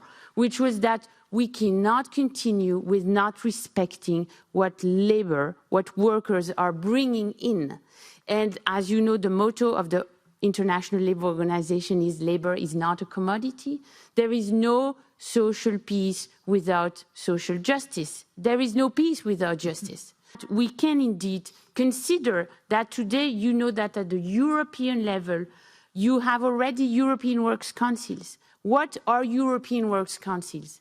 They are the anticipation of a second chamber, as we've been able to manage the transition from despotism to the democratization of our political entity, the states, in the history of democracy. We can envision that European Works Councils and Works Councils at the national level are that anticipation of a second chamber, a bicameral system, if you want, that would, based on the representation which is already organized at the European level for the more than 1,000 companies, also manage to represent the environmental stakeholders at that level. And if you want, we can imagine a world in which, and this can be done very easily because the institutions already exist. Can all companies afford a disregard profit in an open international economy? And do we need to relocalize production in Europe to avoid social and carbon dumping? The simple answer is no. Companies can't afford to disregard profits entirely, but if maximizing shareholder value is the sole driving objective of companies, then we're on a race to the edge of the cliff. Profits are necessary for reinvestment in sites, transformation, infrastructure, society through taxes, and pay and wages and the social security system. All of this is the positive side of profits. Look at the newspapers the last few months looking at the astronomical profits. Real wages have largely stagnated or fallen, pushing many people deeper into poverty. The people who are already the most vulnerable are now well below the waterline. Who believes that only investors should be represented on the boards of companies? Who believes that all profits should go only to financial investors? How do we redesign companies? Who should sit on their board? Nature, workers, supply chain workers. By the way, there are models to put supply chain into the corporate governance as well, like the business El Puente based in Germany. There are many of these sorts of alternative examples. The 1,000 companies have been using the tool that I put up earlier, the tool that is transforming the deep design of businesses if they want to pursue Doughnut economics, for instance. We're beginning to see impact hubs around the world. We're beginning to see platform cooperatives emerge. Steward ownership is really exploding around the world. Employee ownership is growing exponentially in places where there are tax advantages and public procurement advantages for them. Co-op movement, the employee ownership movement, social enterprise movement have been around for decades, some over 100 years. We can learn from them. Companies need profit. Companies need profit to invest in innovation, in research, in modernization, in whatever. They even need profit to invest in their staff. 99.8% of all companies in Europe are SMEs. I'm going to be even further going. 93% of all companies in Europe have less than 10 employees. And it's true that when you are an SME, you cannot comply with everything. You cannot have a compliance department with 3 employees when you only have 10 employees or 15 employees. So what are the indicators of success? Because growth doesn't necessarily create profit. This is a fake ID. What we're trying to develop today is like a care economy, you see? It's like we're replacing growth with health. We are replacing growth with care. meaning that when we take a decision and when the company is expanding, because we are expanding our activity, it's always for more care of employees, more care of the activity, more care of the environment, etc. 80% of the pension fund, of the money invested by asset managers, comes from the pension fund and comes from people. So this is really something to have in mind, because if we want to respond to the question number 2 I wanted to ask you is who decide where we'll invest the money. What solution can we put in place so that economic and financial bubble would be in line with citizens' expectation in the green transition? First, transparency. You need to know what you're buying, what you're investing in, and full transparency to fight greenwashing and market manipulation that the big corporations are doing today. Same as in the food industry. You have a packet, you see what you're eating, okay? It should be the same for the impact the company has and the impact of your investment. The second one, conditionality of everything. And the third one is degrowth, post-growth, but post-growth is just an idea, okay? But what is behind is really this care economy and exiting of the GDP looking and go out of it and just looking at new indicators. 20th century model of business is a dinosaur model. And let's leave that one behind. It's holding us back. It creates absurd outcomes, trying to dodge taxes everywhere to increase the bottom line, playing with financial investments, with share buybacks and other models that are changing sort of their financial outcomes, but not impacting society in a positive way. There are so many absurd things. They are designed the wrong way. We've inherited the wrong kind of corporate model. And yeah, around 15%, I guess. So still have a big majority for the yes. Thank you, everyone, for your attention.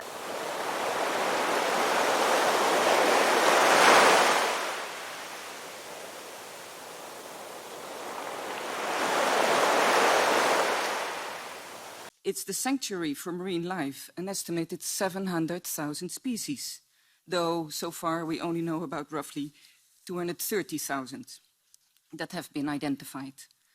It's the stabilizer of our climate, absorbing 25% of CO2 and buffering against extreme climate change. And it's the source of all life, where it started some 4 billion years ago. The ocean connects us with around 80% of goods that we use being moved around the globe by ships. Communication cables crisscrossing the seabed, connecting continents and countries. And it has provided us with energy. The Green Deal promised us deeply transformative policies.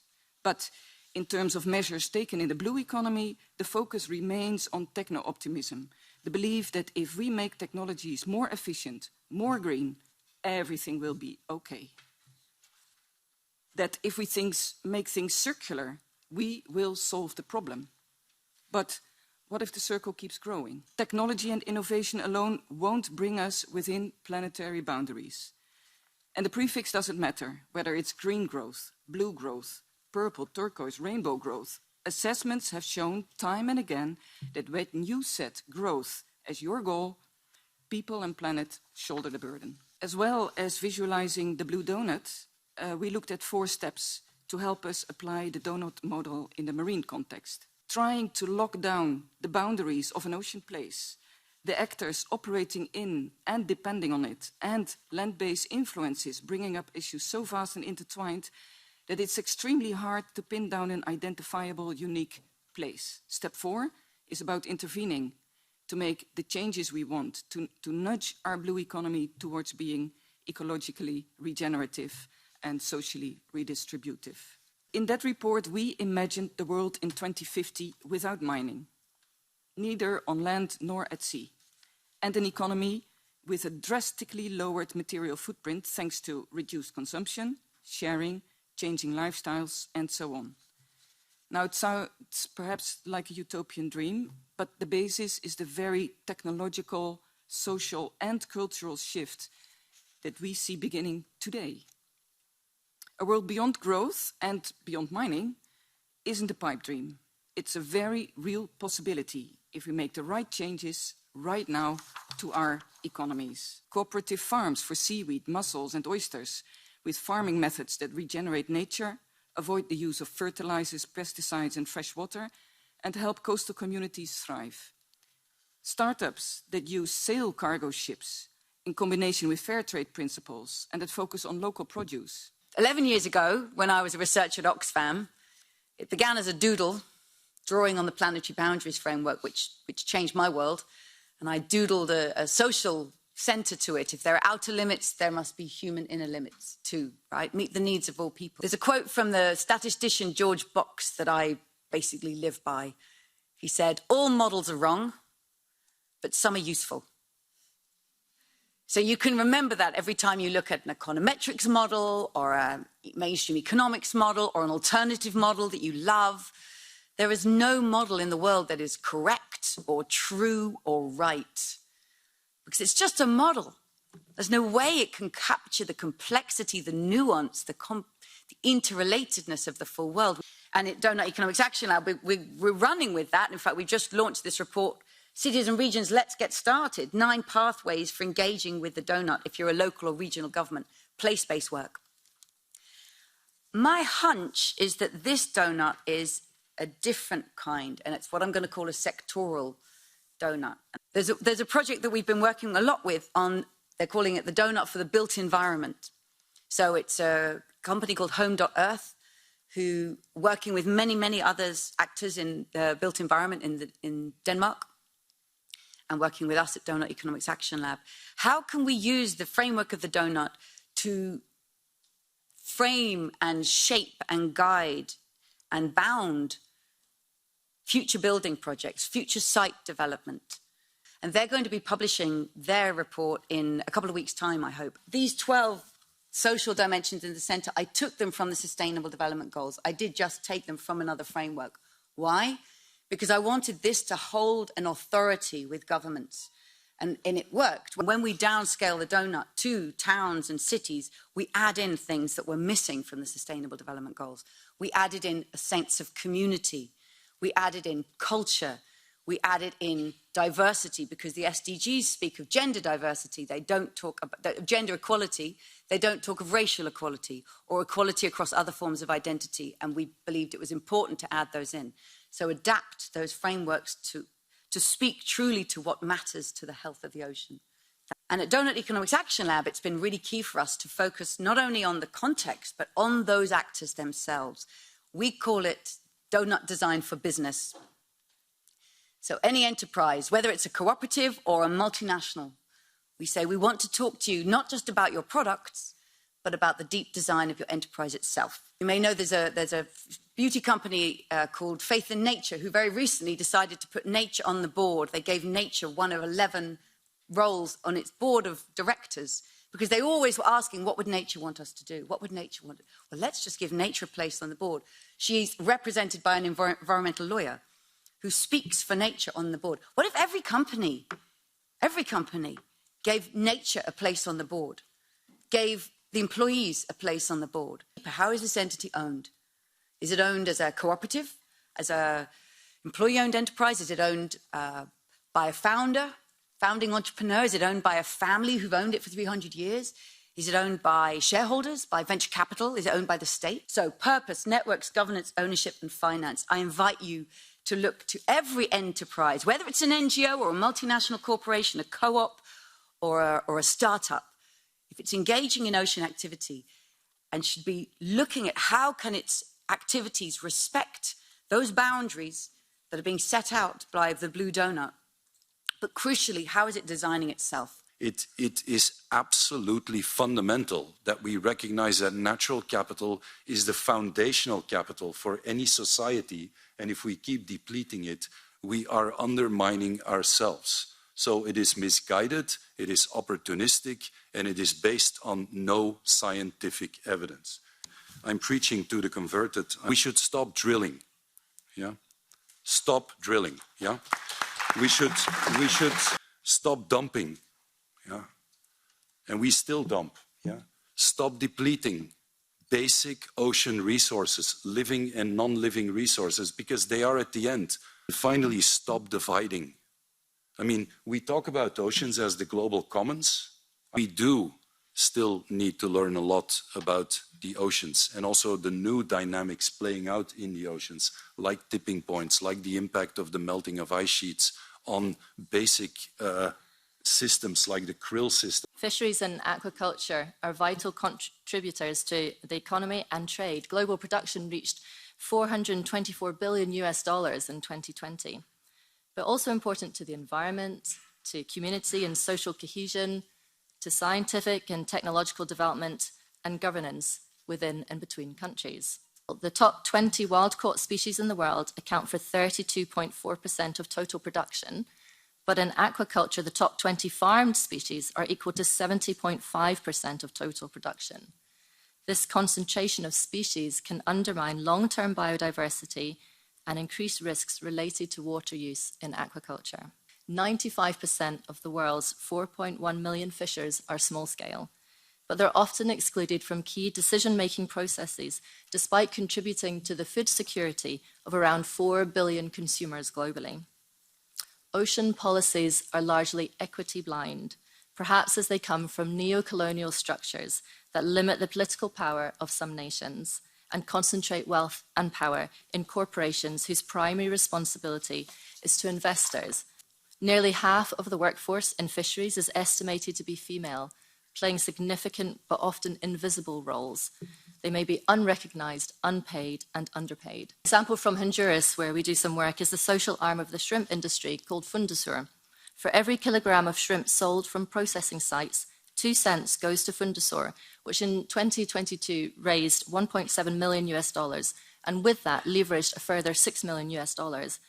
They work with local communities and government agencies to improve access to education and health services, especially in rural communities, and to give them a voice. The Seafarers Charity in the UK published a report that said that for many self-employed share fishermen, income is precarious, subject to income fluctuations, and it lacks the protections and benefits enjoyed by most employees. So things such as automatic deductions for tax and national insurance, or automatic enrolment in a pension scheme. This will require more than checkboxes and minimum requirements, and will involve reorganizing production and restructuring business, scaling down destructive and unnecessary work, and instead thinking about deep growth rather than broad growth. For example, Aquascot is one of the largest employee-owned businesses in Scotland that sells Scottish seafood. Their aim of growing their business without unbridled growth is about making it a great place to work, meeting customer service levels, delivering on their environmental objectives, diversification, new product development, and partnership opportunities.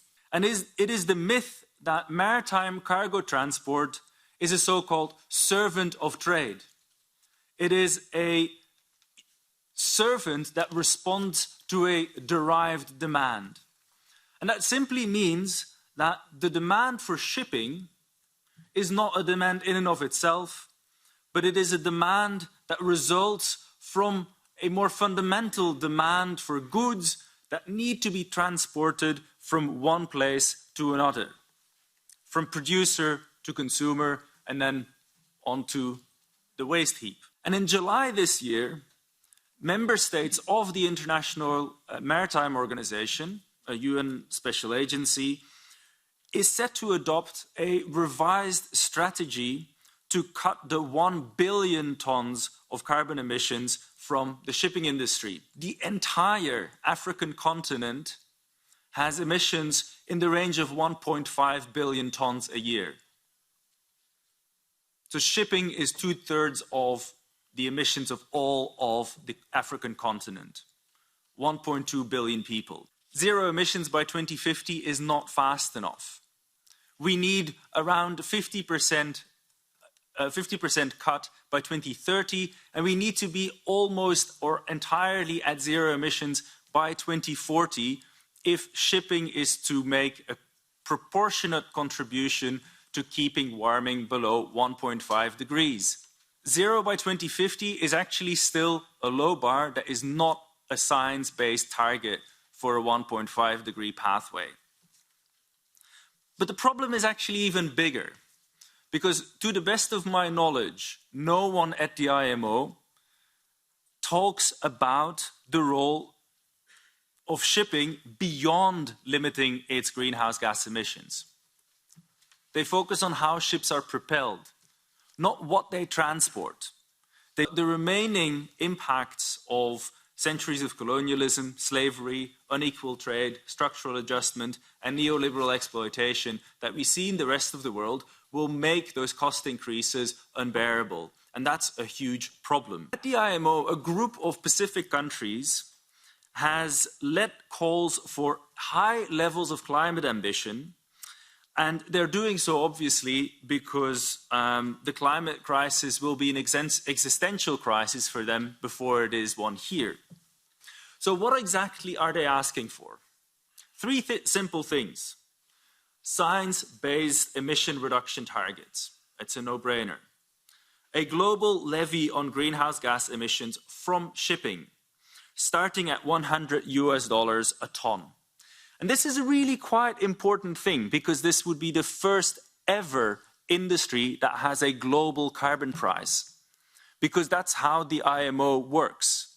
It sets regulations for the entire industry and across the world. So it wouldn't be a regional carbon price, it would be a global one. And at $100 a ton, it would raise around $100 billion a year at current levels of emissions. That's huge. And it is more than is needed to, subsidize the energy transition within the industry. Ejecting the dominant myth of derived demand is the first step to take to make it possible that shipping works in the interest of donut economics rather than mere shareholder value. And within the shipping industry, most people will probably, brush this off as a crazy idea. But in the last decade, they dismissed zero emissions by 2050 as crazy. They dismissed pricing GHG emissions as crazy. And they even dismissed the mere idea that shipping should decarbonize at all as crazy.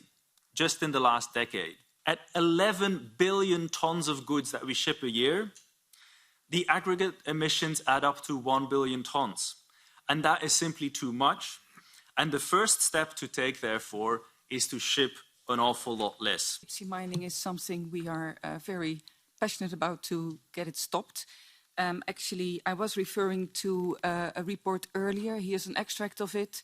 There are some copies there, and you can also look at our website for the full report. Yes, we need metals, but we should first and foremost look at our energy demand, and we should first and foremost look at recycling and urban mining. And that is things that are not happening at the moment, and that is where the focus should be on rather than getting our latest frontier destroyed.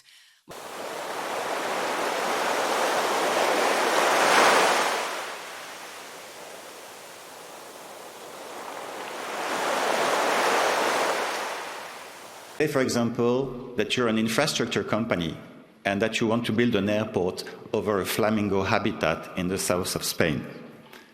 Well, you have three cases. The first case would be environmental regulation, where you would be told probably that no, you need to build your airport somewhere else. The second case is traditional biodiversity offsetting, where you would be told, okay, you can do your airport, but you need to compensate by recreating a habitat for flamingos within 10 kilometers. Even though we know in reality that in most cases we are unable to comprehensively recreate all the ecosystemic functions that have been destroyed. And the third case is a more extreme version of biodiversity offsetting, the one that's been promoted by the European Commission for years, where you will be told, okay, you need to build your airport, but you need to compensate not within 10 kilometers, but somewhere in Europe, and not necessarily by the same type of habitat that was destroyed. So you could compensate by restoring a habitat for bats in Greece or planting some trees in Romania. Now the real question is, does biodiversity offsetting work? Offsetting does not aim at curbing destruction, nor at compensating for past destruction, but at compensating for future destruction. So what that means is that at best, if it works, offsetting merely displaces destruction, but does not reduce it. If you think carbon offsetting is bad, and it is, as we have seen with the recent scandals that have shown that more than 80% of carbon offsets are hot air, well, remember that there are only 6 main greenhouse gases, and the equivalences between the gases are more or less okay. Now, compare that to the millions of species and the complex web of interdependencies, and you see immediately that simplifying it and standardizing it into a few tradable assets is incomparably more difficult and creates infinitely worse environmental integrity issues. Offsetting has also been amply documented to be associated with conflict over land rights and land use, human rights abuses, and green neocolonialism. Biodiversity markets will be an environmental failure and likely create major social and human rights issues. Of course, the history of conservation shows that we absolutely do not need to put a price on nature in order to have sound conservation policies.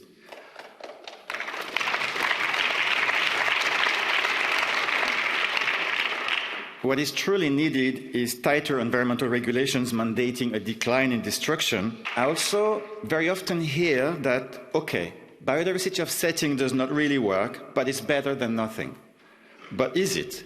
In reality, it is arguably not, because it diverts the conversation away from the need for tighter environmental regulations and for rich countries to curb their destruction. Bush Sr. famously said at the '92 Rio summit, "The American way of life is not negotiable." Well, it's all in this sentence and its incredible brutality and stupidity, and it's not just the USA. The last 70 years, blink of an eye compared to the history of life on Earth, even compared to our own civilization's history, is what the scientists are calling the Great Acceleration. The Great Acceleration when humanity has been using, in an exponentially accelerating way, all sorts of natural resources, from fossil fuels to fish, minerals, agriculture produce, water, any natural resource you can think of has followed the same exponentially growing curve. In the last 70 years, we have been adding 1 billion new people to the world every decade. Technology is often celebrated as something as the savior of our future. Technology has equipped us, has enabled us to exploit and destroy nature much more effectively and much more deeply. Unsustainable overconsumption in some regions of the world, the most developed one, obviously leaving a huge inequality gap elsewhere. The Paris Agreement on Climate, the recent, finally, agreement on biodiversity that has actually agreed globally on a new global goal for nature, halt and reverse nature loss, biodiversity loss by 2030. That means the world has agreed to actually have more nature by the end of the decade, by 2030, not less. A nature-positive global goal. Only dead nature has an economic value.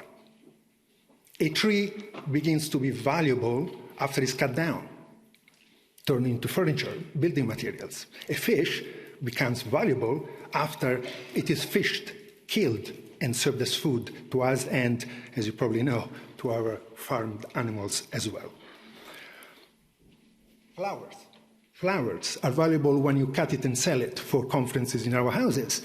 They're not valuable at all when they are in a field, beautifying the landscape and being a critical component of the ecosystem. This is a fundamental problem, I think. Forests and wetlands and coasts will never be able to compete and will be deprioritized from business and political decisions against roads and agricultural fields and resorts.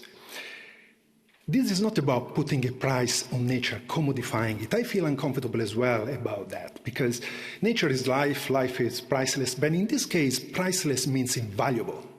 But today, priceless means worthless. If we try and put all the safeguards that we want around the mechanisms to make them work, not fail, we have a chance to really drive our economy to a different place, our economic model.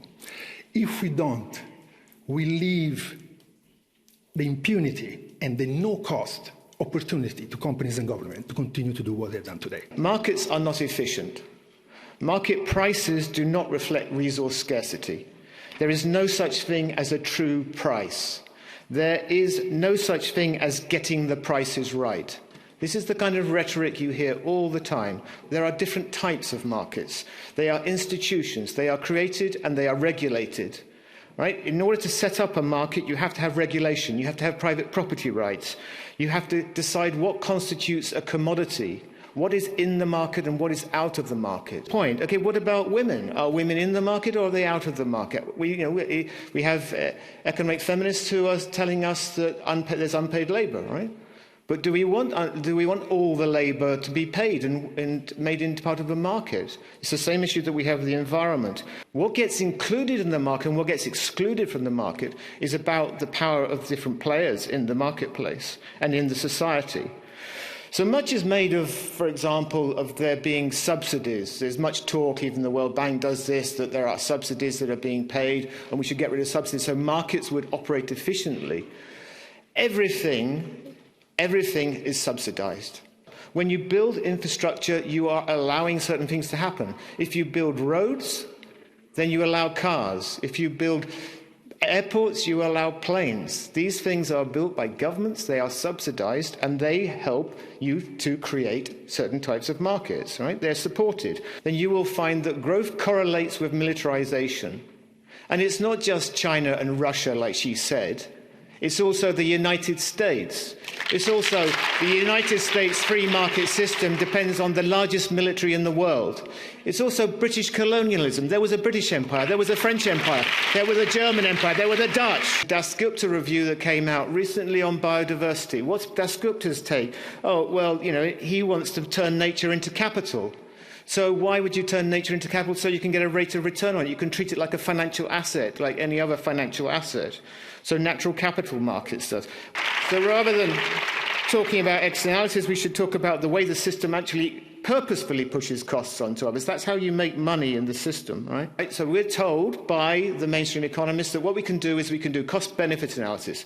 We can include the values that we were just told about, right? So if something doesn't have a price, it doesn't have a value. Bullshit, right? Of course we value nature. We just don't value it in money terms. What do we mean when we say things like, oh, it's not about the price, it's about the cost? What you mean is, you mean dead people. We mean climate change, drowning people and then dying. We mean health impacts. We mean biodiversity destruction. This is the costs, right? Here, you're confusing the whole understanding of ecology, which is about the integrity of ecosystems. And people do not value the integrity of ecosystems, right? With preferences. What you're doing is you're starting to treat the nature like a flavour of ice cream. People have preferences over ice cream flavours, strawberry or chocolate. Oh, I don't know. Well, but biodiversity, tigers, lions, whatever. This is going. When you actually go out there and you ask people in surveys what they value, well, what do they value? They like lions and tigers. They like pandas. That's why the WWF has a panda logo, right?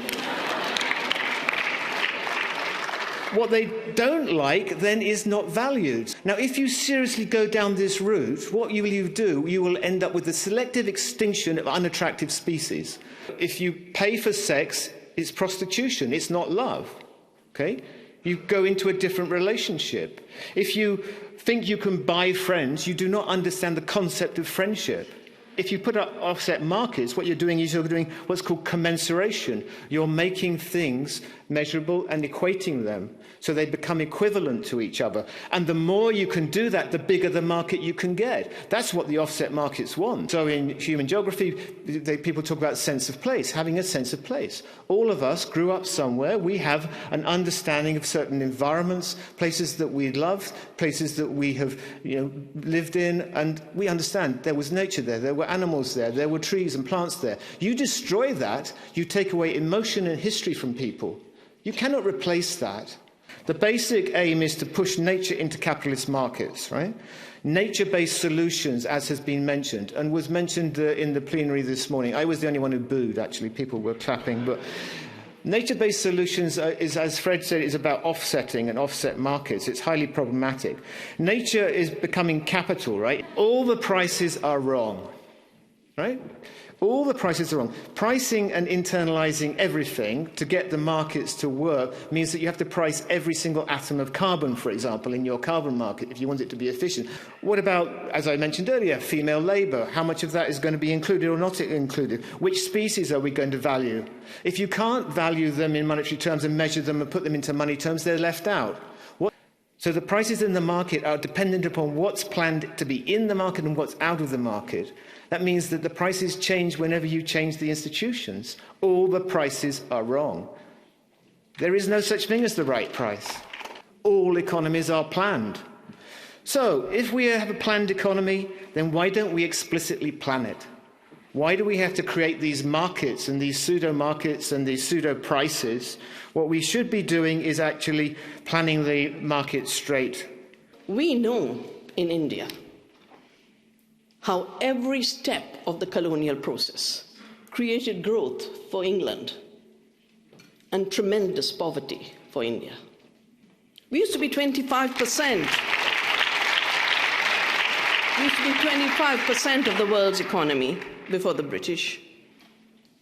They invaded.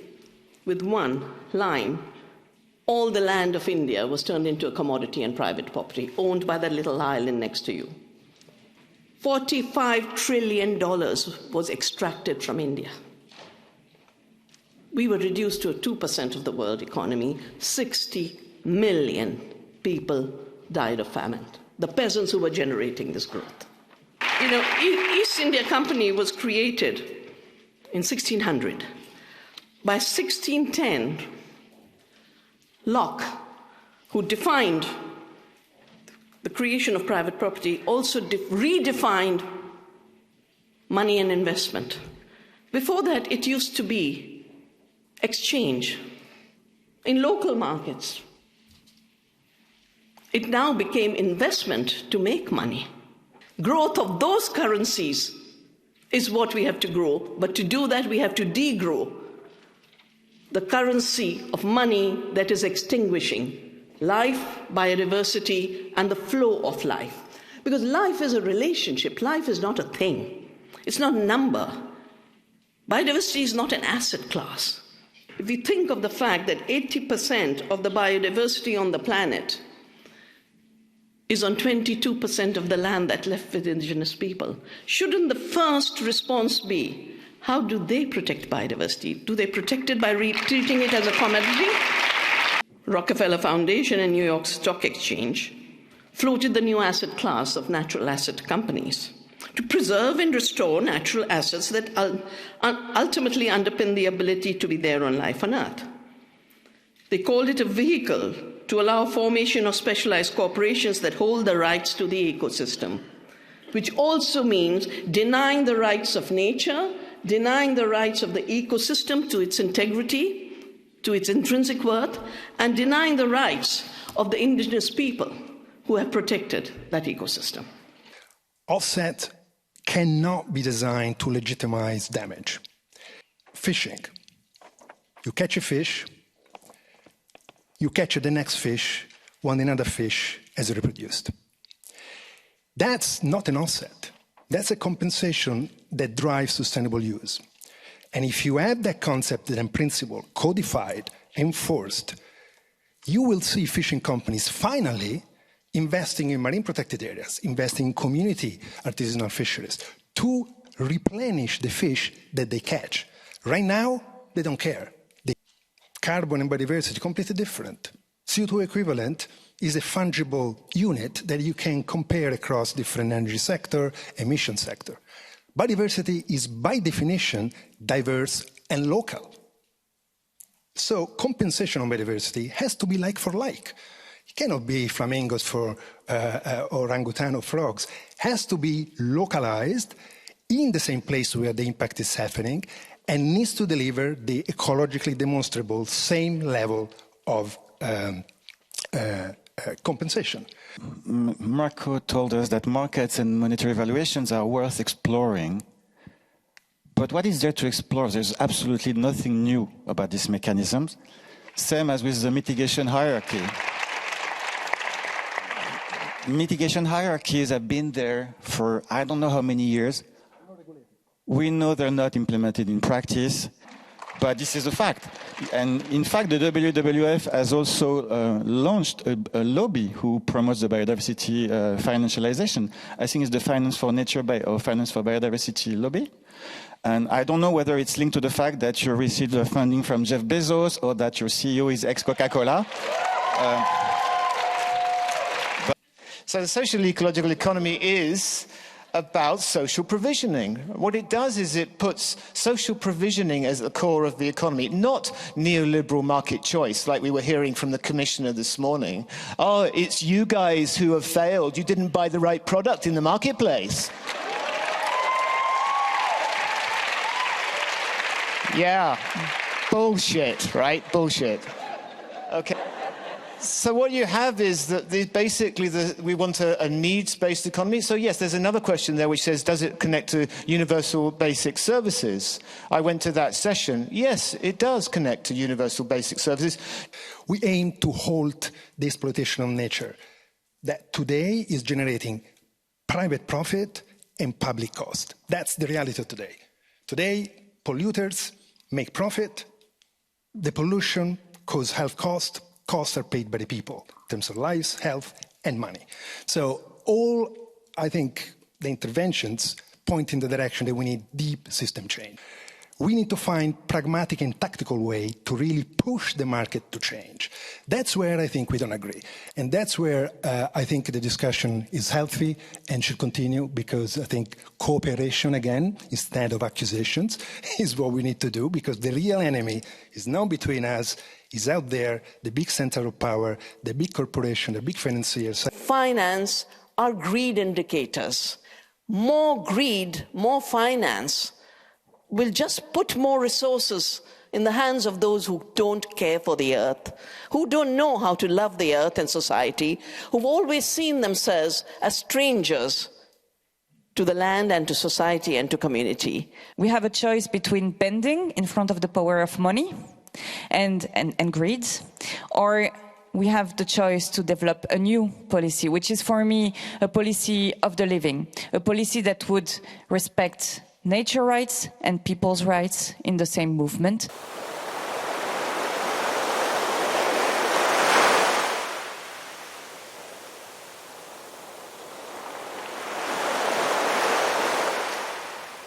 As a concept, profit as the basis of the economic system was elevated as the only thing worth striving for at a certain crossroad of human history.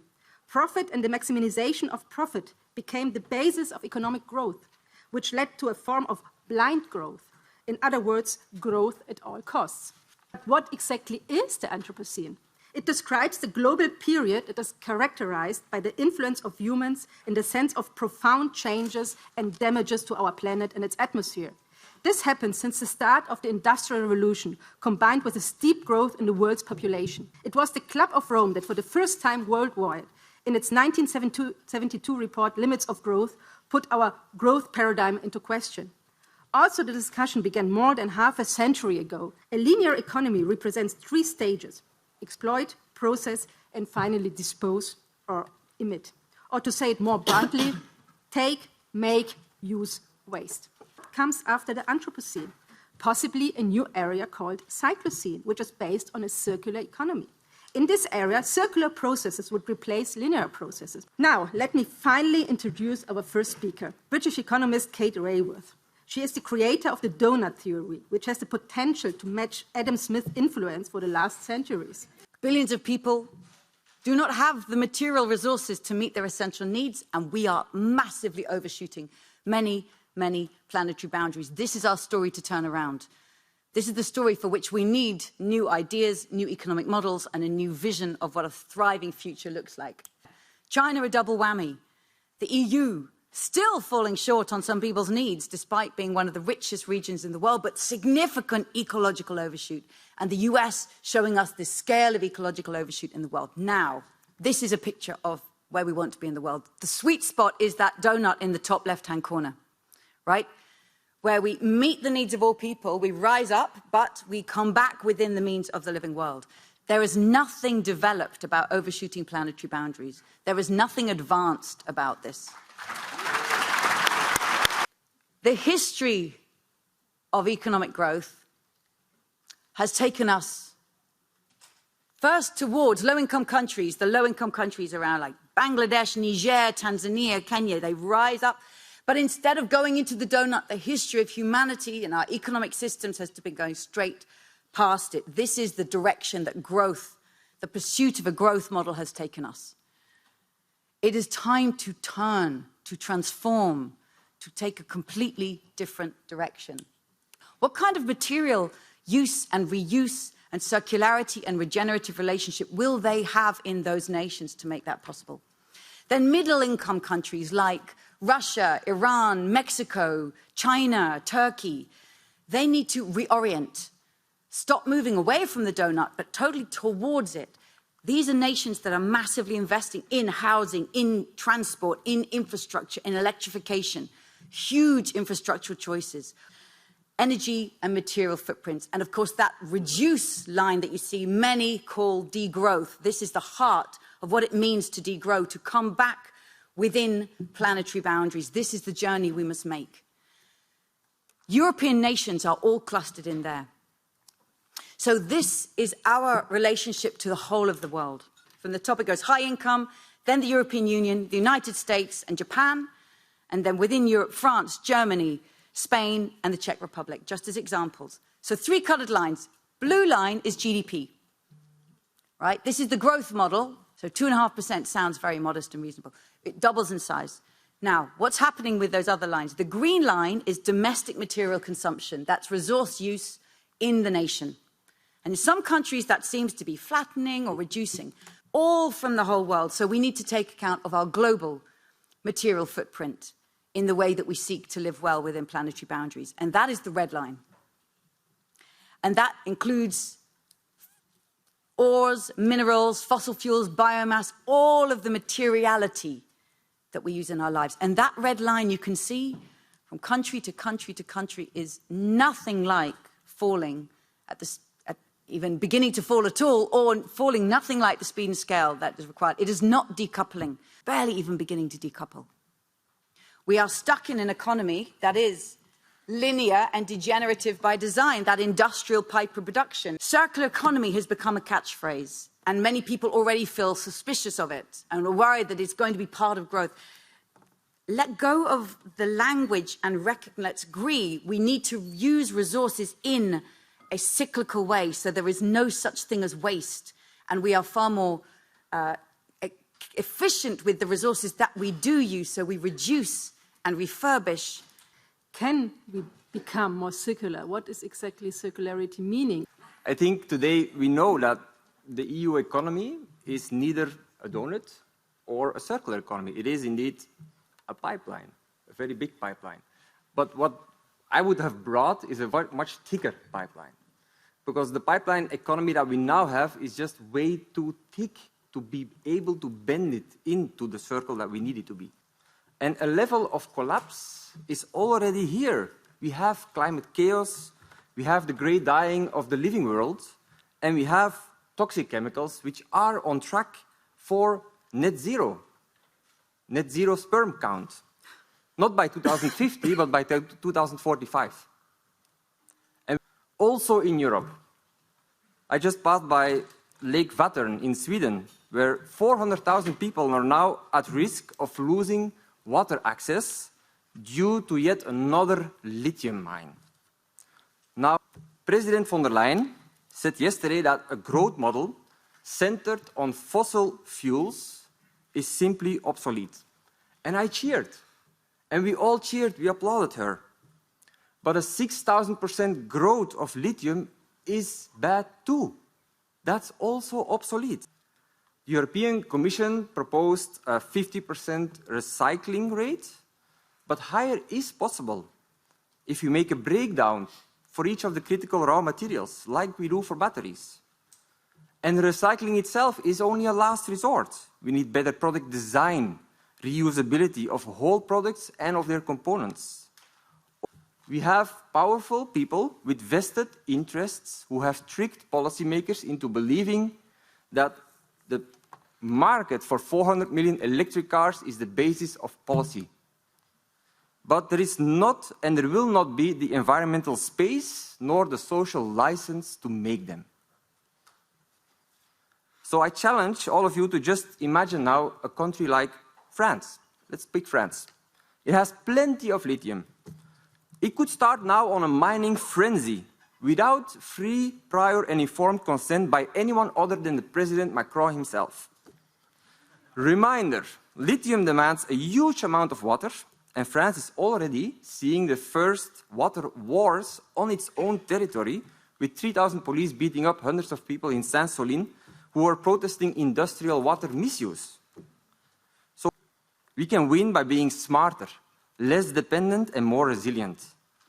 And let that exactly be what the degrowth transition to a post-growth economy has to offer to the EU.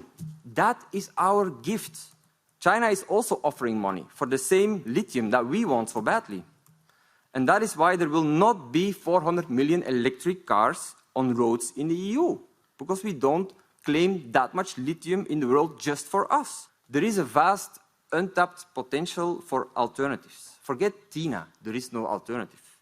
The reality is there are plenty of alternatives, or tapas.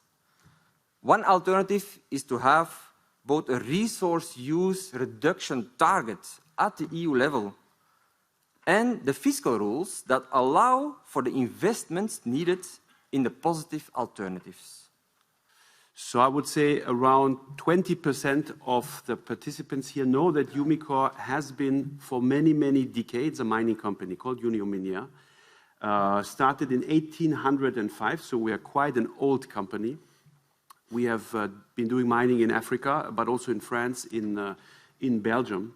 We are a company that is globally active. We employ around 12,000 people in all of the continents. So in every third car in the world, combustion engine car, you have a catalytic chemistry of Umicore to clean the after treatment, so the toxic gases. We are one of the world's largest producers of cathode active materials. So cathode active material is the most important part of a lithium-ion battery. In value, it's around 50% of the value of the battery, and even worse, in CO2 emissions, it's around 60% of the CO2 emissions of a battery is our product. The third business that we have is extremely important for us, and this is our recycling business. So we are in circularity since the late 80s. So what you need here is platinum, rhodium, and palladium. And instead of buying that from mining, we were starting to do recycling. And today we operate the biggest recycling facility for precious metals in Hoboken, in Antwerp, not far away from here. Just to give you another glimpse, we are also a leading recycler of jewelry.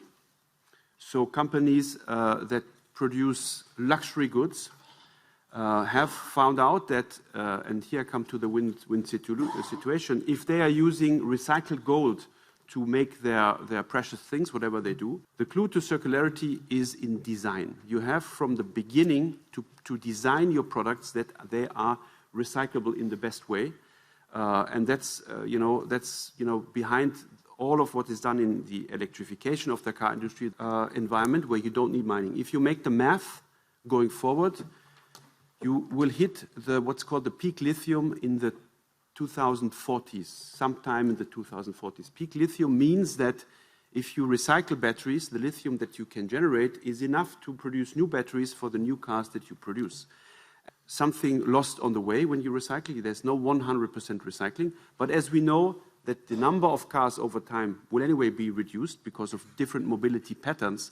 Electric vehicle today, if you buy an electric vehicle, it's actually very bad for the environment.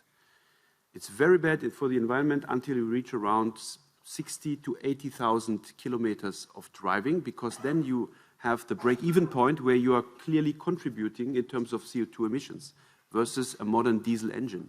So a future regulation should, from my point of view, from our point of view, include to reward the champions of sustainability, the best 20%, the best 30%, and should clearly stimulate that. We had last year a return on our sales of 20%, an EBIT margin of 20%, 20% of return on capital employed. So the people who give money to us, the investors, get a very good payback if they invest in Umicore. And 180,000 skilled workers will be needed in the hydrogen sector by 2030. And my last point is about the Critical Raw Materials Act. Lithium demand for batteries in the EU is expected to grow by 12 times from now to 2030. There is a very high concentration of supply of certain raw materials, like, for example, 40% of the palladium, which, as Matthias knows, is essential for catalytic converters, is concentrated in Russia in terms of supply. So in 2021, the EU was only about 12% circular. I mean, you can measure this in many different ways, I mean, but it's just one indicator.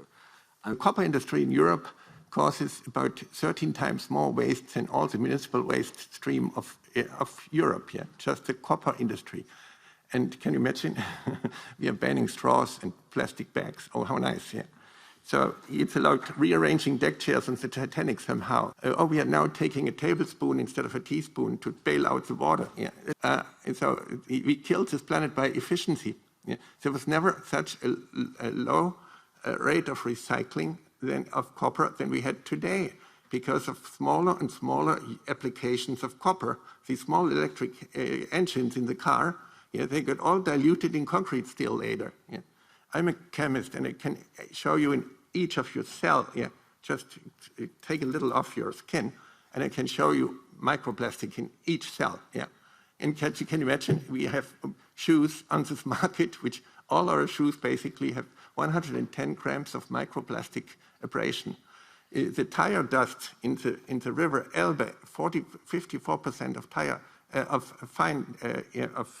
microplastic is tire dust.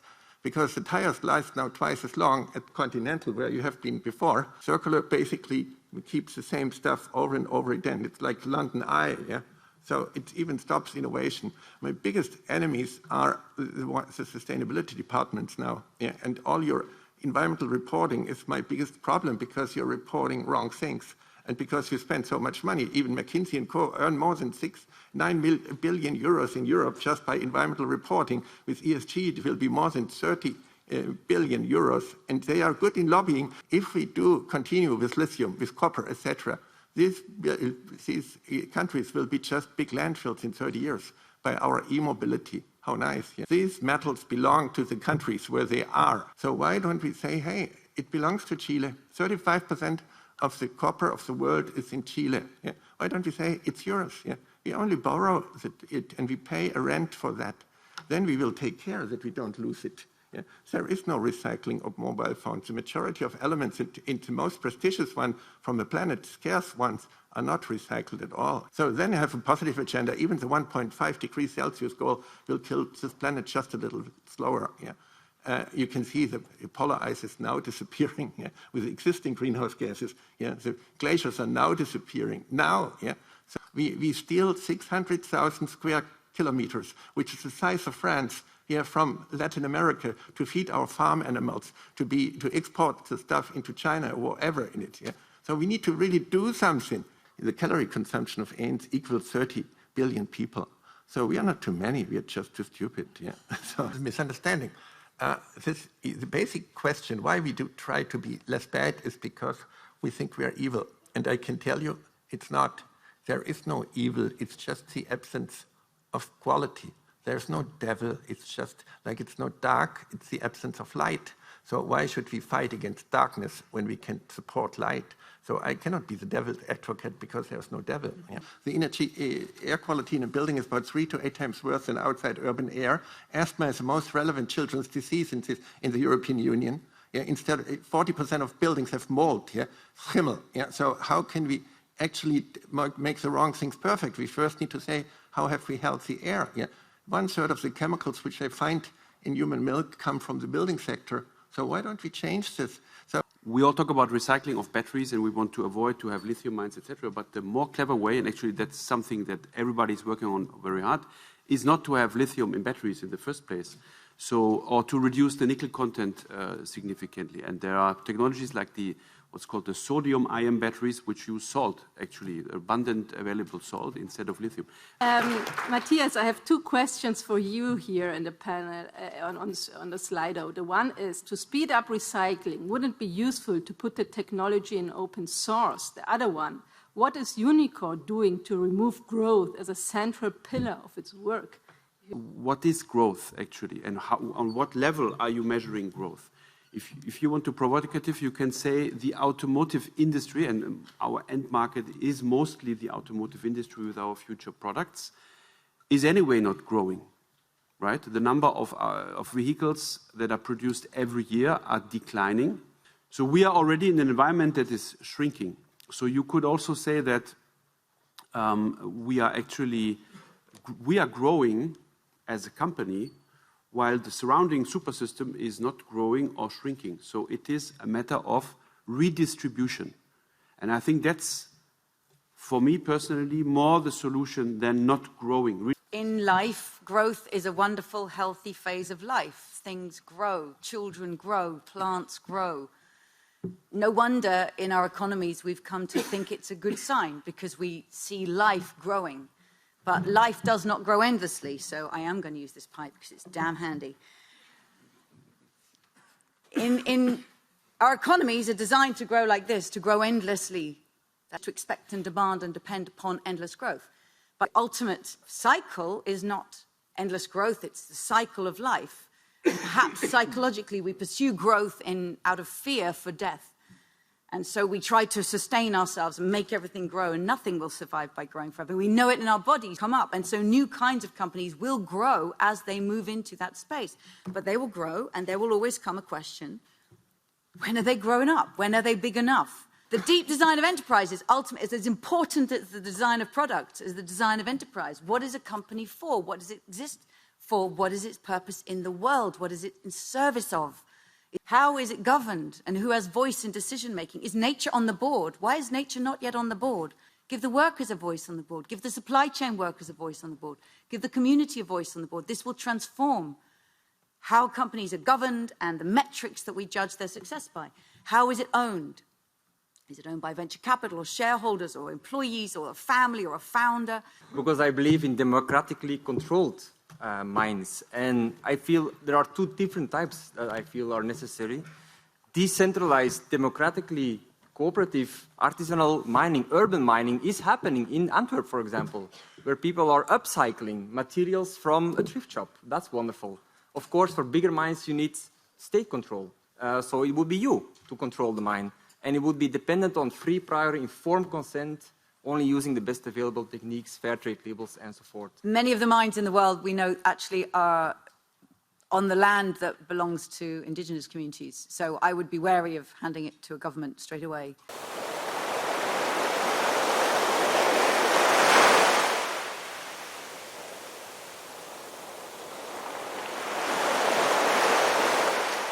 Cyclone Gabrielle and other recent weather events that have struck here in New Zealand and globally are stark signals. The challenge is both present and accelerating. Whether our economies can continue to grow forever is open to debate. Financial reward and more climate-friendly activity doesn't have to be mutually exclusive. By reframing what success looks like, aligning decarbonisation with SDGs, and sharing our best ideas, I believe that a better future is possible. It's quite conclusive, I would say, where somewhere around 20% think it's beneficial, somewhere around 80% mostly harmful. So there you have it. I am indeed speaking from Bangladesh, where the ready-made garment sector accounts for 84% of the exports of this country and employs about 4 million workers across 5,000 factories, most of them women, paid a very low minimum wage amounting to about $65 per month. This is also a country, Bangladesh, where rising sea levels are threatening the coastal areas and may lead more than 50 million people having to migrate in the course of this century. This is 1/3 of the population of the country. For this, however, we need to see trade as a policy that prioritizes not growth, but well-being, not expansion of trade volumes, but sustainability, not cost competitiveness, but consistency with the values of the EU as required by the EU treaties. The second risk is increased competition for resources, land and water, rare earths, copper, nickel, and in this competition, the unsustainable consumption pattern of the richest populations trump the basic needs of local communities where the resources are found. Markets, we should remember, do not respond to needs. They respond to demand as expressed by those with the highest purchasing power. In 2022, the Commission proposed a regulation to prohibit products that come from forced labor, including child labor, and these are ad hoc approaches to the problem. The enforcement mechanisms are weak. Typically, this leads to consultations rather than to sanctions being imposed. There is a role for trade in a post-growth world, but it is a role different from trade being simply a growth accelerator. It is subsidiary. Trade should be subsidiary to each region or country seeking to meet its own needs, and it is trade that, rather than being an end in itself, should be a tool for positive change. If you have a trade flowing, you have a better efficiency overall of the economies. You avoid duplication, you avoid loss of resources, because the resources will be more optimally used in a little bit more competition and trade flow. And the WTO needs to is a guardian and needs to produce this integrity of the world trading system, which does not mean necessarily free trade, but needs reasonable openness. You have a lot of efforts and innovation put into the greening of steel, but how are you going to measure this greening? You already have 20 standards in the world to determine the content of carbon that there is in 1 ton of steel. So this is a transaction cost. This is a complication for trade. So, for instance, the Inflation Reduction Act in the US, the cap and trade plus CBAM in the EU, but also you have 70 schemes of carbon taxes in the world. So this raises a question of comparability of the efforts and compatibility with the integrity of the world trading system. I'm not saying that trade should prevail over those policies. I'm just saying that there is a place to discuss that, and this place should be used, and this is the WTO. There is none other. You can beat around the bush, look forward. There is none other. Better trade means that trade is more inclusive, creates more opportunities for big and small countries, for men and also for women, that trade creates more quality jobs and offers opportunities for people to aspire to a better future, and of course, that trade protects our planet. This brings me to one of the most important projects we at the UN are currently working on, the Beyond GDP project. When resources were less strained at the time, the world population was then only 2.3 billion. Today we are above 8 billion. And GDP does not consider that an economy and also trade may grow because of overuse of resources, rebuilding after a disaster, or due to illegal activities. It also can take different paths from well-being. The fact is, the GDP was never intended to measure development or progress, nor well-being, equality, or sustainability. Beyond GDP makes the case that metrics must capture various dimensions of trade. Most importantly, inclusiveness to understand inequalities in trade participation and sharing of benefits, employment opportunities and conditions, income and well-being effects of trade, the impact of trade on biodiversity and the environment, how sustainable trade is to ensure the rights for future generations to pursue a good life, making informal trade visible as much of it remains unaccounted for, or measuring illicit trade to tackle big problems that affect us all, such as illegal logging that exacerbates climate change. In a few weeks, the UN Secretary General will release his policy brief on valuing what counts to move beyond GDP precisely. Trade can be a powerful engine. We need to make sure that it goes in the direction we want, with the correct policies and with the correct dimensions. For this, we need the right policies and metrics to measure what matters. Those of us in the international bubble have been really happy with meetings and conferences and, higher conferences and higher conferences, right? And according to Greta Thunberg, the blah, blah, blah. We're very good at it, and for a long time, we've conflated this with progress. And it hasn't worked. I think we all agree trade is not a tool in itself, but we should not forget that trade plays a role in economic development, in lifting people out of poverty. Trade is not only about trade, it's not only about goods and services crossing borders. Trade is about investment. And the least developed and the developing countries need capital to invest their capabilities, to provide jobs to the people that live in those countries, and to also be able to go into a green and just transition. And the elephant in the room is, What is the business sector saying? So is a benchmark of better living really a measurable figure which is delivering a different approach? That there's a consensus among the speakers that there is a need for more inclusive, greener, more just, better trade. But do you have any concrete proposals how to do this? Because so far it has been remarkably inconcrete. It's fundamental to a country like Brazil and many other of the countries of the region is that the organizing principle for us still is the word development. That is what we need in order to overcome poverty, inequality, and that means that we will need growth. Of course, you have been discussing here for some time. How do we define growth? But we believe in multilateralism. We want to work for multilateralism. We want the respect of the rules we agreed to. One of those rules was the equivalence of standards. And I want to end with the issue that is on everybody's mind when you speak about Brazil, which is the issue of deforestation, the issue of the protection of the Amazon, the issue of the protection of the indigenous communities of the Amazon and other communities, traditional communities that need to be protected. You can rest assured that that is a priority of the Brazilian government, that is a priority of Brazilian society. I know this won't make me very popular, but one needs to recall, and I'm finishing, one needs to recall that in the Amazon, the legal Amazon region, you have 20 million people living there. We need to give this population that lives in the Amazon and around it a means of living. So we have to move through to new types of trade, lowering, for example, tariffs for products that are sustainably produced in the forest.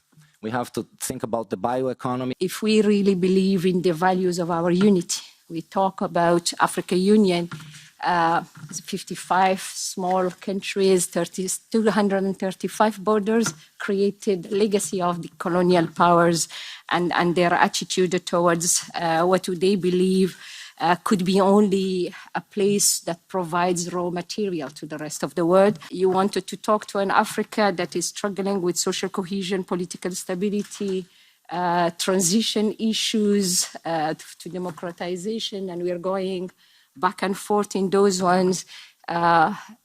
We have now our version of Ukraine in Sudan, and when you live in Addis, you're really worried to what extent it's going to engulf the remaining of the East African countries. Trade can no longer be an end in itself, but a lever to actually achieve social and environmental objectives which keep us within our planetary boundaries. So the adoption of the European Green Deal was definitely a groundbreaking moment. The environment had never been so high up in the political agenda. It was a transformational agenda. The EU trade policy has so far failed not only to positively contribute to sustainable development, but also to effectively address the growing pressure of increased international trade flows on the environment. The latest IPCC report couldn't be clearer. We are not on track. Far from that, to address the climate crisis, and we have no more time to lose. So trade and sustainability development chapters currently still only loosely bind signatory countries to actually cooperate and implement an ad hoc list of international convention on sustainable development in the broad sense, but it actually does not still integrate the negative externalities of the expansion of trade flows, especially in certain environmentally sensitive products. In a recent speech, White House National Security Advisor Jake Sullivan said that, quote, the prevailing assumption was that trade-enabled growth would be inclusive growth and that the gains of trade would end up getting broadly shared within nations. But the fact is those gains failed to reach a lot of working people. And that this senior Biden official, who previously was a very strong booster of the previous trade model, is now calling for a new Washington consensus, as he said. It's a really big deal. So the administration has now embarked on a flurry of trade-related frameworks and partnerships. They insist they are not traditional additional free trade agreements. There's the Indo-Pacific Economic Framework with 13 countries in the Asia-Pacific. They've announced the Americas Partnership for Economic Prosperity with 13 countries in the Western Hemisphere, and Kenya's Strategic Trade and Investment Partnership, among some others. We know the U.S. is negotiating a critical minerals agreement with the EU as well, and possibly other trading partners. And many members of the U.S. Congress and advocates have cautioned against using this U.S.-Japan deal as a template, both in terms of the rush process and environmental standards. The first step to align trade and climate policy would be to do no harm. International trade rules, as I said, were written in the 1990s before our governments were taking climate change seriously. Actually, at the highest levels, the United States government, which has historically been the largest promoter of neoliberal trade policies, is now acknowledging the failures of this model. And what will replace it does still remain to be seen. But there's an important window that civil society is pushing hard to make worker-centered rhetoric a reality. I very much agree with that we need legal binding instruments and constructions to force that we are going into the direction of beyond growth.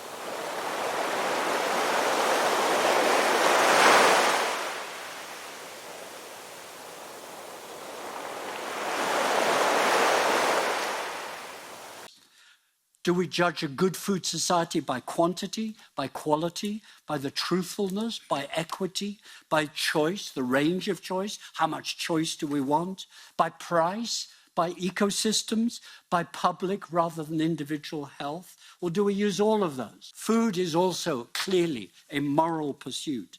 Therefore, our definition of growth or beyond growth or degrowth must also address that moral arrangement. The beyond growth economy will only emerge, whatever version we want, if the pursuit of food democracy is the heart of that. If we do it in elite circles, it's done for. It has to be done through engagement with the people, the eaters, let alone the growers, let alone the processors. European competition policy is weak. It is pathetic on food. 1% of European Union's food manufacturers provide half of all the food that Europeans eat, with no comment. The agri-food system that we created with those moral imperatives of the 1950s, based on 1930s science, is actually now in deep trouble. And we don't know what to do about it. Or rather, we do know what to do about it, but it's too dangerous to begin. Neoliberals just want the state to stay to defense and finance. The myth is that change can be left to supermarkets. The supermarkets cannot do it. They do not know how to unlock themselves from the choice economy. What I foresaw in the 1990s as the coming crisis of food democracy is now with us, and not just in Europe. It's about eating within limits and for health and good food cultures. Literally and metaphorically, the environment on which life depends has been dug up, processed, trashed, exterminated, and altered in the pursuit of material and societal wealth. And food has been sometimes the biggest contributor to that. So the modern beyond growth debate must draw upon new versions of what it is to create the conditions for well-being. Low-impact diets, decent jobs, diversity. Do not forget that. Land is power, food is power. You have to feed people or there is trouble. And it's why we see again today not just the invasion of Ukraine, but the bombing of the ports. We must commit to reining in runaway consumption. We must create better consumption. We must develop clear indicators of what a good, stable, healthy, sustainable diet is. We must engage with consumers about that. The biggest conservation organization in the world, WWF, now sees food change as its only way to conserve biodiversity. This is a very interesting alliance with us now. Food as part of the Beyond Growth agenda is not beyond the intelligence or politics of us humans. We're stupid, but we can read the writing on the wall. For instance, that we have to reduce the concentration of the bargaining power across the food supply chain.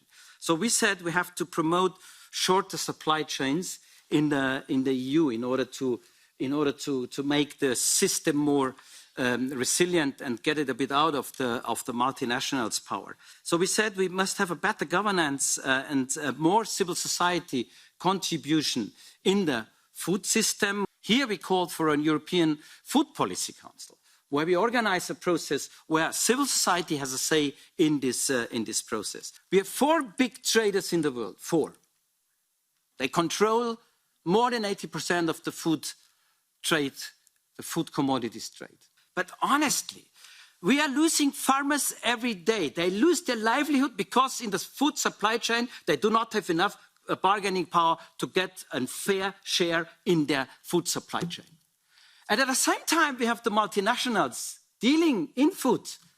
Nestle, Unilever, Danone, Mondelez, Coca-Cola, Pepsi. These companies have a profit on the turnover around 20%.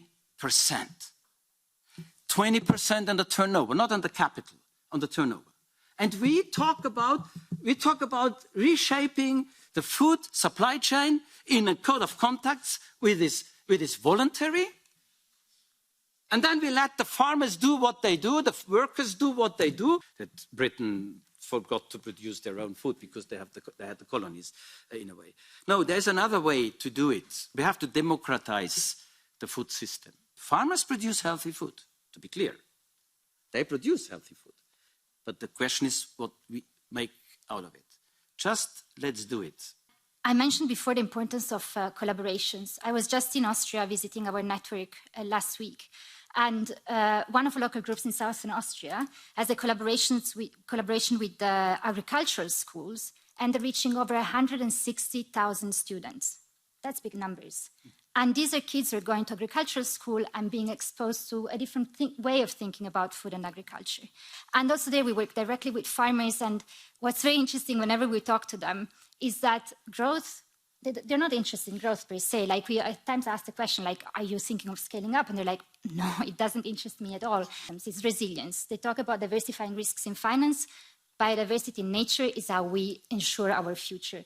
And when they come together, basically, the mayor, the pulses producer, and the cooks, they're like, okay, let's have a strategy together to promote these products. And that basically, what does that mean? It means like support for these producers. It means valorizing these pulses. It means basically triggering a protein transition towards agroecology without necessarily saying, don't eat meat, but rather saying, there we go, like there are other alternatives that exist. In our global network, so for instance, our colleagues in Africa, they managed to involve our farmers in dialogues with the local districts, convincing them on the importance of agroecological production, of biodiversity, and basically they implemented a local regulation that was restricting farmers from covering more than 20% of their land with a single crop, especially sugarcane, which basically meant a protection from land grabbing and from monocultures. And there are those farmers that are already further up in the transition, they're already at the good end of the transition process. And there are those that for 16 plus years have been pushed towards industrialized farming models. And we just published a paper last week. If you go on our Slow Food Europe Twitter account, you can download it, with a number of recommendations on this law, because it can really be the trigger to achieve that policy coherence you were mentioning, Tim. And I'll try to briefly summarize these 7 priorities. First of all, the Sustainable Food Systems Law should take a food systems approach.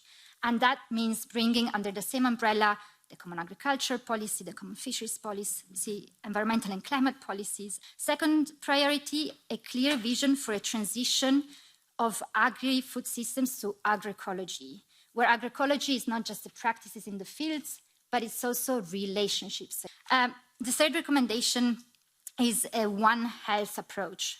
Our health and the health of the planet are one.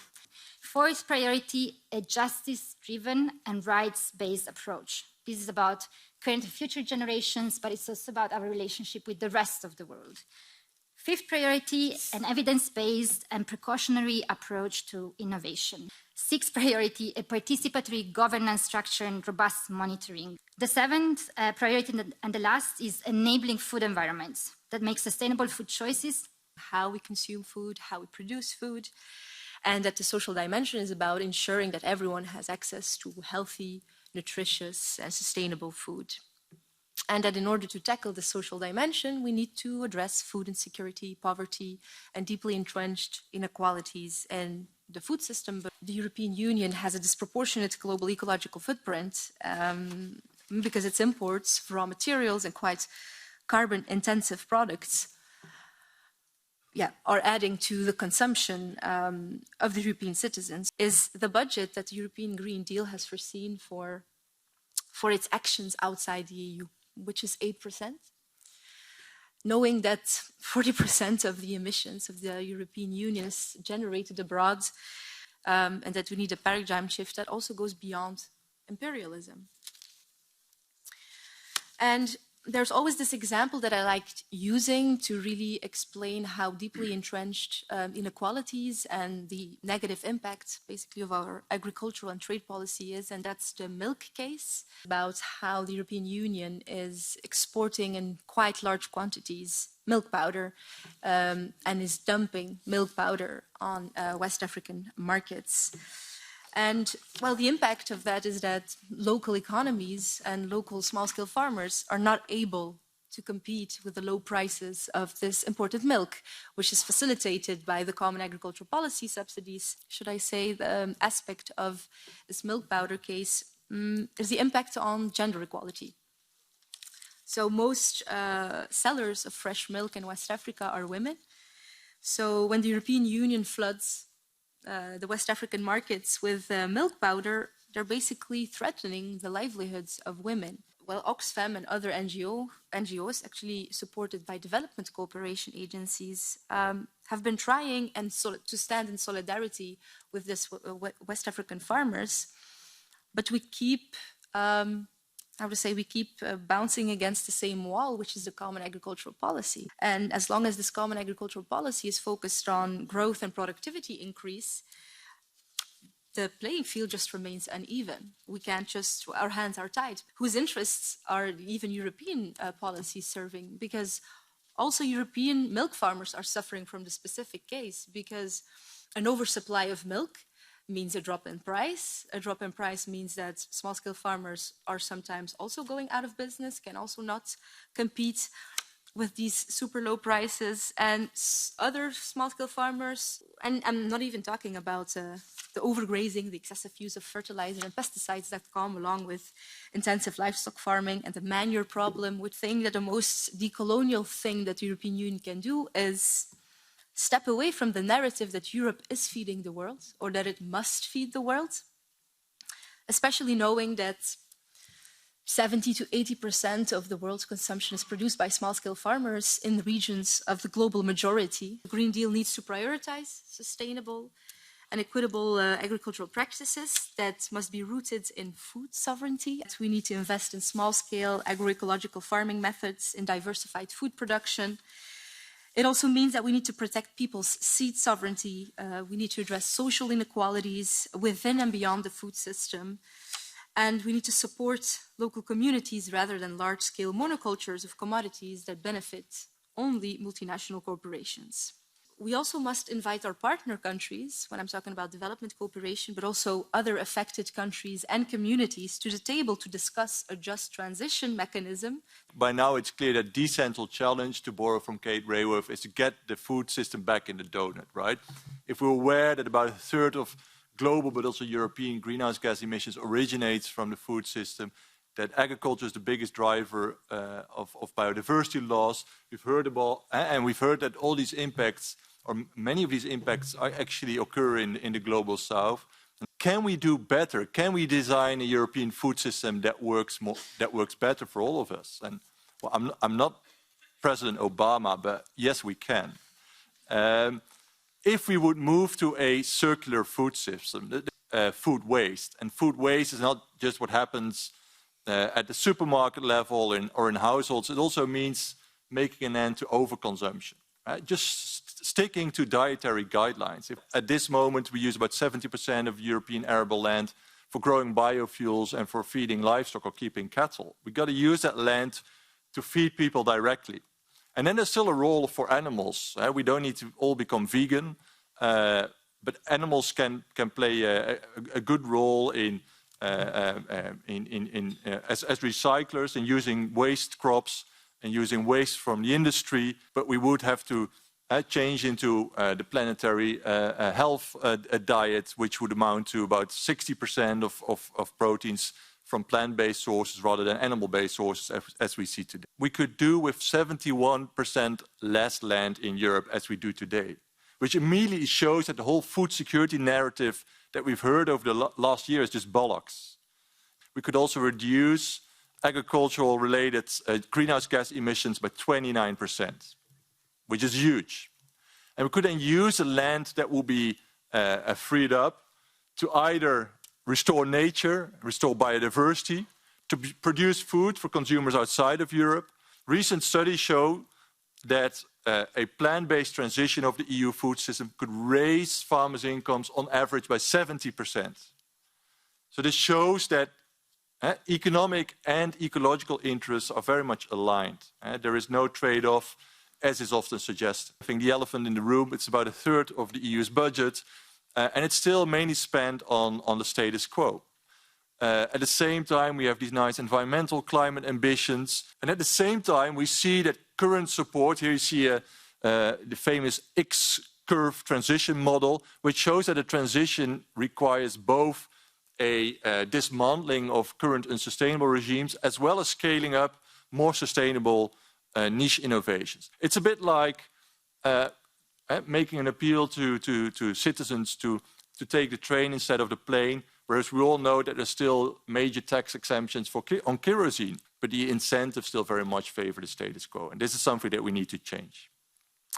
And to do so, there is no silver bullet solution. Here's a long list of incentives, of instruments that come out of food system science, clear binding targets, pricing systems, no longer exempt the agricultural sector from the polluter pays principle, because many citizens are fed up with technocratic top-down modes of policy making.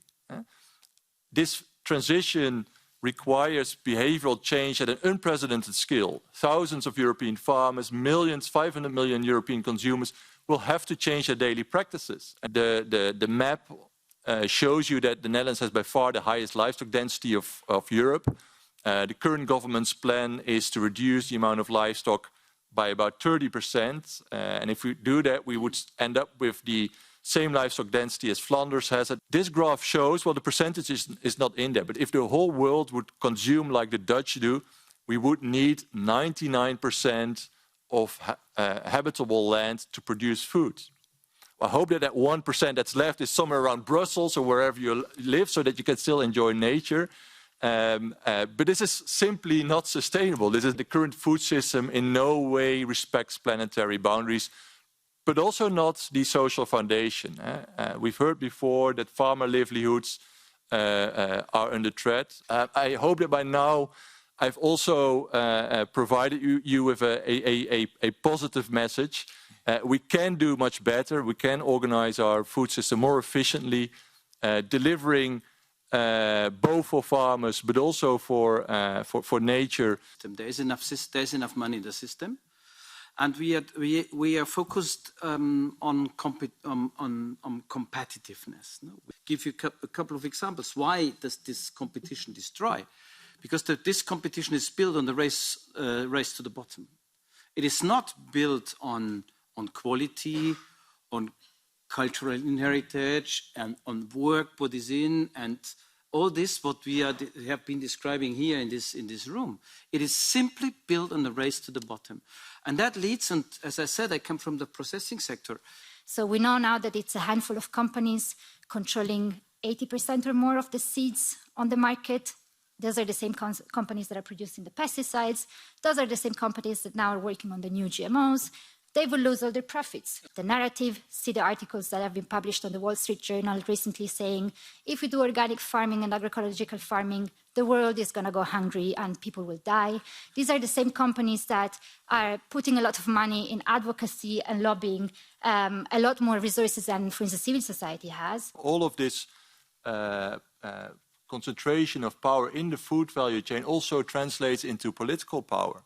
We see that agricultural policy is the only economic sector in which people benefiting from subsidies are allowed to take decisions about these policies themselves in the European Parliament. Cultural policy in Brussels, in the national capitals, is still made in a relatively closed community of like-minded institutions and people. DG Agri of the Commission is still fighting DG Sante, DG Environment and the Timmermans cabinet over the farm-to-fork strategy, even though we're aware of all the evidence about the climate and biodiversity impacts of our agricultural system. Let me just ask you, what is the evidence for big change in food systems? These were very clever people. Silence. I said, have a war. Big food changes follow wars. Big food changes come in wars. I'm making a very serious point. What we're getting in food now is, if you like, a slow war. Your slow movement, food. We have a slow food war going on before our eyes.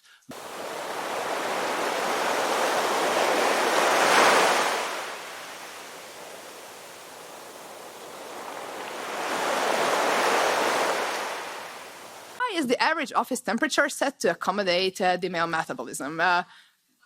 It's very cold, right? I have the feeling I am always cold in the office. Maybe I hope I'm not alone with that. It's just not set for women's bodies. I'm sure that many of you in the audience are familiar with the work of Caroline Criado Perez. In her excellent book, she exposes data bias in a world designed for men. For example, let's take the examples of urban planning. Currently, cities are predominantly planned by men for men, often ignoring the needs of women. Public transportation can be problematic for mothers with young children. If you ever try to take a buggy off a tram, you know what I'm speaking about. If we had more women in urban development leadership positions, we would immediately notice a positive change. And if there had been a debate, we could have discussed, for example, how the crisis affected women more seriously, but globally and in Hungary. Women trapped in quarantine with their abusers, underpaid caregivers on the front lines, women who lost their jobs due to closed schools, and all understand what I'm talking about. So our goal is to use this European money to reduce and ultimately eliminate inequalities between men and women in all areas. And as the shadow rapporteur for this report, we engaged in extensive consultation with civil societies to understand how could we support their work. We have to support women's participation in the digital world and to provide dedicated programs to empower female entrepreneurs. And it's so good to see so many of you in this room to talk about a very taboo subject, which is often seen to be taboo, and that's money. Because we know that money is power, and that power lies primarily in the hands of men. At the end of the day, gender budgeting is about gender mainstreaming in financial and budgetary affairs. It's actually simple. Whoa, I think everybody should say, wow. Because we're talking about, budgets and millions and trillions of money, but we're navigating in the dark. And there was a report by the European Court of Auditors in 2021. And there was a report by the European Court of Auditors in 2021. And the title of the report is Gender Budgeting, Gender Mainstreaming the EU Budget, Time to Turn Words into Action. So I think that says it all in terms of where we're at and what we need to do. And that report, which I highly recommend, 65 pages, but really good reading, very accessible, and has a lot of recommendations, relevant. And we'd just like to say that every single euro that is spent is of relevance, and it all contributes to achieving equality between women and men. So we must make sure that it is utmost highly on the political agenda. And one of our members in Portugal, the Portuguese Platform for Women's Rights, they have been working on gender budgeting with different ministries for a number of years because they, through the CEDAW process, so CEDAW is the Convention on the Elimination of All Forms of Discrimination Against Women, which is an UN, and which all countries in the EU have also ratified. And there is a monitoring mechanism. So through that mechanism, the governments submit, and this is also really relevant for countries where where governments are allergic to women's rights and gender equality. So we have now in the European Union, we have a gender equality strategy, which ends in 2025. And we absolutely must make sure that the issue of finance, funding, money, and power is very much part of the renewed strategy. all EU money devoted to build gender equality all over Europe and in Hungary is going to a state propaganda about very traditional families. We have even the change, I think that you are aware of our constitutional changes, at least 7 during the last 12 years when it was fixed that the family is men and women and children. Today in Hungary, as only 10% of top management of companies are women, well, actually more women go to universities and they have better results as well. So our main aim with the foundation is to have more women in power of decision making, as we do believe that women and men together can bring better decisions for the whole society, not only for women, but for men too. We now know that decisions brought only by men in our society are not serving well the advancement of women, and also that women in general have a lot more social and family issues to deal with than men. Therefore, are a lot better suited to know about a lot of these things and to achieve better outcomes about healthcare, social care, childcare, elderly care. These are areas both privately and at family level and professionally are actually kept alive by women. We wouldn't have them if women wouldn't work in these areas, predominantly for free, of course. Yet at the management level, women are left out of the power in healthcare, in education, and in all these other areas. This is, of course, true to many other positions and many other industries around the world, of course. But women can do the work. They actually do more work. Several research results confirm that mixed gender teams are more intelligent. We know from analyzing company results that the higher a management team's diversity is, the more innovation is happening. Data also confirms that companies that have more women in their leadership have better financial and productivity results. Companies, however, seem to be doing better jobs than politicians when it comes to progress and learning. We do not see gender budgeting or gender analysis of data at the government level today, but yet a lot of companies today are already starting to do this and getting good results by gender analysis. We believe in women's quota for companies, but in reality, in my country, nobody knows why diversity is beneficial, and they reject the quota based on misconceptions. And let's just agree that most people don't even understand what it means, gender. Our society today are not well, our kids are not well, our prospects are not really good, and the youth has really expressed very clearly that they do not like the old gender roles. We must change, adapt, and grow. And we cannot stick to old rules in a new world. And when women work, they work for the whole society, for all the genders, not for women only. And I hope that men will do as well. So that's why we're calling very strongly for a academe, which we believe would fit into the cycle of this transition towards a low-carbon economy. But also I think that we have ignored and cared for far too long, and we have taken women for granted for far too long, not only in decades, but centuries. So it's like as if it's part of women's work and therefore isn't valued, isn't seen, isn't recognized, isn't paid, isn't anything. So it's about time that we break. So care is the backbone of our society. But in the resilience and recovery plans that member states sent back to the Commission, maybe you are aware that this is the reason why the Istanbul Convention is rejected in many countries, that the wording in the EU document of gender, it is much more about identity than women and men. And this is the reason. The Hungarian paternity leave, although it should be 10 days now, all over the Europe at least. Unfortunately, it's not 10 fully paid days in Hungary still. Yet, if you go to any multinational company or any even Hungarian multinational big companies, they give more leave for their fathers than 10 days. It's very clearly coming from the market and from people and companies who are strongly profit-oriented that it makes financial sense for them, because they wouldn't do it if it wouldn't make financial sense. I would love to see more flexibility given to fathers as well, not just to mothers, and to really allow, by regulation and by culture change, for men to be there in the caring of their own children or their mothers or whoever they need to care for.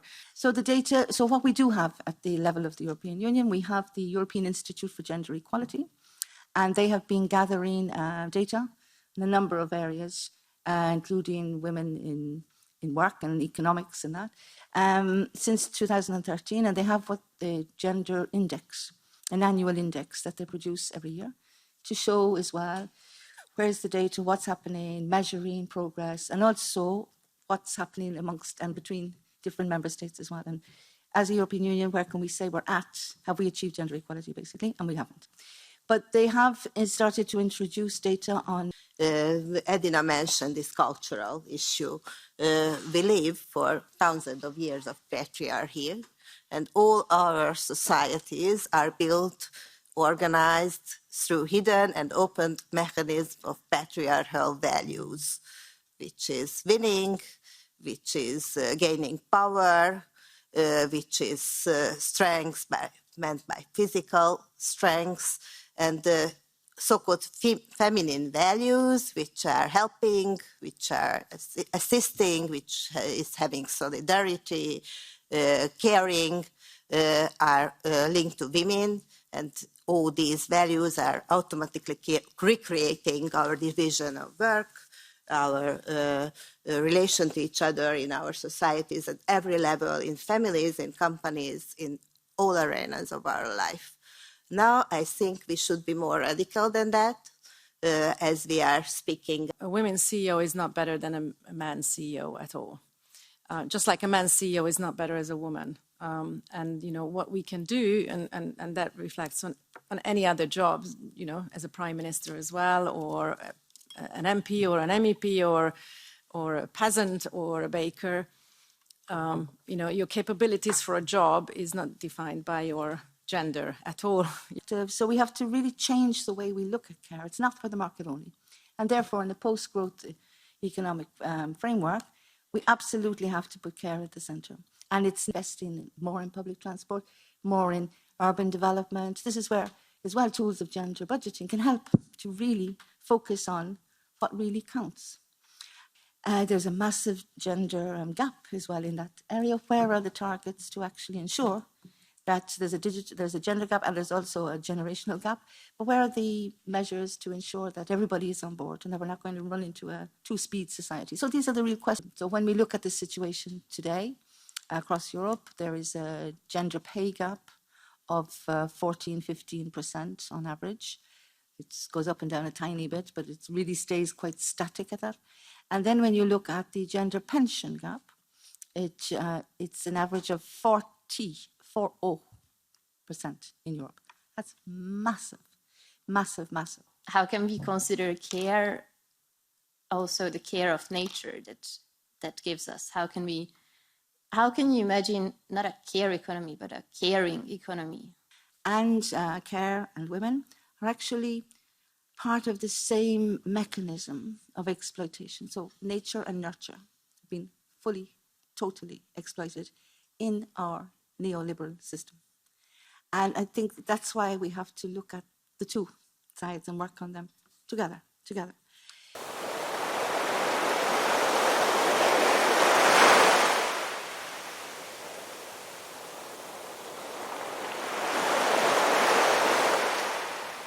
We all agree already that the GDP is flawed and not the right measure for the welfare, well-being, or that matter even the economic growth, and that we need a new metering system that includes the planetary boundaries, the natural capital, and the social well-being of the human beings. What does that really mean to go beyond GDP? To do so, one of the metrics that we've introduced, as you can see on the slide, is the Human Development Index. We've also introduced a measure of poverty, the Multidimensional Poverty Index. That's a measure of poverty in which income actually is not featured at all. What is the Human Development Index? It's a composite index, a composite indicator that brings together indicators aiming at capturing standards of living, but also achievements related to health and education. And here I think it's very important to emphasize that achievements in health and education matter intrinsically. And this is an indicator that has had tremendous impact. And you will see on this slide some of the ways in which it has been used and considered in different settings. So you will see here a meeting convened by the president of Niger a couple of years ago of his cabinet and many partners on how to enhance and increase the Human Development Index in the country. You'll see some graffiti. This graffiti is from Santiago, Chile, where it refers to the Human Development Index. The Human Development Index does not capture many other dimensions of well-being that matter. But just last month, a paper was published that computed the Human Development Index not only for the country as a whole, but for communities in the United States. And actually, I would encourage you to take a look. If you just Google US Community HDI, you'll go to the website that gives you access to the Human Development Index at the community level in the United States, and you can explore that. We are currently training artificial intelligence algorithms to use satellite images to predict the level of the Human Development Index in places in which it is not available, and we've presented some initial results in a working paper that came out also last month. But there's another important dimension, which is recognizing the importance of human agency. Well-being matters, but human agency also matters, and it's not always aligned with improvements in well-being. And one of the ways in which we capture this is through our Gender Inequality Index. Another important dimension is to go beyond averages and to look at disparities, even in the Human Development Index. We also have a metric called the Inequality Adjusted Human Development Index that discounts the level of the HDI, the higher the level of inequalities in each of the three dimensions of the index. And also it's important to go beyond average to account for inequalities across groups of people. So I already mentioned gender as a dimension, but there are other dimensions that may be relevant as well. And having current levels of well-being that are high or improving doesn't guarantee and doesn't give us much information actually about the sustainability of what may happen in the future. And this is a major flaw of GDP, in that GDP is a flow. It's something that you cannot leave to future generations. What you can leave to future generations is, if you want to use an economic term, assets or wealth, including wealth related to the natural world. This is some of the partnerships that we have in our work. So I wanted to give you a sense that everything that I'm explaining is not done in isolation in our office, but it's actually a collaboration with a network of many entities. So one of the things that we have done in the 2020 Human Development Report was to plot, as you see on this chart, the Human Development Index, which you see on the horizontal axis, with an index of planetary pressures. Planetary pressures are related to greenhouse gases emissions and material footprint. The challenge that we currently have is the way in which our societies produce energy and use materials is leading to planetary pressures that are resulting in dangerous planetary change, not only in climate change, but biodiversity loss and other challenges. The aspirational space is that little triangle that you see on the slide. And what you see, those lines represent where countries were in 1990 and where countries are roughly today. And you can see that every country in the world today is very far from this aspirational space. They are moving there from 1990 to 2000 to today, but they are moving very, very slowly. When it comes to climate change specifically, we've made available a platform, a data platform that we call Human Climate Horizons. You see the link here. I would encourage you to Google it and to take a look. that basically makes projections from now up to the end of the century as to how climate change will affect prospects for human development at the granular level. Should we put more emphasis on data indicators or on policy advice? And at the end of the day, obviously, we need them both, which is the fact that the GDP ignores some fundamental dimensions where the gender perspective is essential, and this is the unpaid work. We, in fact, have long known that the GDP is a very gender-blind measure of economic activity, and things such as unpaid work, but also work-life balance and social connections just don't appear. 7% and 17% of people work more than 60 hours per week, and at least 30 of those hours is actually unpaid work. And that includes caring responsibilities, cooking and cleaning in the home.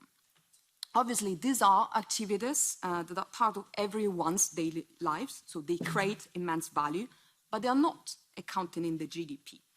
And actually, their exclusion may well impact the welfare if economic policy, welfare and well-being, if the economic policy interventions are skewed towards paid economy as opposed to essentially unpaid household production. But depending on the country that you are looking at, the level of GDP would be increased by 50% to almost 70%. 70%, let me say the number twice, if you would factor in unpaid work. Of course, why is it important to take into account unpaid work? Because clearly there is a very, very gendered unbalanced distribution of that. We, again, have known for many, many years that the unpaid work activities create a double-day burden for the people that work long hours. But when you consider both paid and unpaid work, on average, women work 37 minutes a day more than men in the EU. And in particular, women spend longer hours in unpaid work, so 2 hours more per day for the OECD on average. Spend your whole time, working, doing paid or unpaid work. Obviously, the possibilities to engage with things that are very, very important to people's well-being clearly diminish. There is another, I would say, gender gap, important gender gap to consider, because loneliness is something that is touching a number of people, people that are in precarious financial and work situations.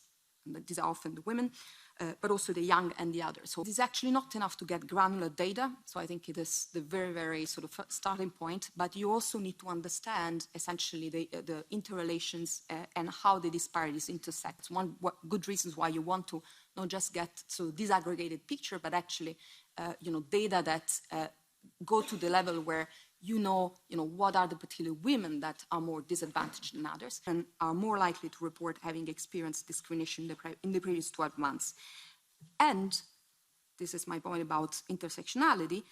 And this is why we are trying now at the moment to promote this idea that you want to make sure that this intersectional gender lens, again, is integrated in the many, many sort of policy processes.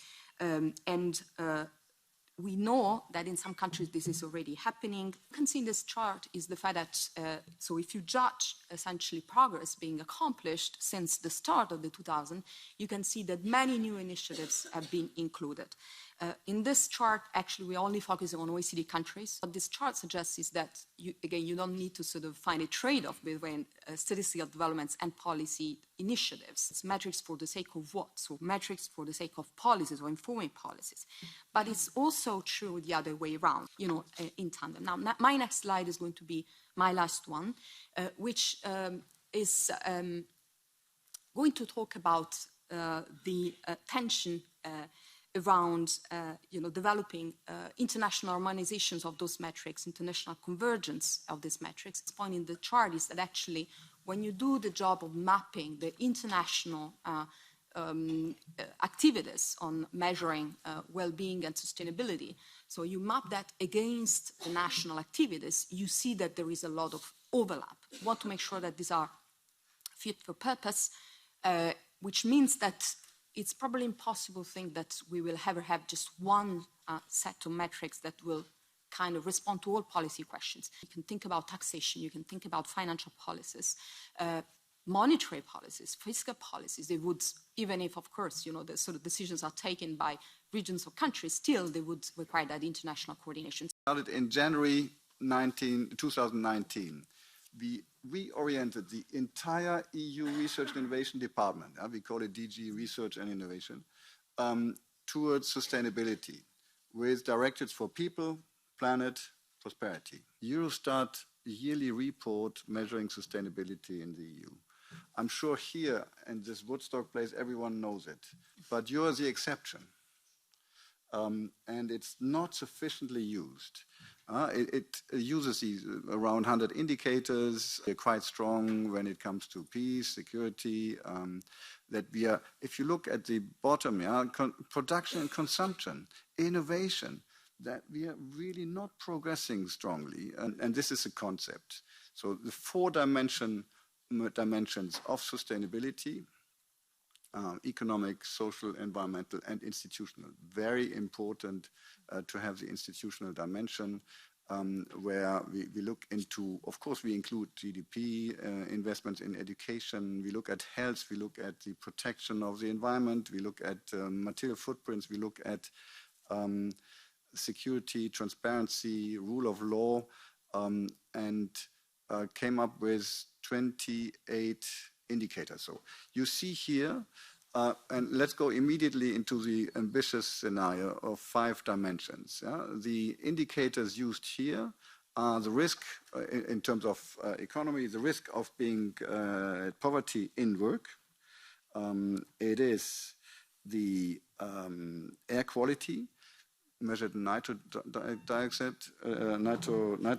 dioxide.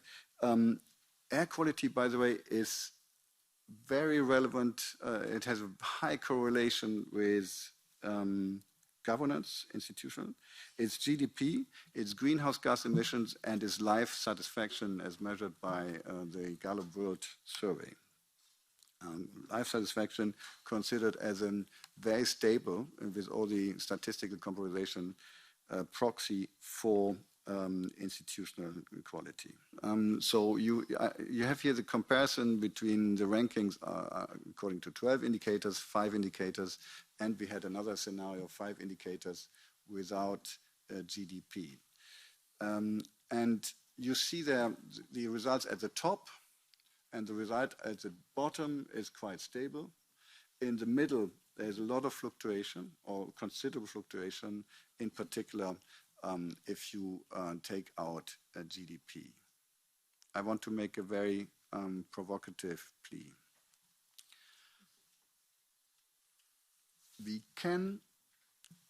It's possible actually, it's possible to capture a complex thing like living within the planetary boundaries, living sustainably, with social justice. It's possible to capture that in very few indicators. That you come to policy action. And the final conclusion also here, it's cheap. There have been rightly criticism that economists, politicians spend millions on studies and indicators and nothing is coming out.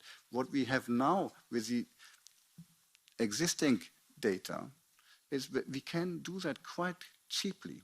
At the ECB, as many other macroeconomic policymakers, we don't pursue GDP as an objective. And we are very much aware that GDP can be used, what GDP can be used for and what it can not be used for.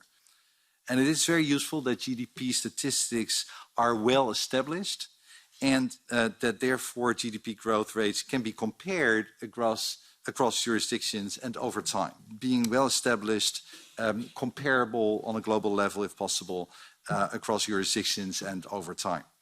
The traditional measure of economic growth based on GDP was never intended to be an objective variable for any policymaker. GDP and GDP growth do not convey insights on other aspects of human development. And one reason why GDP has severe limitations as a measure of social progress is that it does not properly account for what economists call externalities. When realizing that estimates suggest that more than half of global GDP is moderately or highly dependent on natural resources and their ecosystem services. So it is clear, policymakers must complement GDP with other indicators and data sources. And this is not new for the European Central Bank. In the pursuit of price stability, we have always looked at a broad range of economic, monetary, and financial data and indicators at different levels of aggregation to assess the inflation outlook and to pursue our price stability mandate.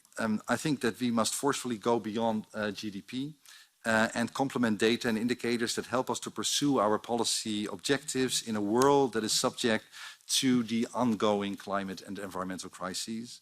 Indicators are always political objects. Indicators are always political objects, all of them. They always embark with them visions, values of what is good, of what is desirable, of what is progress. This was very true for old-fashioned macroeconomic indicators, GDP, growth, inflation. It is the monetary value of all the finished goods and services produced within a country's borders in a year. It also includes the government expenses. But it has become, for the last, let's say, 3 or 4 decades, our collective, synthetic, and universal convention of wealth. And also means that it has the power of comparing countries with so few things in common. I don't know, Amazonia, Luxembourg, South Africa, Ethiopia, France, Belgium, etc. What do they have in common? Well, their GDP per capita, which is very strong in a way, and it's very powerful. And it's also very powerful because it's a synthetic indicator.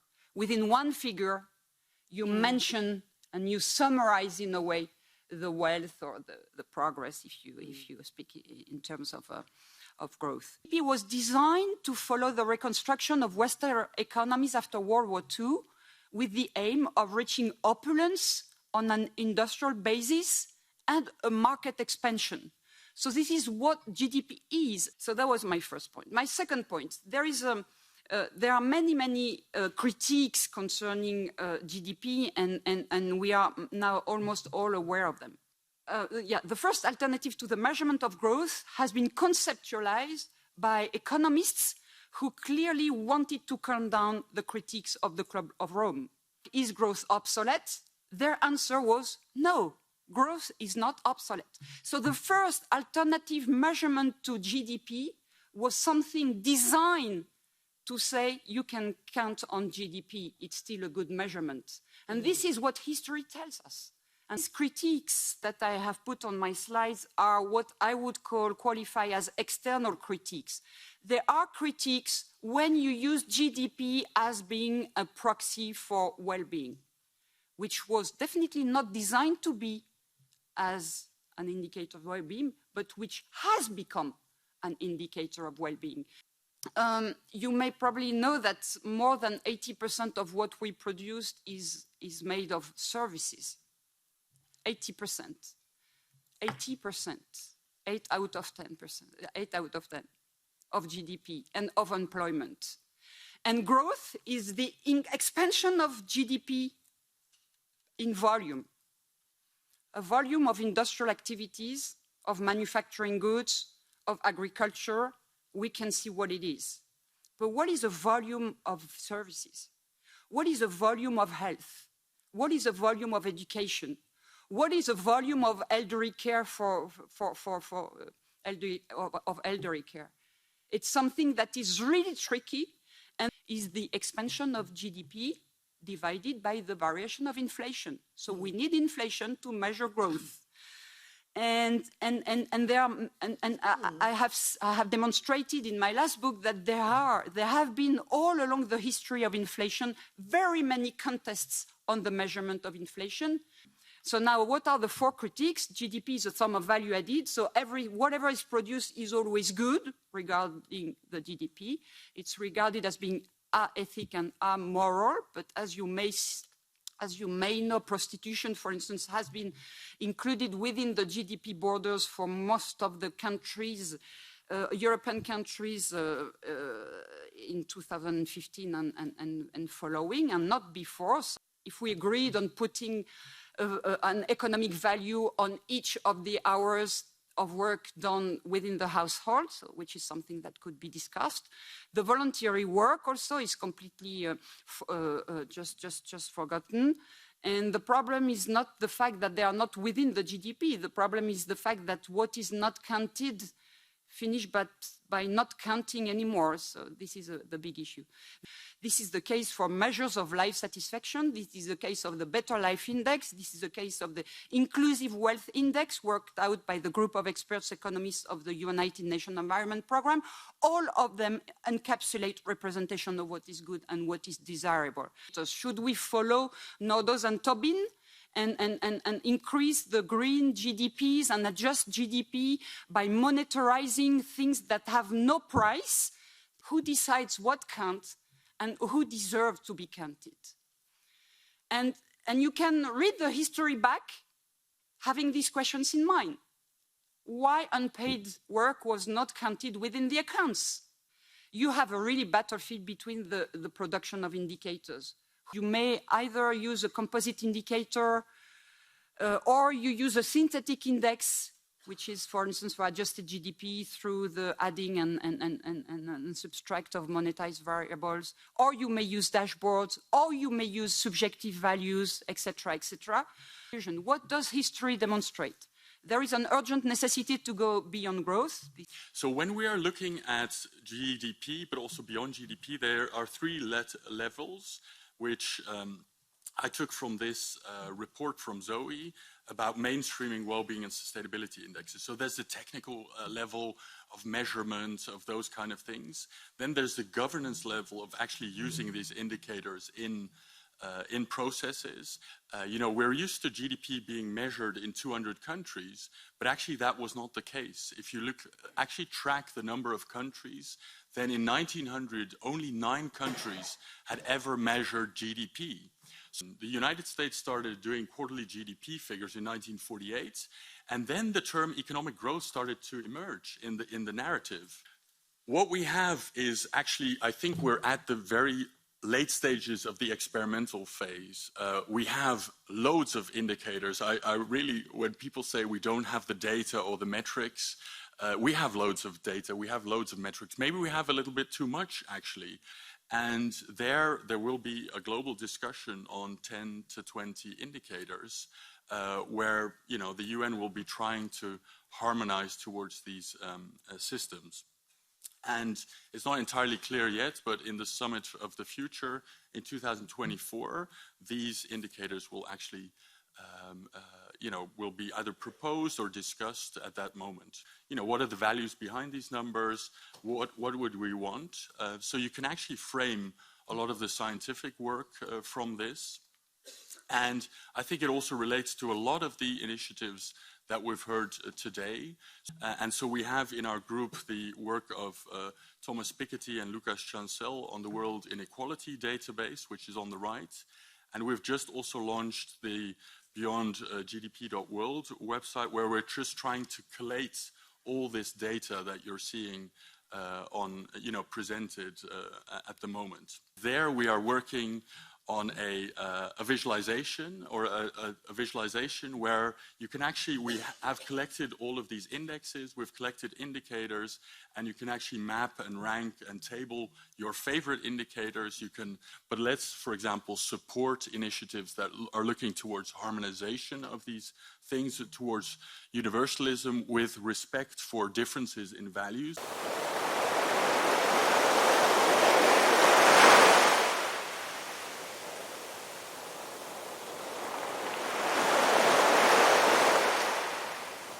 As we have very little time, I'll go straight to the answer.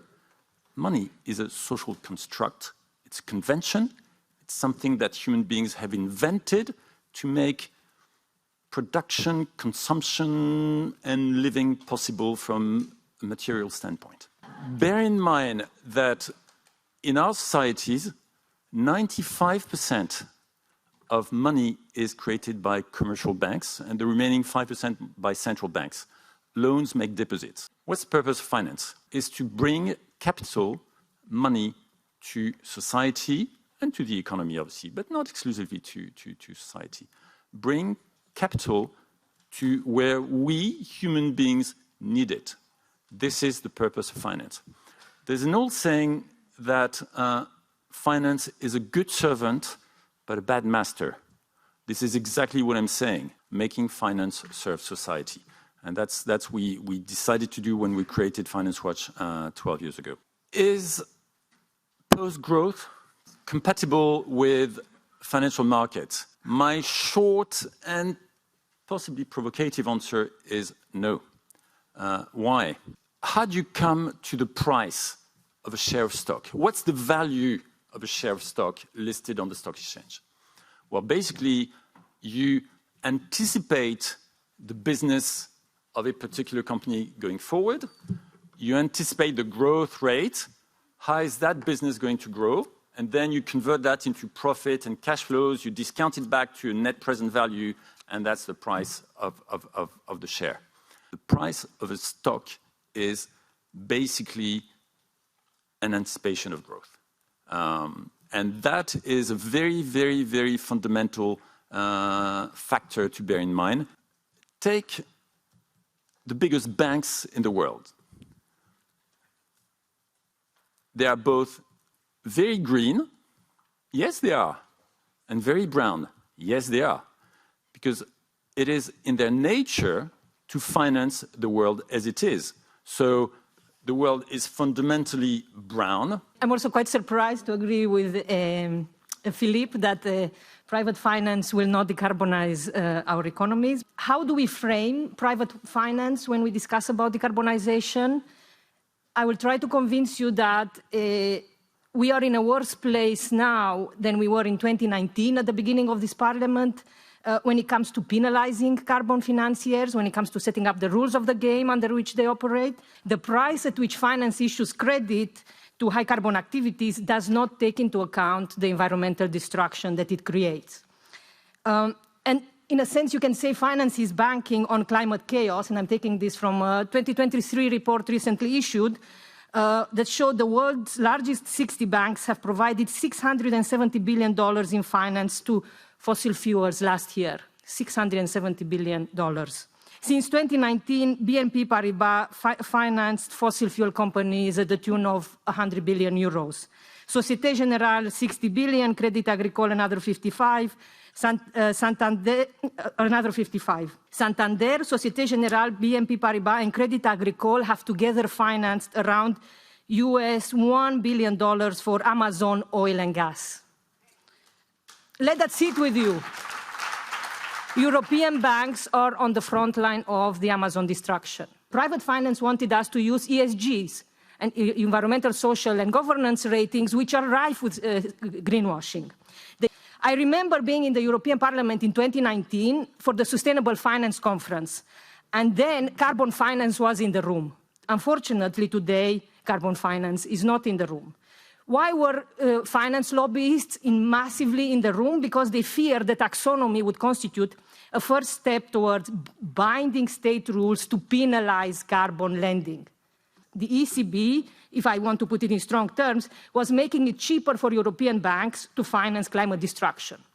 So it said, well, okay, we'll have to do something about it. We'll have to decarbonize monetary policy by penalizing, again, dirty credit. And we have to talk about penalties, not only about subsidies.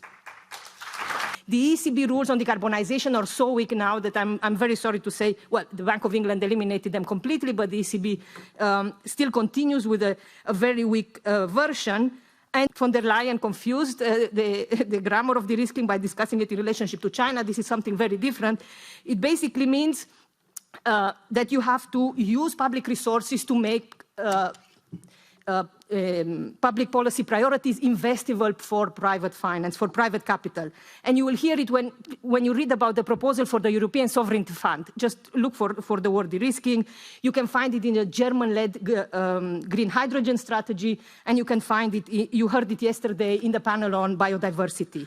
we have killed the sticks, and we are now in a competition with the US for carrots. We basically are creating a world where there is unequal ecological exchange for the global south and green hydrogen and the status quo for the global north. And more important, we are foreclosing alternatives. The state has to play a more central and direct role into setting up and owning public infrastructure, including public mobility. Is there a financial stability risk linked to climate? It's obvious.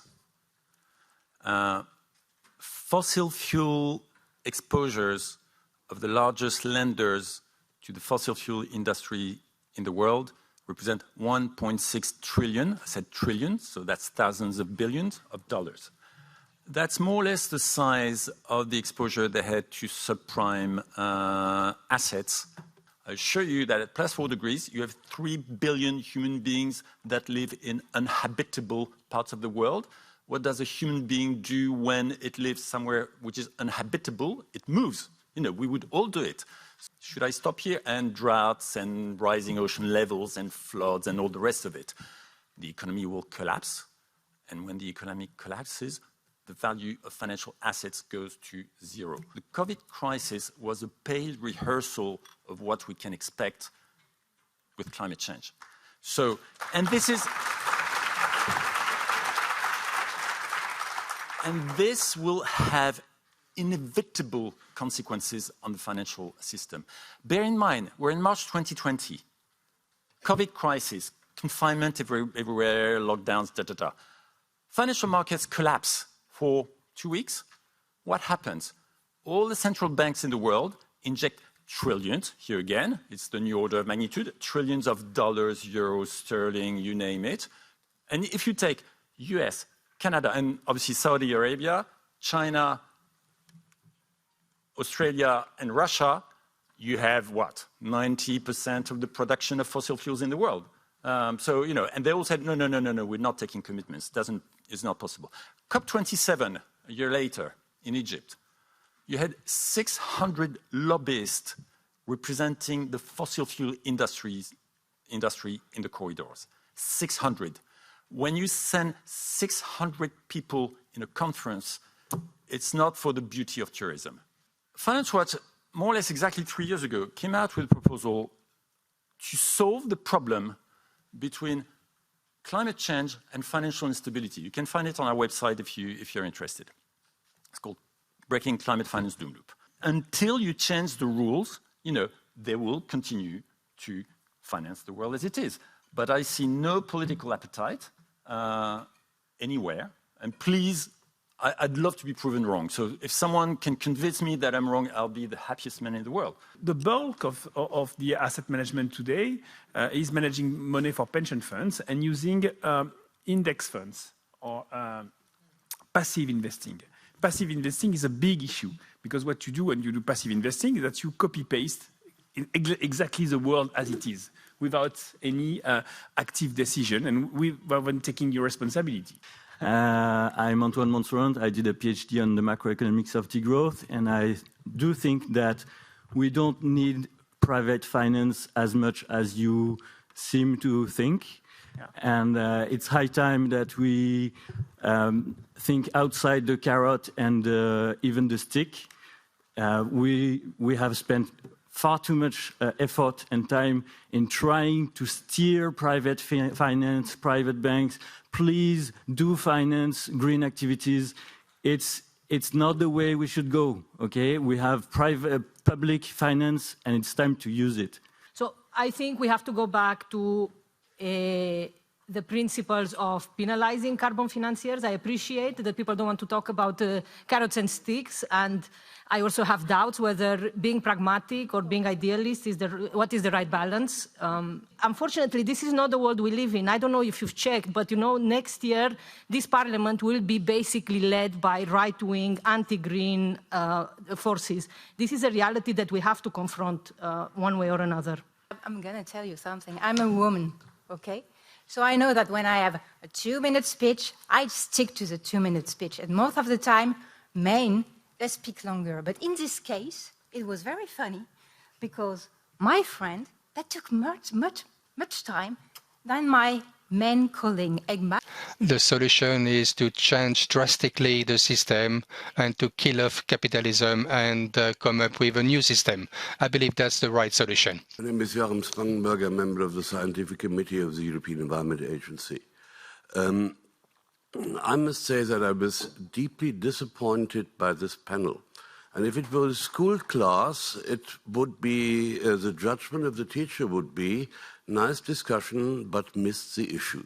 Because the issue is a financial system fit for post-growth and not only banks and funds for climate change correction. If you have in mind that BP and Royal Dutch Shell are the companies which are mostly invested by the pension funds in the UK and in the Netherlands, then this collapse would mean an enormous social crisis. So please think out of the box, not only about your financial stock market, think about the societal implications and stop thinking only about doing something about climate change. Okay, in the spirit of the somewhat, I wouldn't say tense, but irreverent debate here. I love to be schooled by a German accent about the lack of complexity in our debate.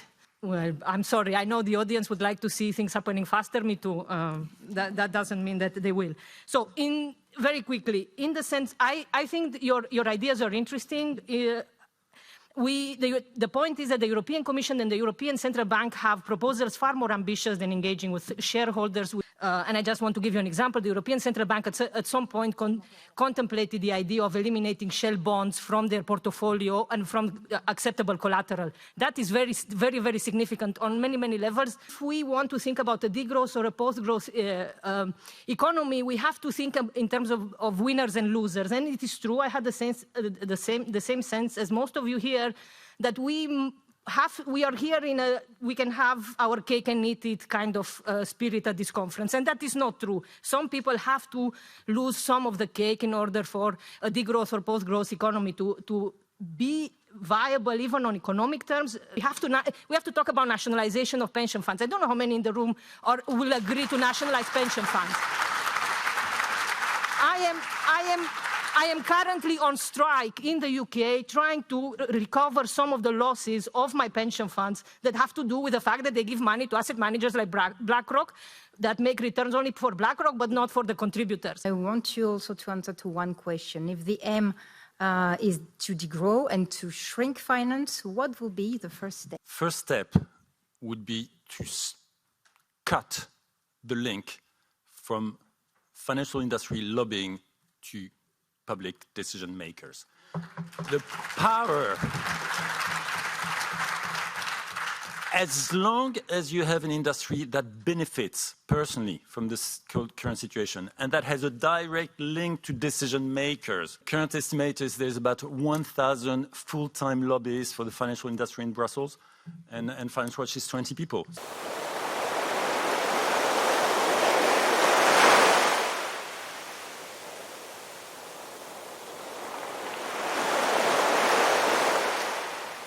I think that capitalism, but also fossil fuels on endless growth, is really a threat for human beings and for European society, and we need to fix it as soon as possible. And here is where the just transition comes in as a very important topic. What is the gender dimension of the just transition? How do we build this in jobs at EU level? And if you want to have an idea where we are in the battle for institutions, look at the new fiscal rules that are being discussed right now at the EU level. Those new fiscal rules are very much pro-growth, all right? If I understand correctly, we are going to shift from the Stability and Growth Pact to the Growth and Stability Pact. I'm not completely sure that this is a progress. So what are the key EU institutions? I think there are two key EU institutions. The first one is the welfare state, and the other key institution of the 21st century is obviously the Green Deal. I think that if you want to build a robust post-growth strategy that really changes institution, you need to build it at the intersection of the welfare state and the Green Deal. This is the just transition that you find in the European Green Deal at the moment with this mechanism for just transition. I think there are three principles to the just transition, if you want to be a bit more analytical on what it means. We will be facing a heat wave in Europe, very severe, in just a matter of weeks. Last summer in my country, in France, we lost 11,000 lives to the heat wave. And it's not about carbon taxation and the possible, inequality stemming from carbon taxation. We need to protect people from floods, from heat waves, etc. Of course, prioritize dynamic human well-being and not the maximization of economic growth. And this is where the just transition, of course, connects to the post-growth agenda. Okay, beyond growth. What is beyond growth? Justice. Okay, and of course, GDP is unable to measure and to improve justice. Finally, those policies have to be democratic, not just in their finality, not just in their end games, but also in the methods with which you build them. This European Green Deal is the first high-level political initiative in the EU to create a to try and create a transformative agenda to address the triple planetary crisis. And it's the first of its kind in the world. So, for example, a legally binding emission reduction target, as it's enshrined in the climate law, is one of some examples of groundbreaking decisions that we have achieved through it.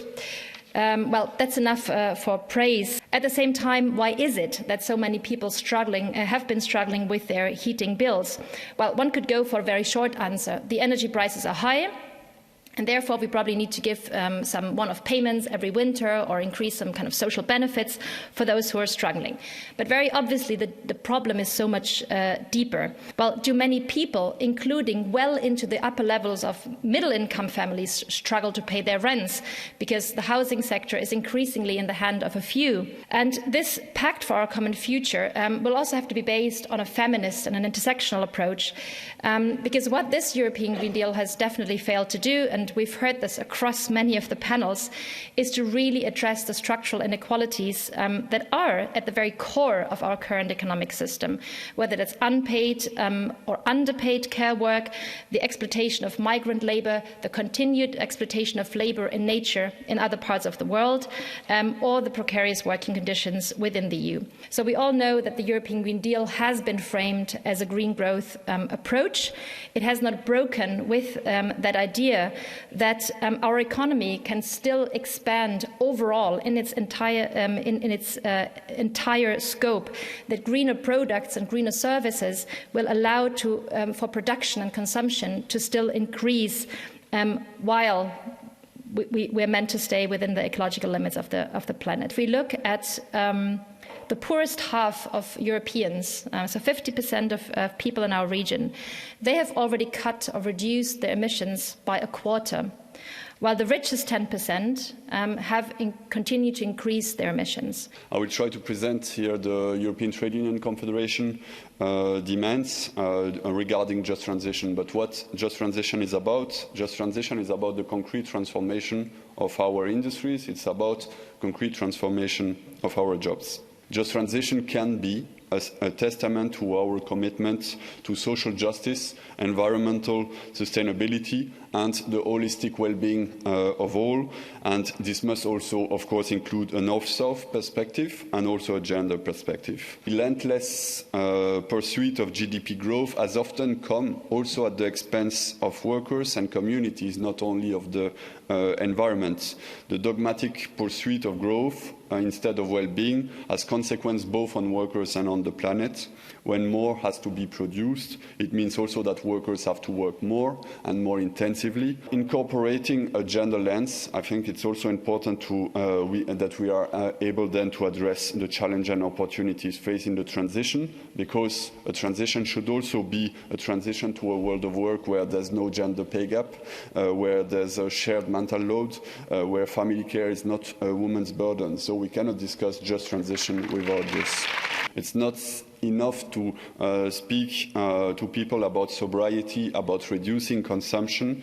As it was said, people already, the 50%, the poorest in our society already reduced their consumption in 20 years, and also during this winter, but because of fear of being disconnected or not being able to pay their bills. So we cannot have a punitive approach. Here we must have an honest conversation about the overconsumption of the wealthiest. The burden of change should not be placed solely on the shoulder of the most vulnerable. If these investments are done at the expense of a pension reform, an expansion reform in countries, or diminishing of public spending on healthcare, we have a real political problem if we want to build the trust of people in the transition. And here, the Stability and Growth Pact is a real danger for our future challenges. Finally, I would come to the question of the democratization of work, because I think that a just transition cannot come without a reflection on the democratization of work. That's why we are asking to reinforce workers' rights in the participation in companies, not only to be informed and consult about what companies will do, but to speak also about democracy at work, because that's also how concretely workers can influence the decisions on what is produced. That's also a shift in power that would align our objective, our decarbonation objectives, and go beyond the narrative of economic growth. And then if you want to build policies for an EU-wide just transition, we cannot do it in isolation in the global political economy that we're living in. But in the last couple of years, there have been enough research showing, using environmentally extended regional input-output analysis modeling, that from 1990 to 2015, looking at the 4 components of raw material, land, labor, and energy, high-income countries have disproportionately used these resources from low-income countries. And there has been very good research done from colleagues at EEB on green mining, doing collective work with this network of organizations called Yes to Life, No to Mining, which looks at this idea of green mining and how this idea of green mining is somehow replicating the patterns of other extractive mining industries. And we see increasingly that with different kinds of green infrastructure or different kinds of renewable energy projects, injustices and rights of violation of human rights and environmental rights are coming up again and again. There was a paper published a couple of years ago in this journal called Energy Research and Social Sciences, and it said that what we're having right now is not energy transition, but energy addition. Is it really a transition, or are we just going to increase the size of the pie and things will keep on going like this? A couple of months ago, there was a European gas conference being organized in Vienna. End of March. There are people in this room who helped organize a counter summit to that called Power to the People Conference. Basically to say that in today's day, how can we expect these big multinational companies, financial institutions, and people to come in and talk about how gas is going to still continue to profit in a burning planet? And in a recent paper by Robert Polan, he states that the overarching of any just transition policies should be to protect impacted workers against the phase-out of fossil fuel industry. And he presents 3 critical guarantees for that purpose. So guarantees of a new job, guarantees that the compensation at the new jobs will be comparable to the ones at the previous jobs, and guarantees that their pensions should remain intact even as their employees' business operations are phased out. And he remarks that the policies in the EU do not provide workers with these critical guarantees and are limited instead to complementary policies that by themselves are not sufficient. So there was a perversion, and there has been a perversion of the term just transition.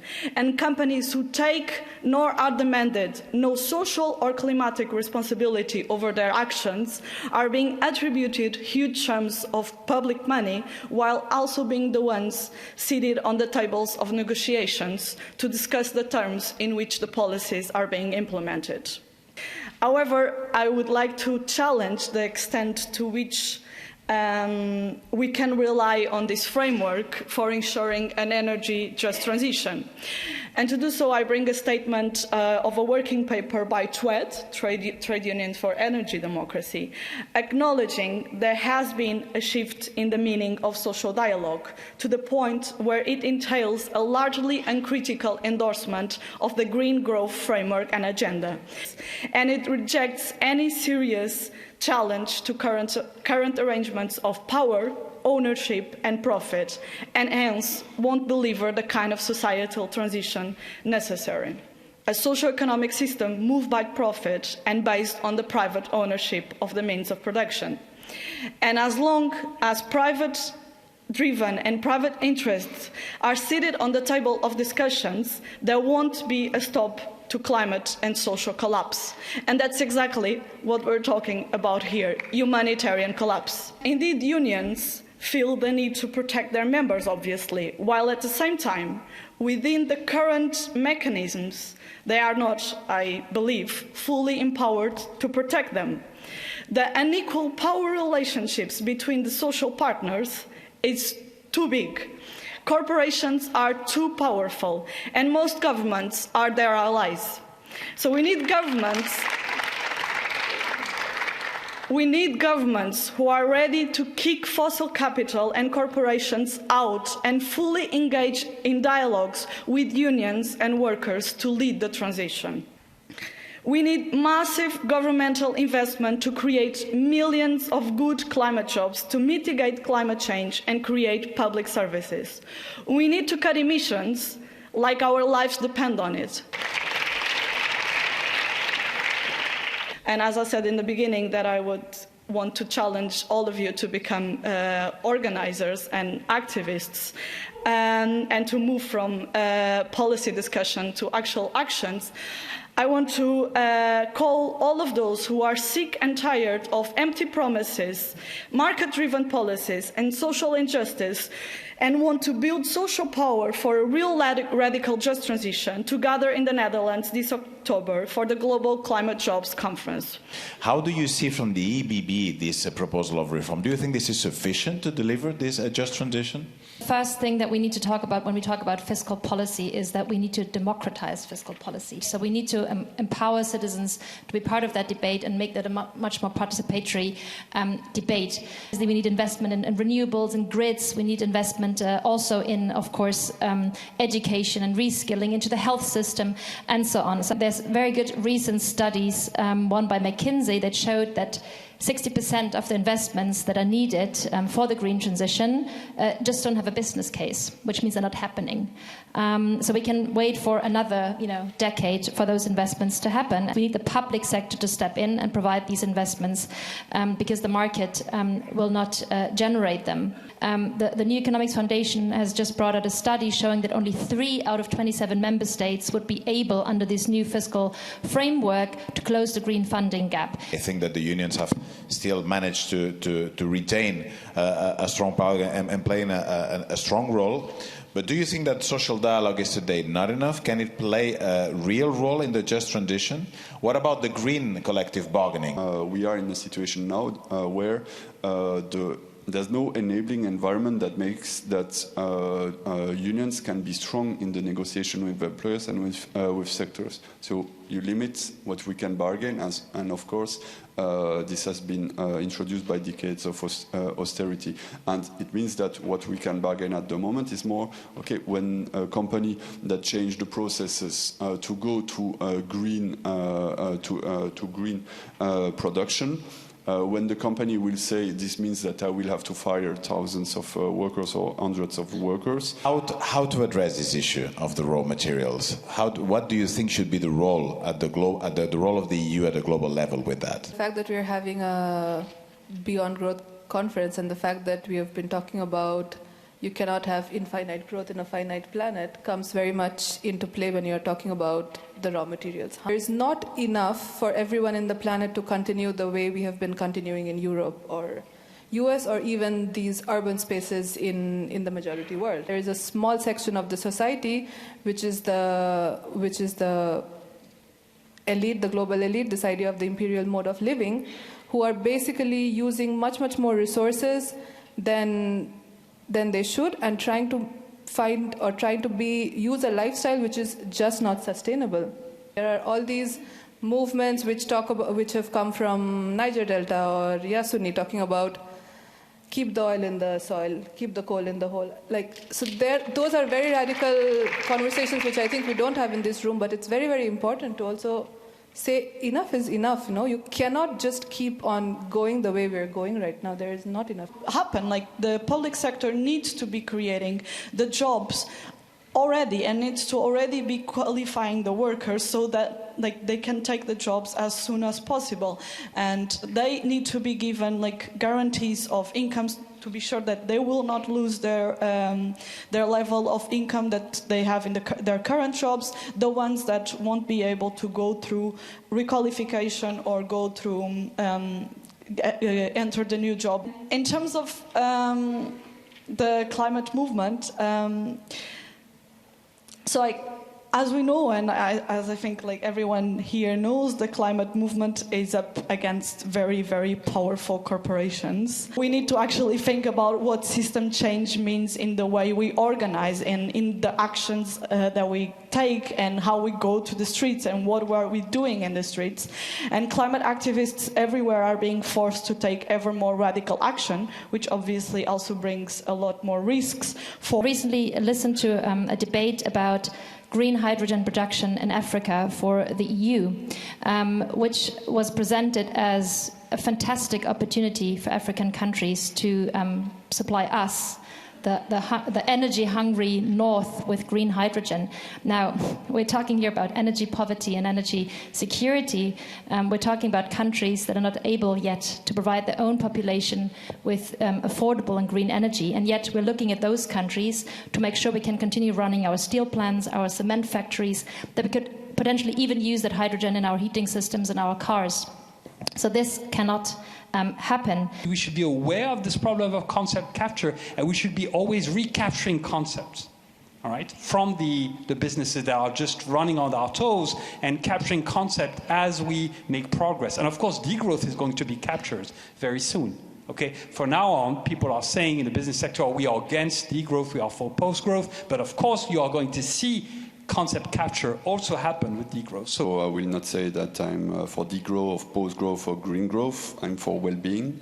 And growth has no importance for me. So it was a tool. It was a tool in the, I would say, in the post-war period to redistribute wealth between employers and workers, unfortunately at the expense of the planet. If we speak about degrowth, fine, but does it mean that workers will lose wage? That's something we have to be clear about. If it's about degrowth of the 10%, the richest consumer. We have been speaking here about the ideas of the degrowth movement, which is, I have to say, not a narrative that I usually use when I'm trying to connect to workers and to trade unions, and it's not because I don't think that we need to depart from an economic model of ever expansion and constant increase in production and consumption, but it is very hard indeed to connect to workers, especially, in my context, Portugal, energy poverty. It is indeed very hard to talk to workers about degrowth when they're even not ready to fully satisfy their needs.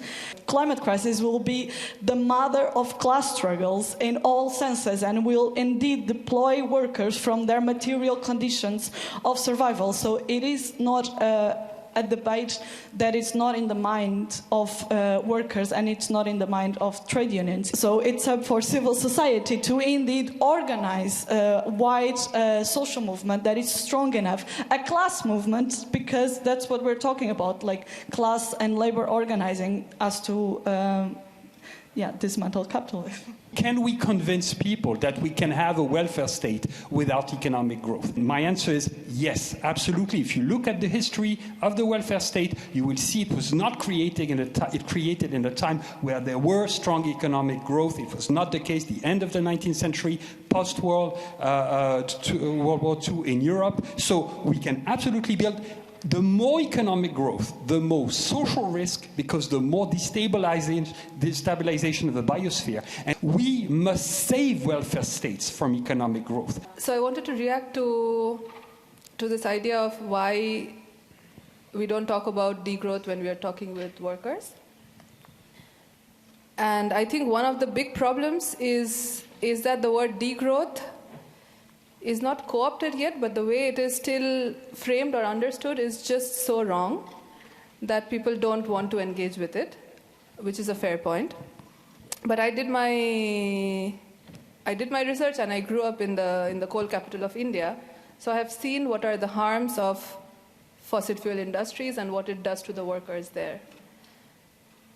And if you tell them that degrowth is basically to make sure that you don't spend 8 hours a day inhaling coal ash, or if you don't see everything around you getting totally destroyed by all the fossil fuel fumes, and there is an alternative to that, then I think people will be on board with degrowth, because that is what degrowth talks about. It doesn't say less of the same extractive industries. It doesn't say that we are going to take away all your job because we need to reduce GDP. Degrowth does not want to talk about GDP. Degrowth says we have to reimagine the way we are thinking of well-being